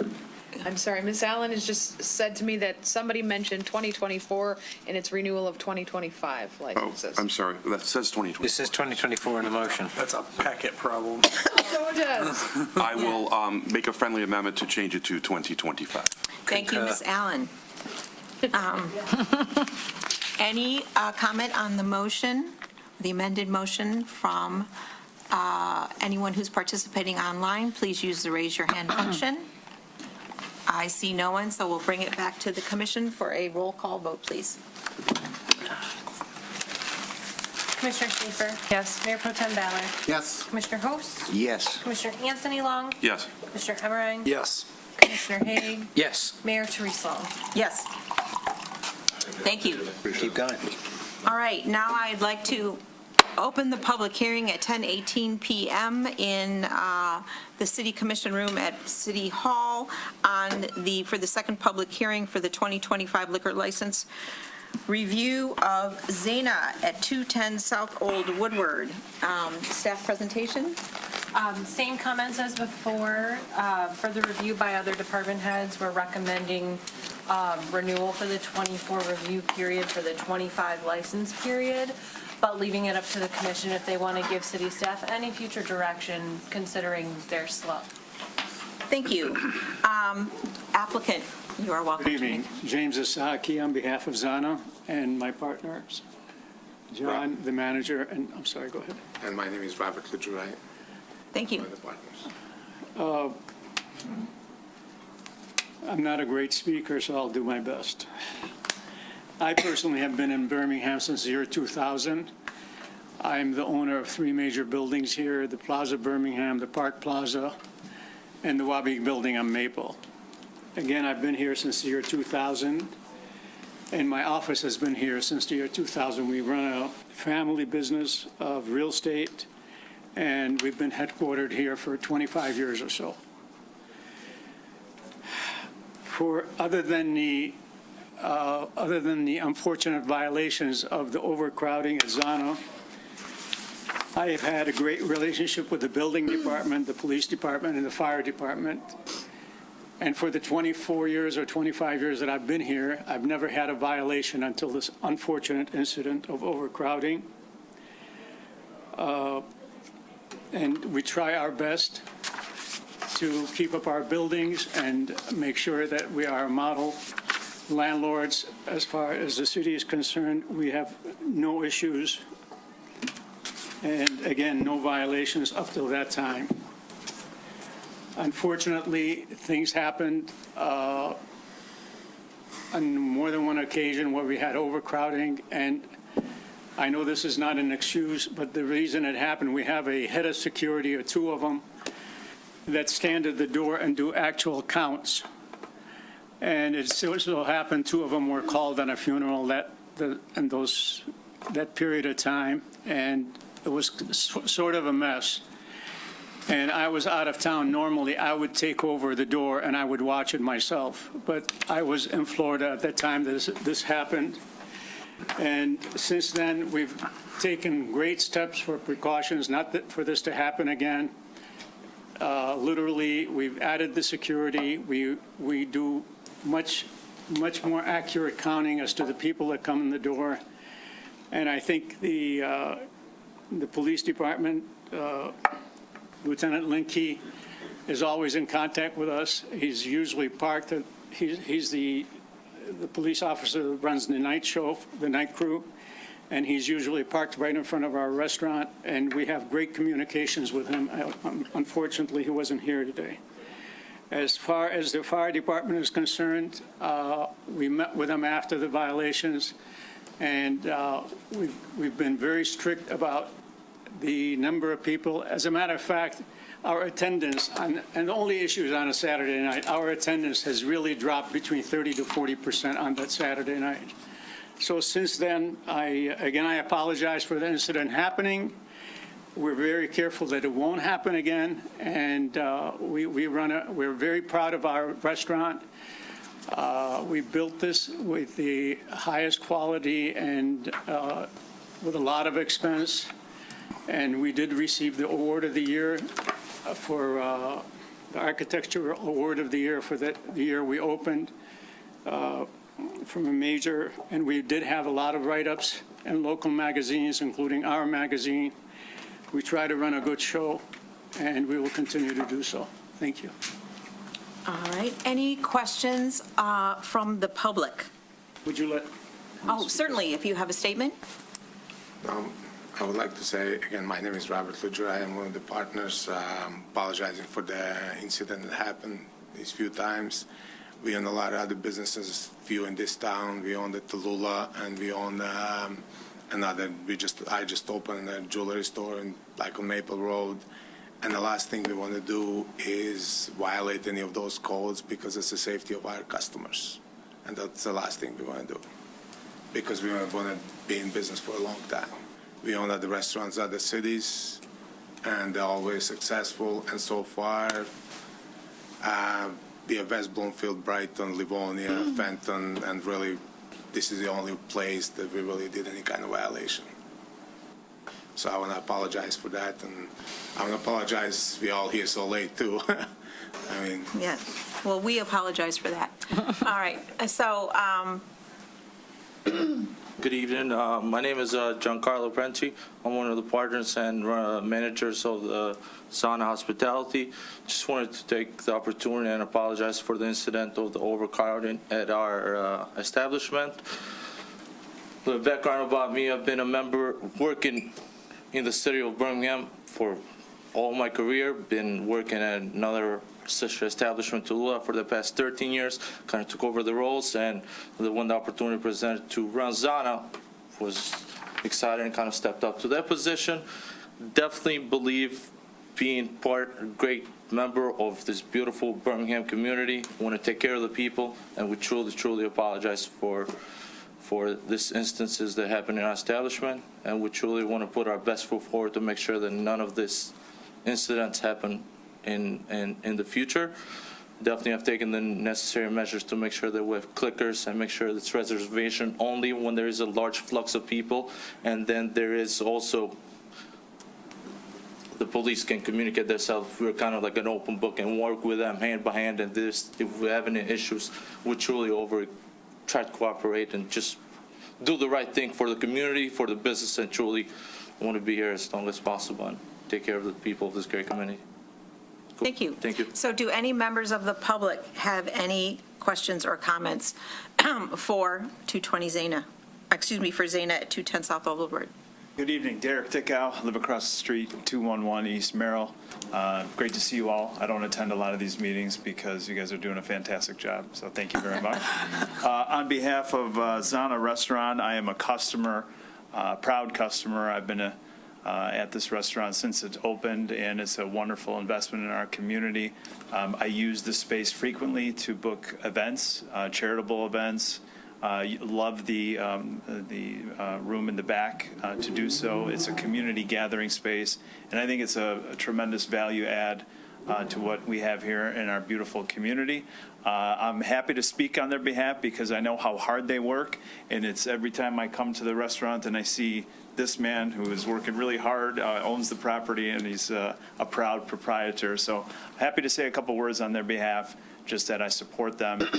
It's a wonderful community space. We've had many birthday parties, family gatherings, and we hope to see them here and operating in the community for a long time. Thank you. All right. Any other public comment in the room? Any public comment online? Please use the raise your hand function. Don't see any. I see none, so I'm going to close the public hearing. So I will thank you for your investment in the community. We understand that you are embedded in the community and invested in the community. However, you addressed only the fire violations that were in the report. The report had 3 reports. The renewal evaluation had 3 reports: fire, police, and zoning. Fire, you've addressed, I think, adequately about overcrowding. Zoning, there were no known issues. But the police report reported 7 instances of disturbances or fights that broke out inside your venue, many of which resulted in arrests. And at the last commission meeting, I don't know if you had the opportunity to watch it, the commissioners had questions about internal controls you have in the restaurant between leased space and your dance floor area, about your hours of operation, and about bottle service.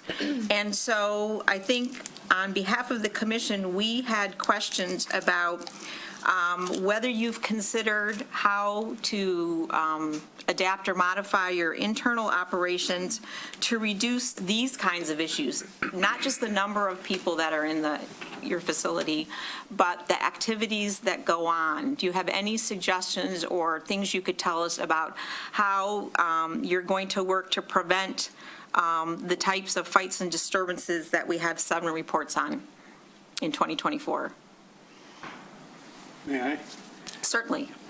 Yeah, unfortunately, fights are not policeable, but that's not an excuse. But they do happen, especially when you have a crowd of over 200 people, and it's the nature of the beast.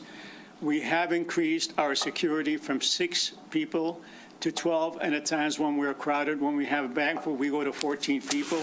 Okay. We have put almost in every corner of the restaurant, we have a security person there, and I don't think we've had an issue for, I don't know how long. I don't go there at night. I'm a homebody at night, but however, I do watch it constantly on the camera, especially on a Saturday night. I don't go to sleep before 2:30, before they close up the place and everybody leaves.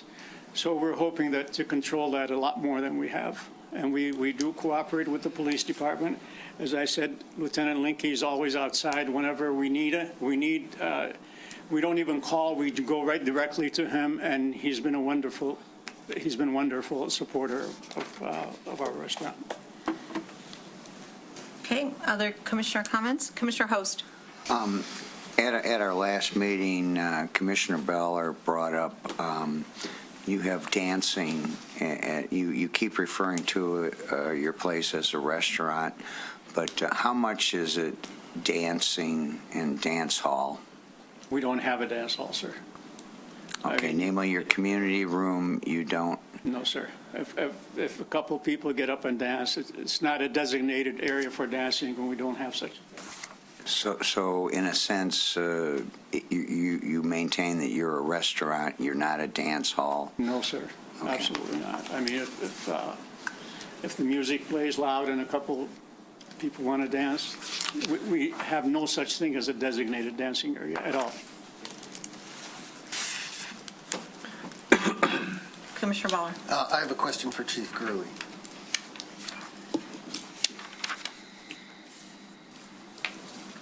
I'll make it very quick. Do we have a police officer parked outside Zana?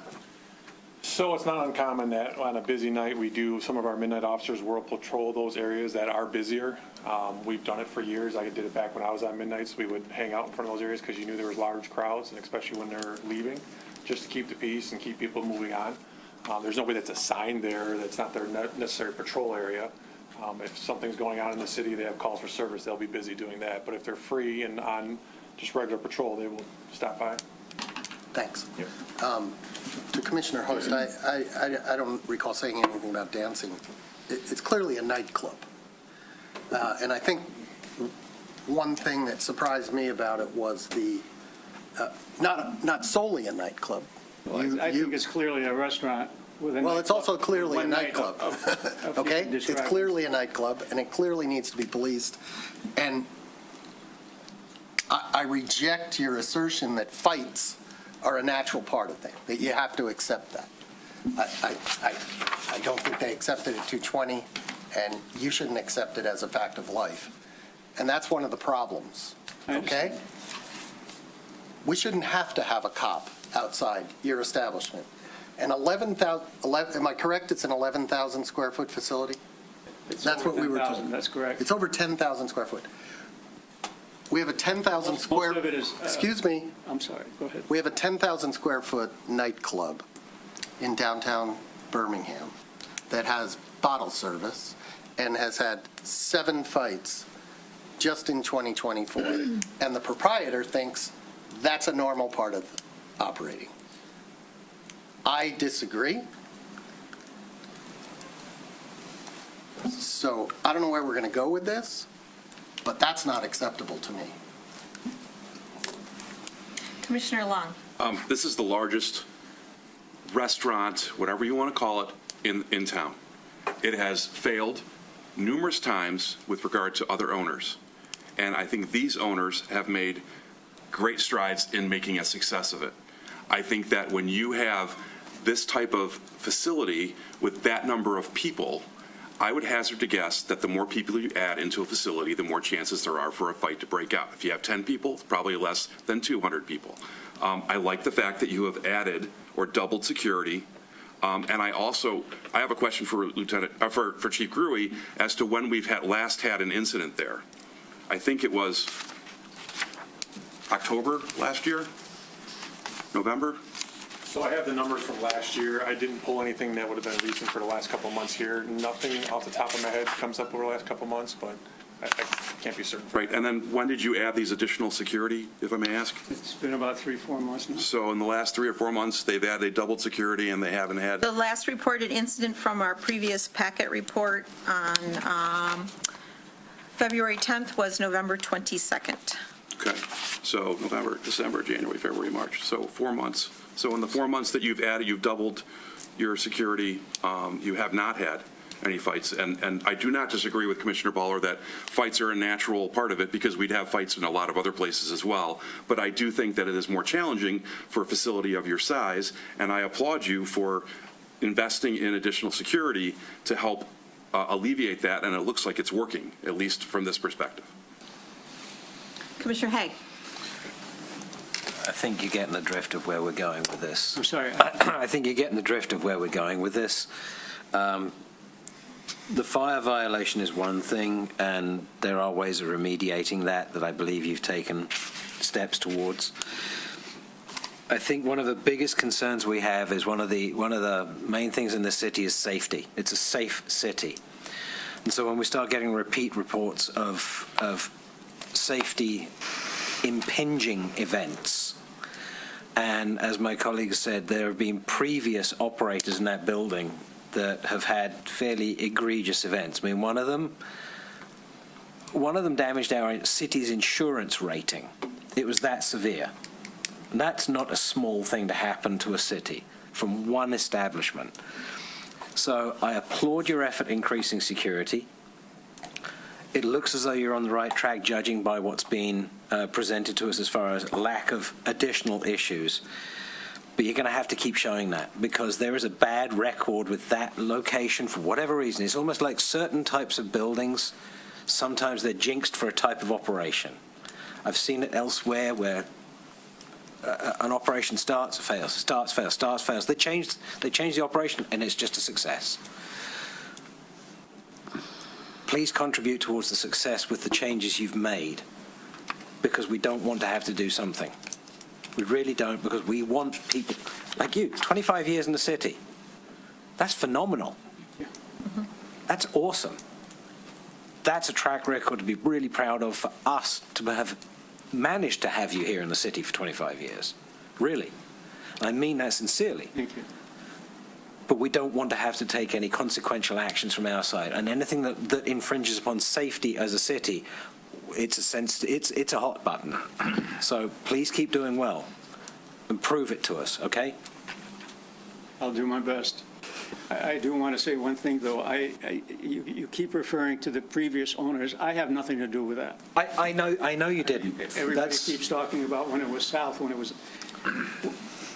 We know. We have nothing to do. We know. We know that. And I'm the one that closed that place, just for your knowledge. We know that. I'm just saying, we don't want to rinse and repeat type thing. Yeah, I just don't want to be part of that history. And you're making steps from what you've told us. Now we've got a chance to see how it improves, right? All right, any further comments from the commission? I just want to add that Jason.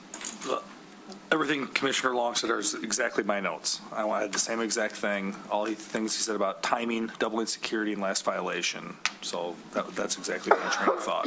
That's all. No, I think there's a reason we have this process in place, right? When we review liquor licenses, we have an opportunity to look at the way an establishment is behaving in the city. And so I think you've taken measures that sound like they're needed, and we'll have an opportunity to review this again. And hopefully we don't have the same conversation. Thank you. So thank you. Appreciate it. All right, do we have a motion for the 2025 renewal? I can do this one too if you like. Certainly. I'd like to make a motion adopting a resolution to approve the renewal of liquor license for the 2025 licensing period for Zana Restaurant, which holds a Class C liquor license and is in compliance with Chapter 10, alcohol liquors of the City Code. I'll second that. Okay, we have a motion. Don't let me down. Always. Roll call vote, please. Commissioner Host, Yes. Commissioner Schaefer, Yes. Mayor Pro Tem Bowler, No. Mayor Therese Long, Yes. Commissioner Anthony Long, Yes. Commissioner Emmerine, Yes. Commissioner Haig. Yes.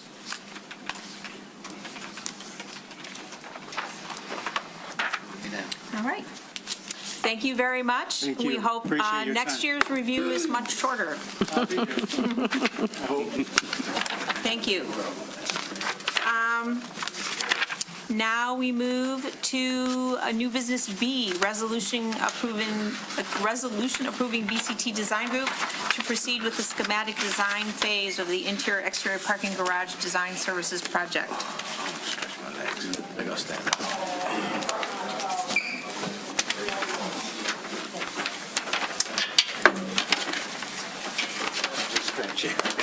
I need to stretch. Good evening. Yeah, great time for everyone to stretch, I think.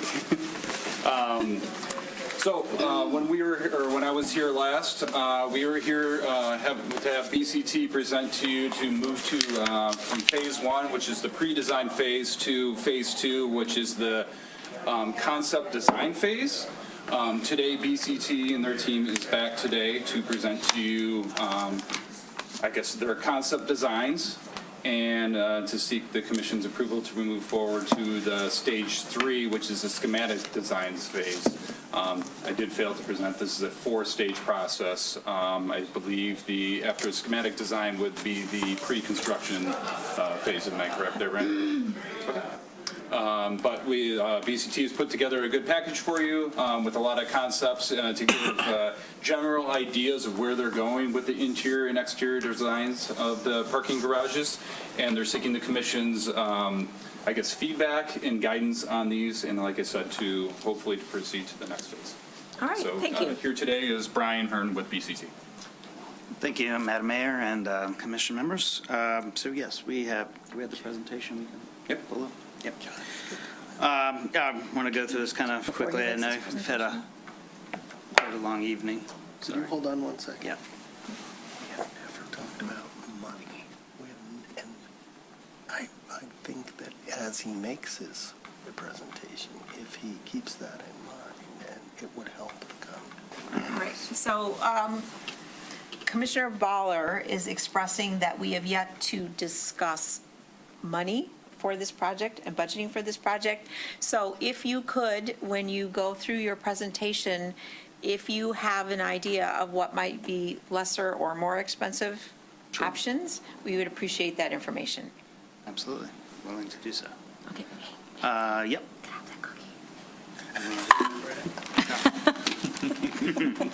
The mayor wants a cookie.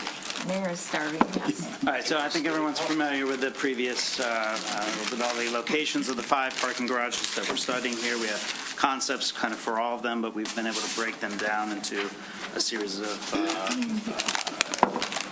roles. You'll see the slide from the previous presentation, where last time we presented the goals of the project, focusing on these core ideas of safety, access, and placemaking. We presented some SWOT analysis, giving you the kind of understanding of what those garages are, and we're able to break them down into these 5 categories of things that we thought would be appropriate to address going forward. And we'll go to those in detail. So I'm going to go 2 more slides. I like that. That's cool. Big picture here, the 2 kind of categories of interior garages that we kind of found are you have what we call low decks, low ceilings, very compressed, such as Pierce Street and Old Woodward garages have, anywhere from 8 to 9 foot ceilings, but they're generally kind of this low compressed look, versus the next slide you'll see are what we're calling high or medium kind of floor garages, where you have more height, usually a double T slab or some more vertical space where we can do different things with lighting. And then it's kind of a hybrid between the Peabody garage and the Old Woodward that have a little bit of both in their cases. Big picture here was to come up with some ideas that we thought would improve the spaces within the low decks and then the high decks. The one thing that we can't really do, obviously, is raise ceilings in a low building. You already have, particularly in the Pierce garage, a lot of new light fixtures that have been installed over the years. They create very hot spot lighting, and there's already painting on the ceiling. These things try to kind of make it brighter and more open. Our idea really was to say that since we can't make things taller, within reason of cost, to your point, could we make them more open, more broad, more expansive, in a more horizontal way? And so one way we can do this, as you'll see through some of the reference images and then a concept rendering below, is to light the edges of the space, to brighten the edges of the space with, it could be paint, could be architectural intervention, using some of the colors of the garage to reinforce both the wayfinding, but just to broaden the space. You go in there right now, there's a series of hot spot lighting, and 5 feet away, it's pretty much completely dark, even at 7:30 in the afternoon, as we parked in there this evening. So lighting the edges of these garages using more linear fixtures than your typical high bay, single garage fixture you'll see like that are mocked up in the Chester garage. We think this would be a more interesting way to, if you take anything from this presentation, to really expand that. And that could be painting the elements, particularly where we want people to go or where the wayfinding is, right? So where the cars come in, where people need to go. Pretty low intervention. Most of this you're already doing anyway. With your current scope of painting, it's just adding either color, maybe a little bit of super graphics or larger scale elements that help promote the wayfinding, but also add this kind of depth of space. So you can see the light fixtures there and a couple of different options of what we could try. So they're all trying to mimic this idea of expanding the space with horizontality. In case they didn't know, this right here is a rendering of the Pierce garage, Correct. right? That's correct. Exactly. This isn't Taking a another photo. garage. This is them putting these concepts into effect at Pierce. And they might not look exactly like this. The idea is to really just, we'll do that within the schematic here.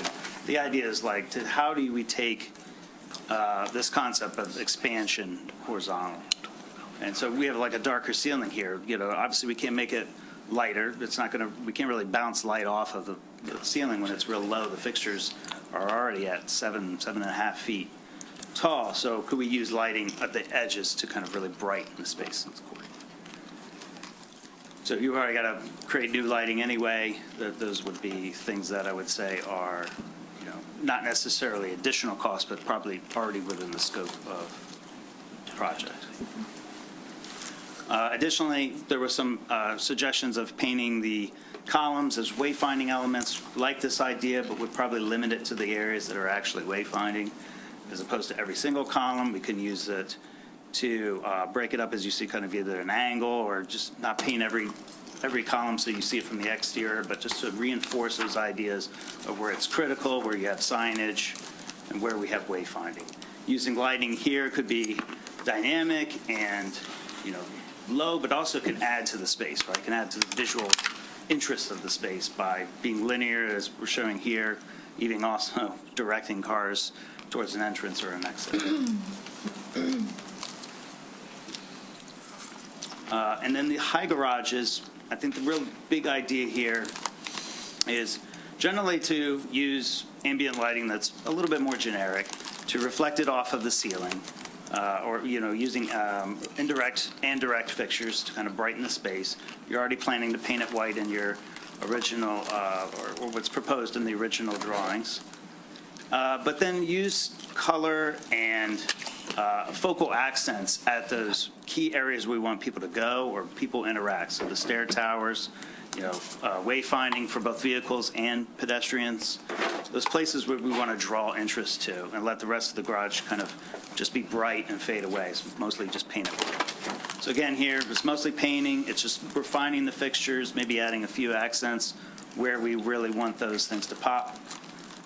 You could add paint to the ground, you can add more graphics, those types of things, but just help to slow the traffic down, say, hey, pay attention, this is where people need to go, or this is, the hot spot of the parking garage.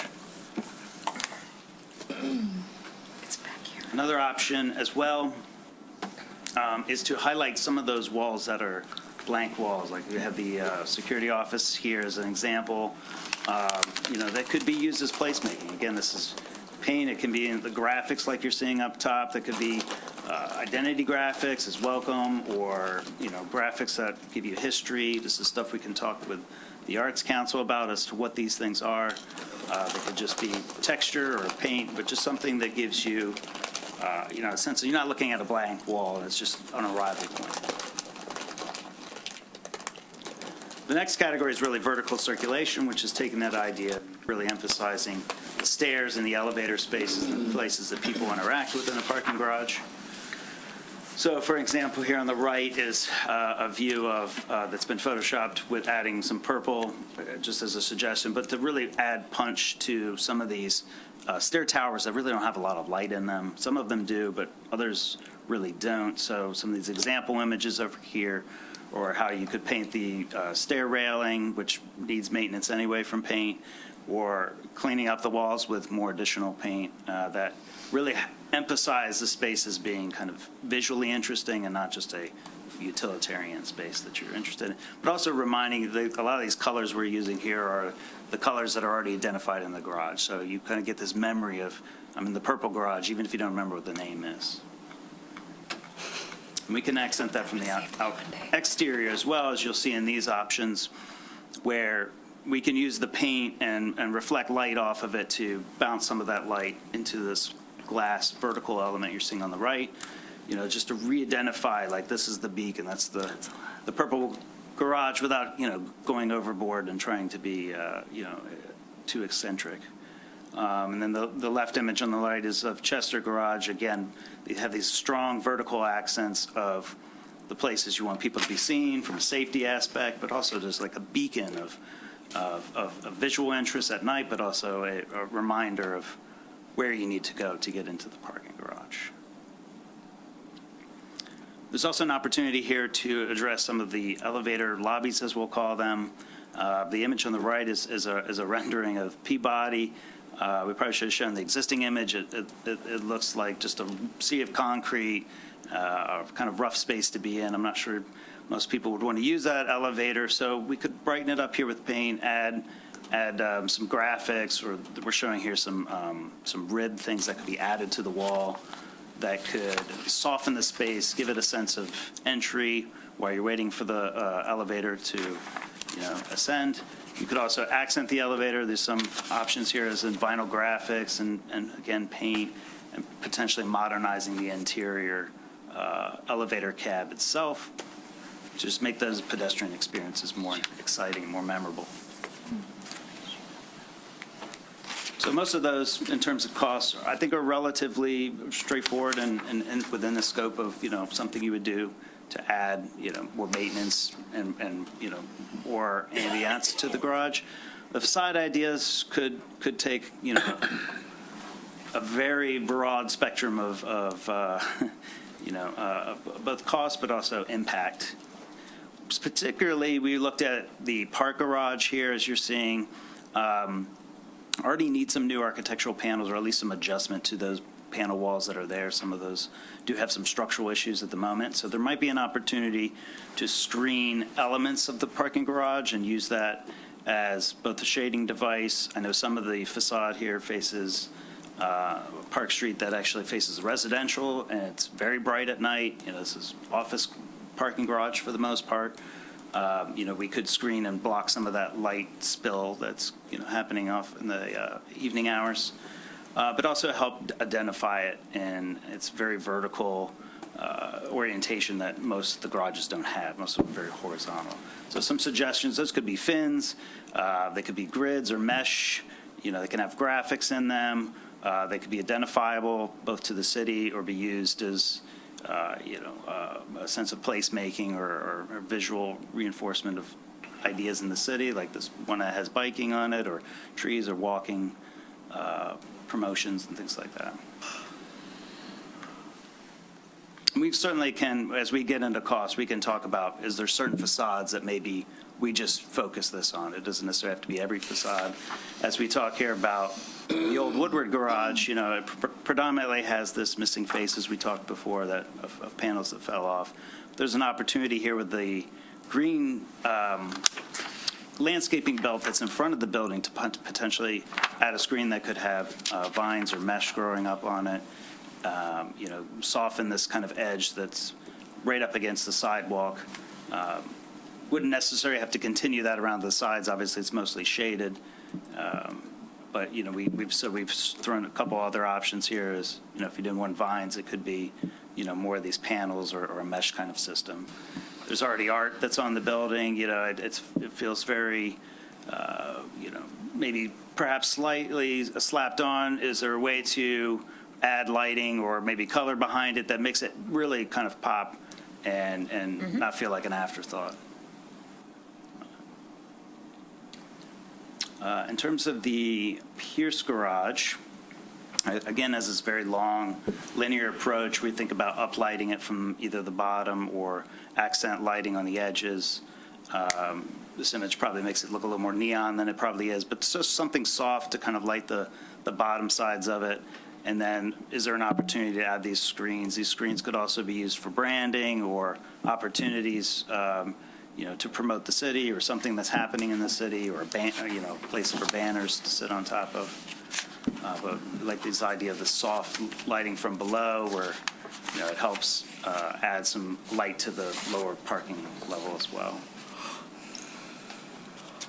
The Chester has these very strong glass vertical circulation elements that could really be beacons.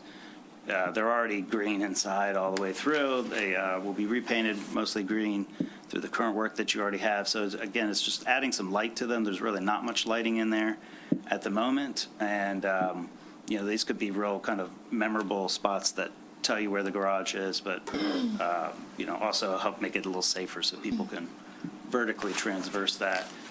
Maybe an opportunity here to break up the blank wall that's along Martin Street here. It could be a mural like we're showing up there. It could be something specific to Birmingham, or again, it's the opportunity of branding an event that's happening, either permanent or temporary. And then entries. I think this would be a good place again to, as we talked about before, several of the entries just feel like holes that you just happen to find, and hopefully you know where to go to get into the parking garage, right? So could we add elements here that will obviously be architectural and could add some cost, but would be advantageous to help people be safe as they're coming in and out of the parking garage, protect those sidewalks, so a little less maintenance there, but also help identify where they need to go, where both pedestrian and vehicular, some opportunities up there. They could be very simple, they could be as extravagant as we want, as you see there, with just adding parking signage or just adding this eyebrow, so there's some designation that this is the portal you enter. As you'll see on the bottom right there, the Peabody Garage simply just has a box sign on it. Could use some intervention that helps it feel like a place you want to actually drive into and find its actual entrance. One item we did want to address that was kind of talked about within the original proposal was these spaces around the parking garages. These are obviously the front door, the entrance mats. I'm not sure this scope is entirely within the scope that we would continue on here, but it's a suggestion that might be something you want to all continue to invest in, which is these parks that are out in front of Pierce, as we're showing here, have a lot of opportunities to be the gathering spot as you're coming out of the parking garage. This is the place you can meet. Right now they have art installations in them, but it's a little maybe underutilized. Could it have some seating options that are more permanent, or even extension of that art? Could they have these like grass opportunities where you can have a little bit of respite from the shade and the heat in the summertime? And then also, like, as an example here in front of the park garage, is there an opportunity to activate some of these concrete spaces that you have? Could it be, through bike infrastructure, bike parking, just suggestions of art installations? It could be lighting, just, again, reinforcing that idea of place, arrival. You have this asset. Could it be used for something other than, just the concrete space that it serves as now? Obviously, I have a lot of landscaping around several of these parking garages. We think there's still opportunities to uplight those, to improve some of the railings and the curbs that are around them. As you see in the left image at the bottom is the old Woodward parking garage. Obviously needs some streetscape improvements, but this is, again, where we can support this idea of a green screen, or it could just be, more trees and more larger bushes. But, you got this very hard edge of the parking garage next to a pedestrian space. How can you soften that? How can you reinforce that so that at night you could uplight these trees and they're, necessarily take away from the parking garages, but add to the pedestrian experience. So those were our kind of big picture ideas. I think, if anything, we would suggest to focus on those interior elements. We think those will be the best things for you. Will have the most impact, probably make your dollar go the farthest.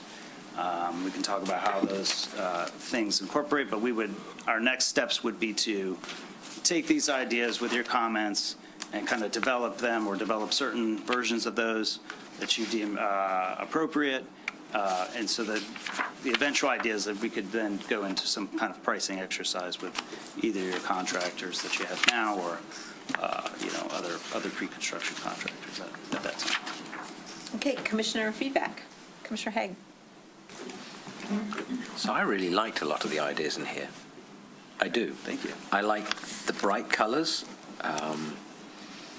Some of the lighting suggestions for the uplighting, for the spot lighting. The V-shaped lights kind of give directionality inside the parking. I hadn't thought about it that way, but I'm assuming that our rather smart colleague over there came up with some of these ideas, and they were pretty neat. A couple of things that I'm not a fan of before I go to things that I am a fan of. Designs on the floor, I'm not a fan of them, because if you walk around any of the parking decks, the floor looks terrible after 6 months, and they're just going to look awful. So, nice idea, but I don't think that's going to work out. Some of the busier designs, they looked a little busy. The lighting inside the stairwells, again, huge fan, but if you look at, say, Chester with those big glass stairwells, I want to be careful it doesn't turn into, like, flood lighting. Right. Be really careful with that, but the concept's great.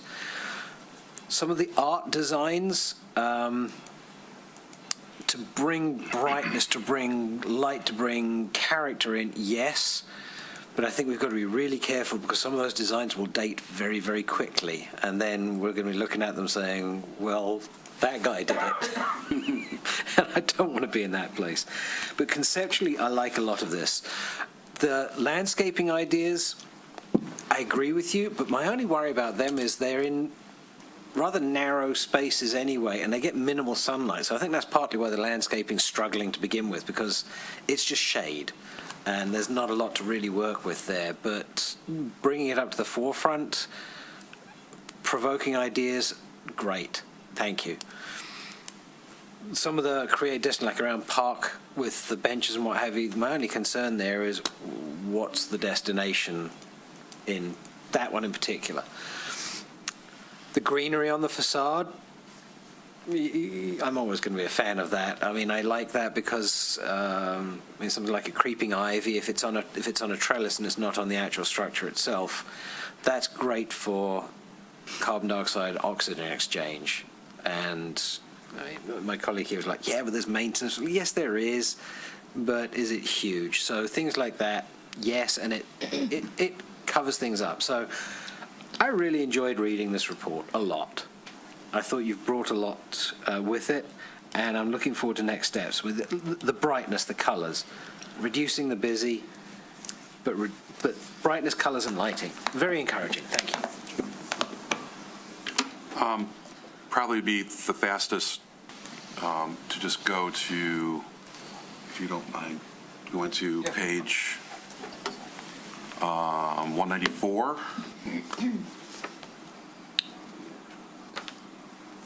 Just kind of go through real quick and tell you what I like and don't like.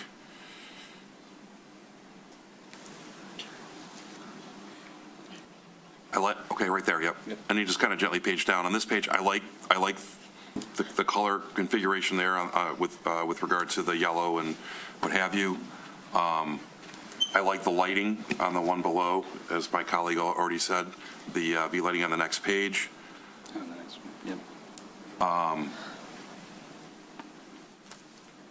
I did not like on page 197, keep going down a little more. To me, that's too busy. And as my colleague said, could be dated very quickly. On the verticals, the one on the bottom left, please don't do that. I don't even know if I could make it down the stairs doing that. And I think there's a lot of people with other health issues that I don't have that would have trouble with that. I like the one in the middle with you got the walls painted, but you keep the stairs. I think are much more user friendly. The next page down, I like the one on the left, top left. I do not like the one in the middle. That talk about being dated, and I just don't like that. No. And again, this is just my feedback. Obviously, there's 6 more people and other staff and what have you. But again, down the next page down, too much on the right. It's just too much going on there. I kind of view that as kind of like the chef trying too hard a little bit with regard to making the meal. I have a love-hate with the facades. I don't want to change. They're not the most beautiful parking structures on the planet. I think if I like anything, I like the one that's on the top 2 left ones more than I do others. I don't know with the ivy on the next page. Maybe that could be something that is less maintenance. I don't know if they would use something that a plant that would be more easier to take care of. I wouldn't because otherwise I get to see them constantly having to trim those. I don't know if you even use artificial, get the same result but not have to worry as much about maintenance on that. The next page down, I didn't like any of those at all. I think, again, it's trying too hard. And then also the one down below, really didn't like. The one on the top left looks like it's abandoned to me. I love the entry, especially the one with the cantilevered canopy on the next one down, on the top left. I think that's excellent, and I do think, we all laughed about trying to find the entrance. We all know them now because we've lived here, but, they're not the most easiest thing to find. You could drive by them really quickly, really easily. So those are just kind of, and then I really liked for the green space, for this, this is on page 2, I really like the top left. I think that we could do a lot with that. Again, we could use they have plants that don't require a lot of sunlight, that don't require, terrible amount of water, that might have a better way to survive. I think that the picture of the, on the bottom right, I've never liked that space there. I like the artwork there. I've lived here for almost 30 years. I've never liked that. I've always thought that's an unutilized space, and I could imagine that space being what's on the top left. Clean, linear, but a really nice place for people to be able to sit. There's no places for really anybody to sit there. I think there's maybe one bench, and wood chips that, look good when they're put down for about a week and then don't after. So that's kind of like my 2 cents on it. The next slide down, I think, is a little bit too colorful. It's a little bit too much. I understand the concept, but that's kind of my roughly 3 minutes or less, hopefully, comments. Or more. Appreciate it, thank you. And I think it was excellent ideas, yeah. This was something I really pressed for, and this is more and better than I could have hoped. So thank you. It's really awesome. And I'm not going to go through every one. I just have a few comments, maybe questions. I don't like the real bold. We're a understated, sophisticated community. Are you from around here? I live in Farmington Hills right now. Oh, okay. So you know Cranbrook, right? Yes. Okay. So me personally, when I'm looking for inspiration of any type, but especially artistic, I go over to Cranbrook. And I think that if you're looking for inspiration, that would be an ideal place to look. I think I would like to, I mentioned this the last time, and I see some places where you've used it, but we sort of decided that we weren't going to put a banner across Main Street announcing the parade, that we would use the parking decks, but we haven't effectively done that yet. So some renderings that show how we could do that, like to announce the farmers market or the Celebrate Birmingham parade or whatever it is, would be awesome. I wonder about bathrooms. Something just came across our email just in the last couple of days. There's a company that will place a bathroom, and it's basically, they put it there. You don't have to pay for the unit, but you subscribe. So they come and they clean it, and they take care of it, maintain it, and we just pay a monthly fee for it.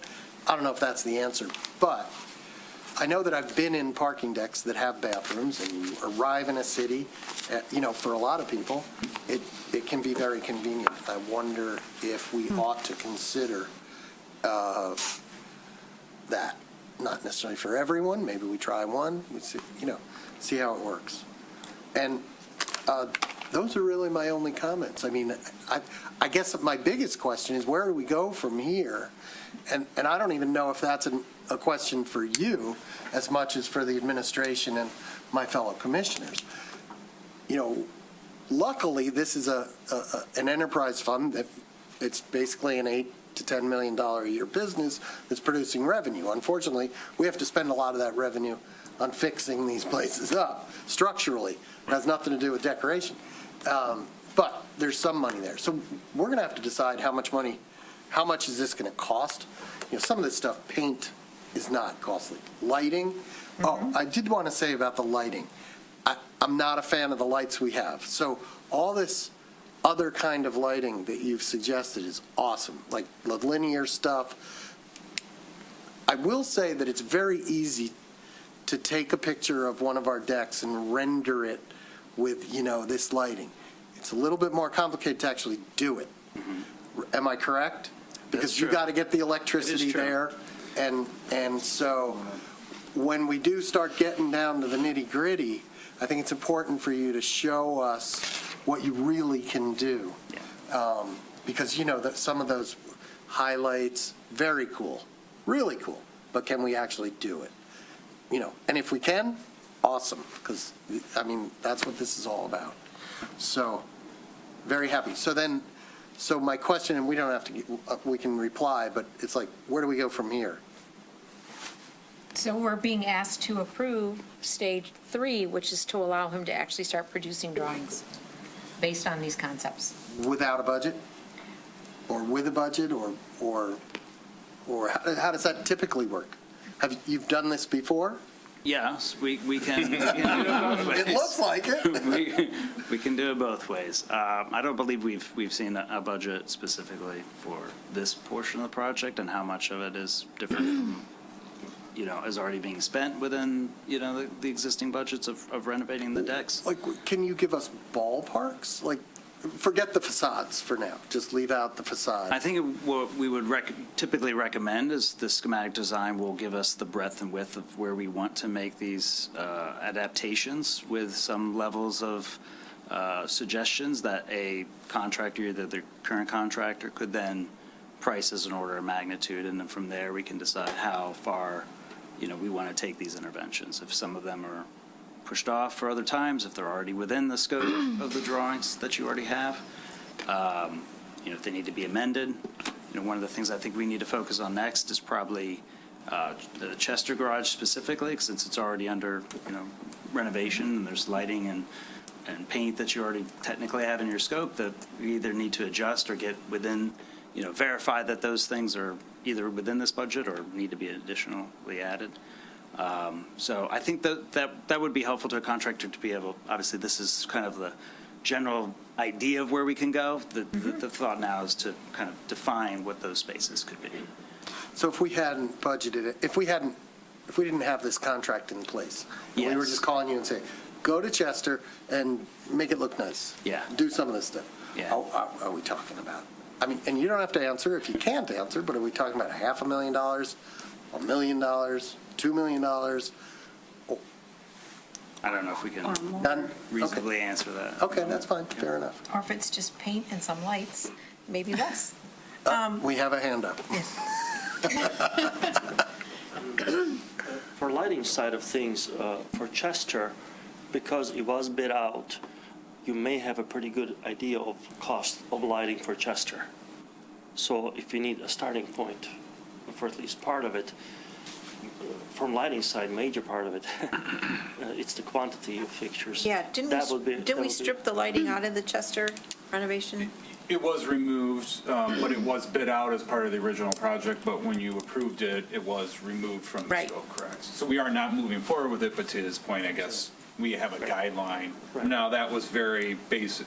That was your very basic package of lighting. You start doing fancy stuff, needing new electrical. That was just replacing fixtures. No, there was some new electrical in there as well. It wasn't just a one-for-one. I seem to remember something about conduit So wiring. just be patient on costs, I think, is what you're saying.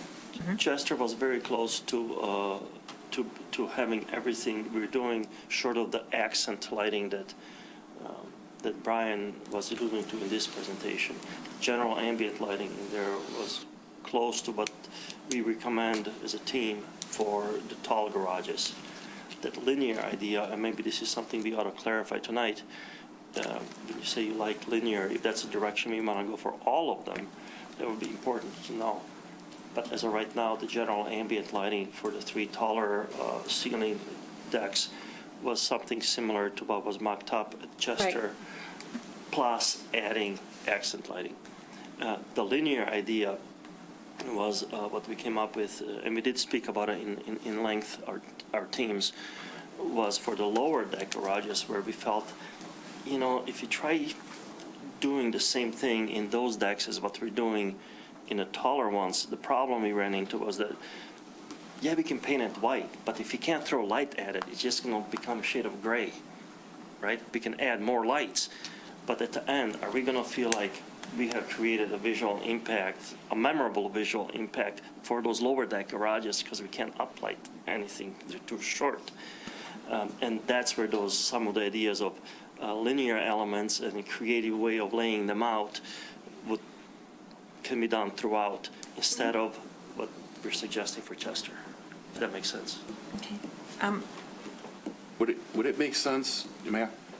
Is it okay? Sure. Oh, would it make sense for us to focus on, say, Chester and get drawings for Chester and what have you, this next step, and then look at where we're at, and then we can, rather than doing them kind of all at once, can we like focus on one, and that will help us with cost, that will help us with what we like and don't like, and I know there's some differences in the different garages with height and what have you, but I think that rather than tackling them all at once, does that make sense, or does that not make sense because we have other things going on that require us to do them all at once? How are you viewing it? Are you viewing it That as? would be my recommendation Oh, as well, okay. because a lot of the features you're going to have are going to be pretty similar in each deck. I mean, if we're suggesting a canopy, a contractor's probably going to give you a cost per square foot for that canopy design. And we can figure out if that fits in the budget and how much we have left, and if we need to reduce that scope, we could do that per garage. Okay, I'm going to go in order. Commissioner Schaefer? Sure. I won't go over every detail. I think generally speaking, I look forward to all of these improvements. I think they will increase usability of the decks for people like my mom who will drive around for a very long time to find a spot on the street. I think, the color wayfinding is amazing. The names of these decks, Pierce, Park, they're just hard to remember, and they don't necessarily relate. I don't know. I know this community pretty well. I still can't remember the names of them. So I love the idea of adding color for wayfinding. I think simple design, versus all this chaotic stuff. But we all have differing opinions on aesthetics, so I don't know. My comments entirely matter, but I loved the idea of the green space around, like just kind of making getting to the decks like more desirable in general with those design elements that you showed, like the aerial view of the Pierce deck with that space right there. I thought like, wow, what an improvement to that corner. The bathroom idea is super interesting. Another reason to go to the deck, because as we've discussed, there's not a lot of opportunity for public restrooms in the city, and people fraternize in the parks, and we're asking the pizza place if we can use their bathroom. It's like, so if this was another opportunity, I know that's like totally not what you're dealing with, and I don't mean to bring that into it, but I thought it was an interesting concept for making it more of a destination, reason to go there in addition to it being beautiful. One question I had was beautiful, the stairs that are in the, I don't know, Park? Yeah. No, the one by Greek Islands, what's that? Yeah, it's Park. Park. Are those stairs that are like metal and they have like grates in them and they're super noisy. I don't know if we can fix that. I find that to be, my kids are scared to use them. They're like, they increase the noise when you're going up and down them. So I didn't know if there was any way to make those like solid surface or something, because I think that just quiets it generally, which is not related to aesthetics. But anyway, wonderful presentation. I look forward to seeing it go forward. So. Commissioner Emmerine? I just want to say kind of what Mr. Haig said, bright colors, uplighting, love it, looks good, love the presentation. Little contrary to Mr. Commissioner Haig is the ivy. I'm not a fan of the ivy. The planning board actually is not a fan of ivy. Yeah. Because what does it look like when it fails? And there's a prominent building in town when the ivy failed, and now it just sits there, and you look at nothing. So if we put up some kind of something, and then the ivy fails, it just sits there. Yeah. So conversely, Looks great in Florida. I'm not a fan of the ivy. Unless you can make it look pretty, if the ivy doesn't grow, then okay, then I might have a different opinion. So that's it for me. Commissioner Host? I think it's great, but I'm wondering if we're circumventing the APC on this. Shouldn't they be dealing with the nuts and bolts? I like the idea of just doing the Chester structure, but shouldn't the APC bring it up to us what Brian is going to present? has this, when we awarded this contract, we specifically asked that it come back to us at each step of the phase, because we thought it was an aesthetic consideration rather than an operational consideration, but I don't see why the schematic designs couldn't be shared with APC, and we're already integrating with wayfinding, so. These presentations are being shared with them, so when we were at the last package that VCT presented, we did present them to the APC for their feedback. Obviously, it was after meeting with you, just because of the timing cadence. So we have an APC meeting this Wednesday. This will get presented to them as well at that meeting as well. Again, obviously timing, we're trying to your point, the commission specifically wanted to provide guidance on this, so we're obviously just making sure from a timing perspective that we're keeping the ball rolling, and it just happens to be coming to you first. Okay. Could I add? Yes. Just please also provide them a link to this meeting. I mean, once it's on Vimeo or YouTube. So you go back and hear your feedback. Yeah, and you can pick the time or whatever and tell them Yeah. so that if they want to view it. Yeah. So to echo the other commissioners, I liked almost all the concepts except the vertigo-inducing one. I think one thing to point out is we do have a lot of elderly users. They may not use the stairs as much as the elevators when hopefully they're in service.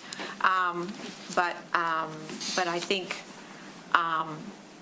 things that give you, good contrast and easy visual acuity are, to be considered. I also like the colorways that tie to the deck. I don't mind that they're bright. I mean, they don't have to be screaming, but I'm not so sure that Cranbrook subtlety is going to help you remember what deck you were in. And I also, to echo Commissioner Long, didn't like the deck with the different colored lights for the exterior floors, because I think it confuses that message that I'm in the purple deck or the green deck. I know that for years and years and years, I worked in the Children's Hospital of Michigan, and they had a pervasive problem with patients not remembering what floors they were parked on the deck. And so they worked with Pewabic Pottery to have a giant animal mural on each floor, so you remembered you were on the dolphin floor or the giraffe floor. And then when the elevator went down, when you got on the floor, it made that animal noise. So you had a visual and an auditory reinforcement of but it saved people with children from walking around in circles trying to figure out where their car was, and it was extraordinarily successful. Nobody ever parked on or found the giraffe floor. The worst parking deck in the history of parking decks. It is, but I mean, that was an improvement that could be, implied and added onto it. So, again, we are looking forward to your suggestions. We are cost conscious, and we are interested in primarily the interior improvements, starting with Chester. So, and with that, would anyone like to make the motion? All right, just one question with regard to the motion. Are we in agreement to limit it to Chester, or are we going to open it up to all? I think we can just make the motion and know that he's going to start on Chester. Okay. From our direction, correct? I'll make the motion. That would work. Yeah. I'd like to make a motion approving the BCT Design Group to proceed with schematic design phase of the interior and exterior parking garage design services project. Second. Okay, we have a motion and a second. I would ask for public comment on the motion, but there's none in the room. Any public comment on the motion online? I see none. So this is sort of financial, so roll call vote. Commissioner Schaefer? Yes. Commissioner Anthony Long? Yes. Commissioner Host? Yes. Mayor Pro Tem Bauer? Yes. Commissioner Emmerine? Yes. Mayor Therese Long? Yes. Commissioner Haig? Yes. Thank you very much for staying for the late hour. We apologize. Nice job. Thank you. Yes. Like it. Thank you. All right. Where did he come from? Commission items for future discussion. A motion is required to bring the item for future discussion at the next reasonable agenda. No discussion of the topic will happen tonight. Commissioner Ball. Well, I have a question, and it may or may not result in a future item. Do we have a valet parking ordinance that provides penalties, enforcement. If, for example, if a valet parker parks in a metered spot? I think we might want to bring Chief Gruey up here and ask him, but I think that we have sent all the valet operations to be handled through the police department. I don't know that we have a formalized ordinance that lists regulations and penalties and so on. But we have valet agreements, correct? We have valet agreements that come to the commission in some cases where they look at it and they study it and determine if it's going to be safe there. I know the planning board looks at this. We did for RH. Because But it's not an ordinance. It's not an ordinance, Yeah. but we looked at it. I see them parking cars in metered spots. That's not right. If you valet your car down by Wilder, then they ought to run the car up to the North Old Woodward garage and leave the metered spaces for actual people who don't want to pay whatever exorbitant fee it is. You know what I mean? So they are told when we work with them that we tell the valet operators they are not to use the metered parking spaces. I do know they do it time to time, especially when they get busy and they're trying to move cars quickly to not have backups into the roadway. But they are under direct order from us not to be using them. So we do know what happens from time to time, and we do enforce it when we find it, but. Enforce it by telling them not to, or No, enforce it by fining them? We'll write parking violations during the hours that the meters are in operation. After hours, it becomes a little bit more difficult because then they're not paying the meters and they park, and if we don't see them actually do it, then we don't know it's them. But they are under direction from us not to use them. And there is an area of revocation and suspension under the valet ordinance. So there is a penalty phase and part of this. Perhaps, may I? Perhaps we could send out a polite letter. A letter to the valet services saying that we want to remind them that they're not supposed to do this, that we will be ticketing, and that the commission will be reviewing, the valet services that are in the city, on a yearly basis or what have you, with regard to continued presence in our community if they continually violate that. And copy it to the management and ownership at Wilder? Yeah. I didn't mean to single them out at all. Just copy to the management of maybe all restaurants. The restaurants that have. Yes. Okay. All right. Anything else for this topic? Here. All right. Commissioner Host. Yeah, I would like us to revisit short-term rentals. We've had enough canaries in the coal mine that we deserve to try to keep the ambiance of our neighborhoods intact.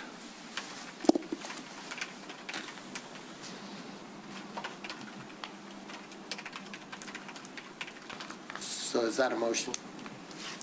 And then we second it, and then we vote it, discuss it and vote it? Well, we don't have great discussion tonight, but a motion would be required, and then a vote to move it to phase 2. As well, before we go there, just a question.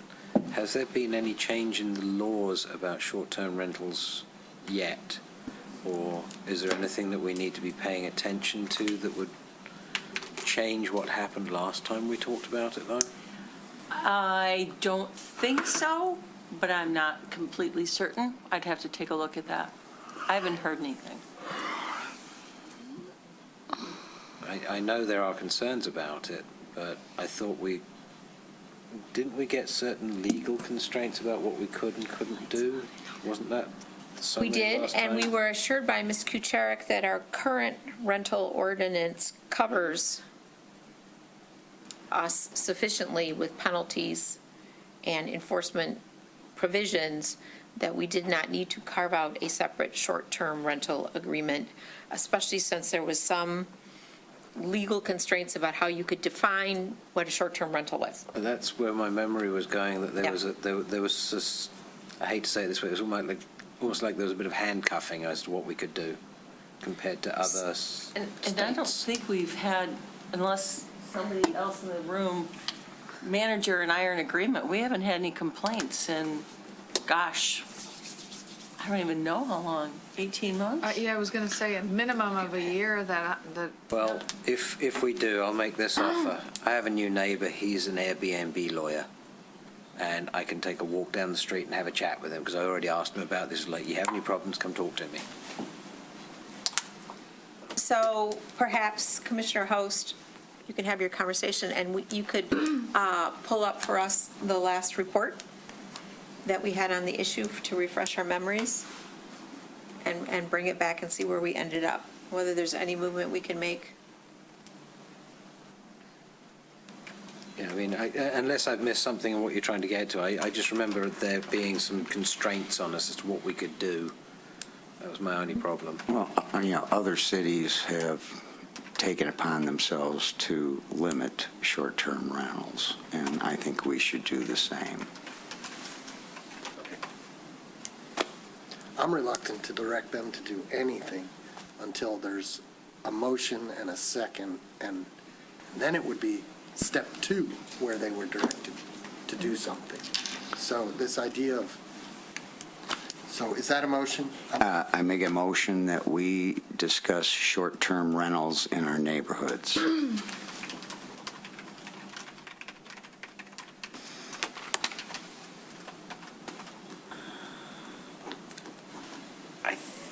I would like to hear more from the attorney before we go any deeper into if there's been any change, or if there have been any issues, or if there's been any notable increase in them before we go into it. It's a yes and a no, because I know what he's getting at, but I want more information to be able to go further into it. So I think Commissioner Baller's point is that you could second it, and we could vote yes, and then we could hear in phase 2 whether we want to move it to an agenda item. I think that's Commissioner Baller's point, to get rid of the ambiguity about directing staff to do something before we've moved it to phase, because phase 2 is where you get to say, these are my reasons why, we have a discussion, and we could ask the city. They don't normally bring information for phase 2, but we could ask them to bring information at phase 2, if that is your preference.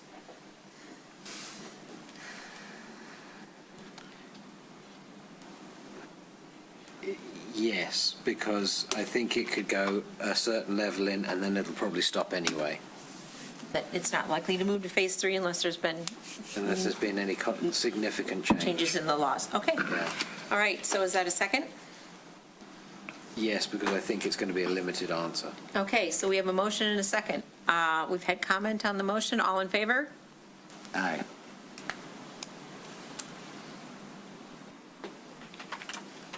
Opposed? Opposed? Okay. Commission discussion on items from a prior meeting, business recycling practices. I believe that was yours, Commissioner Schaefer. Yes. We are at stage 1. We would convince us to move it to stage 2. Yeah, so I wanted to bring this up because I didn't know what the, if we had any enforcement or expectation for recycling for businesses in the community. And this came up when I was at the UPS store, and I had brought a box that I wasn't going to use, and then I said, well, do you want me to take it? And they said, well, we can take it, but we won't recycle it. And I was horrified that I was at the place that processes the most cardboard, I think, in our city, and they don't recycle. And when I asked them about it, they said something like, our landlord doesn't want to pay for it. So I guess my question is, I would like to look further into what the opportunities are for requiring businesses to recycle who operate in our community. I don't know exactly how you do that. I thought the Sustainability Board might be interested in looking into this. And yeah, so that's my concern, I guess. So that is a very interesting idea. Is that something that we could direct to the Sustainability Board, or are they very busy, or? I think Nick's going to come up here, and they're not very busy yet. They will be shortly. Did you have to stay just for this? I stayed for them all. Oh. Yes, the answer is yes. Good answer. I'd like to be with the team. And all of your smiling faces. Nick, Planning Director. So the answer is I feel like you already have. And that's kind of a loosey-goosey answer. I'll explain a little bit. So in prepping for the last couple of times that we were doing this, there are 2 recommendations in the Birmingham Green Plan, not directly necessarily verbatim suggesting doing what you're doing. But one of the first is that we study waste outside of the city's current solid waste program that we offer, which basically means other opportunities to recycle and address waste elsewhere, which we follow up with W6, which is to require recycling for all commercial projects. So in a sort of roundabout way, I think we already plan to do that. Okay. Now, what I didn't look at, unfortunately, is where we ranked it in the priority scale. So I think if there's some clarification that I might ask, it might be, would you all like to bump it up into maybe years 1 to 3 or 3 to 5, so that we can get started on that sooner, so that we can have a more lasting impact? I don't know if anybody listens to NBR, but I heard today that there was a report out for Michigan's solid waste for 2024, and that they estimate we're going to fill up our landfills in 21 years, and that recycling, both Move it up. solid materials and food waste, are the top 2 things that we can do to slow that down a little bit. So we're willing. I think if, like I asked, if there's any direction to bump it up, we'd be happy to hear it. But I think it's on our radar. And so, Ms. Kucharik, so would the Sustainability Board then interact with you about something that's how we would go about legally requiring that or modifying our ordinances or? Oh, yes. Because they obviously just can't decide to do that without all those other steps. Although it's more fun if we just do that. So Yes, they would definitely interact, and they would potentially draft up an ordinance, and then they would recommend it to you, because they don't have the ability to approve or authorize or change an ordinance. Commissioner Vaughn? 2 comments. One is, when you talk about bumping it up, we don't know where it is, and so it's hard to say, yeah, bump it up without knowing what's already above it that we're going to displace. So that might be something. The second thing is, at one point, we were talking about waste disposal in the central business district and somehow getting control of that or something. And I don't know whether this is related to that or not. Tangentially, for sure, because I still owe you a more detailed report on what other communities do with their solid waste downtowns. I certainly do. I think it can be related, as in I can, add different things to that report that I may not have expected to when you asked a while ago, admittedly. But I can certainly do that, and I can certainly, before you give me clear direction, or the manager to give me clear direction, I can make sure to bring that priority list back and show you what. I wouldn't argue you'd be displacing, but just adding to the to do sooner than later list. Okay. And I'll add that I frequent a business in Birmingham, and the owner takes the stuff home. Yeah, I mean. And if that's the only alternative right now, I'm not sure a lot of business people have thought Well, of I mean, I operate a business in Birmingham, and we have 3 giant green recycling bins that we bring out to Eden Street every week, because we also process a lot of cardboard. So it can be done. We're doing it. Are they picked up by car? No, they're picked up by, they must be. Yes, and So you're a forgive me. business using the residential, right? I don't know, honestly. I remember we had to purchase because we used to have the blue ones or the green ones and they were way too small. So we had to get the bigger ones, and they are brought to the curb. I don't know who picks them up, but that was the direction. You're on a residential street. Yeah, yeah. So anyway, I guess there's no time like the present, in my opinion. That's devastating news that you just described about landfills. So if there isn't, we're not displacing some terribly urgent thing, I would like to see it float to the top. Well, it's all very urgent, and thank you for bringing that up, because I did fail to mention that when that was brought up the first time, Scott Zelinski and I spoke, and he did mention that although he's not sure how necessarily, that businesses can request green roll-off, 50-gallon recycling carts. You see them, most notably for me, I guess, behind Brooklyn Pizza, there's 6 of them. Yeah. So I was going to offer you, in the short term, that I'd look further into that as a temporary stopgap. We could do, messaging about it on socials and newsletters and things, just to get the word out that that's may or may not be, available to every, Sure. business through our existing Yeah.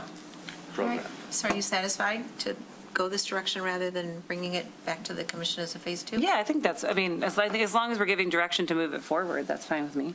Yep, and if something changes, I'll commit to coming back and making sure that you know about it and we're all on the same page.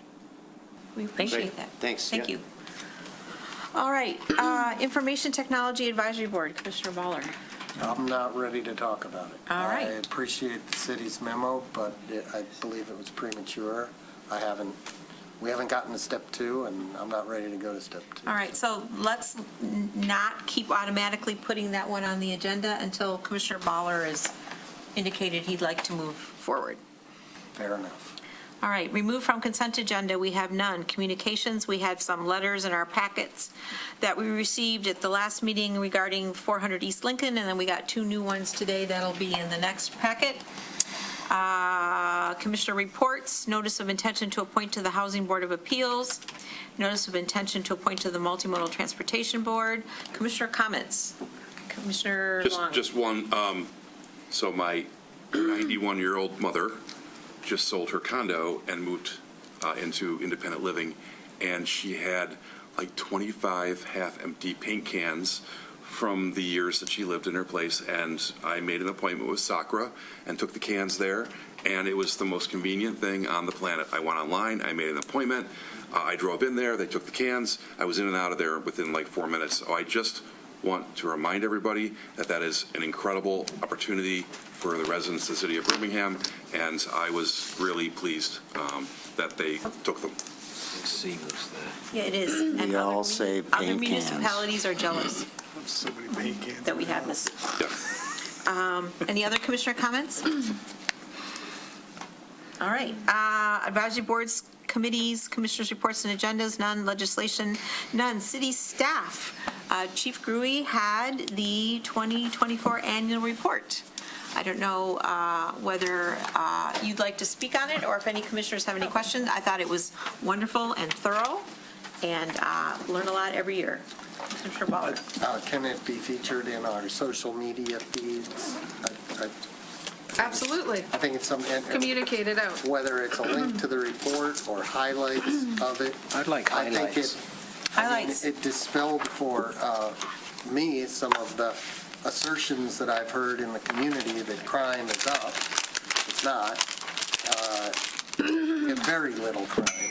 I mean, I wanted to add on to that. That's exactly what I was going to say. Thank you, Chief Gruey, for that report and reducing crime in the city. Yep. Almost all categories of crime are down except one, and it was up only mildly. So, Pass our thank you along to everybody on your team. right. And all the extra services that you enumerated about working with seniors or working with schools or working with kids and working for safety. And also, nice job at the hockey arena the other day. Yep.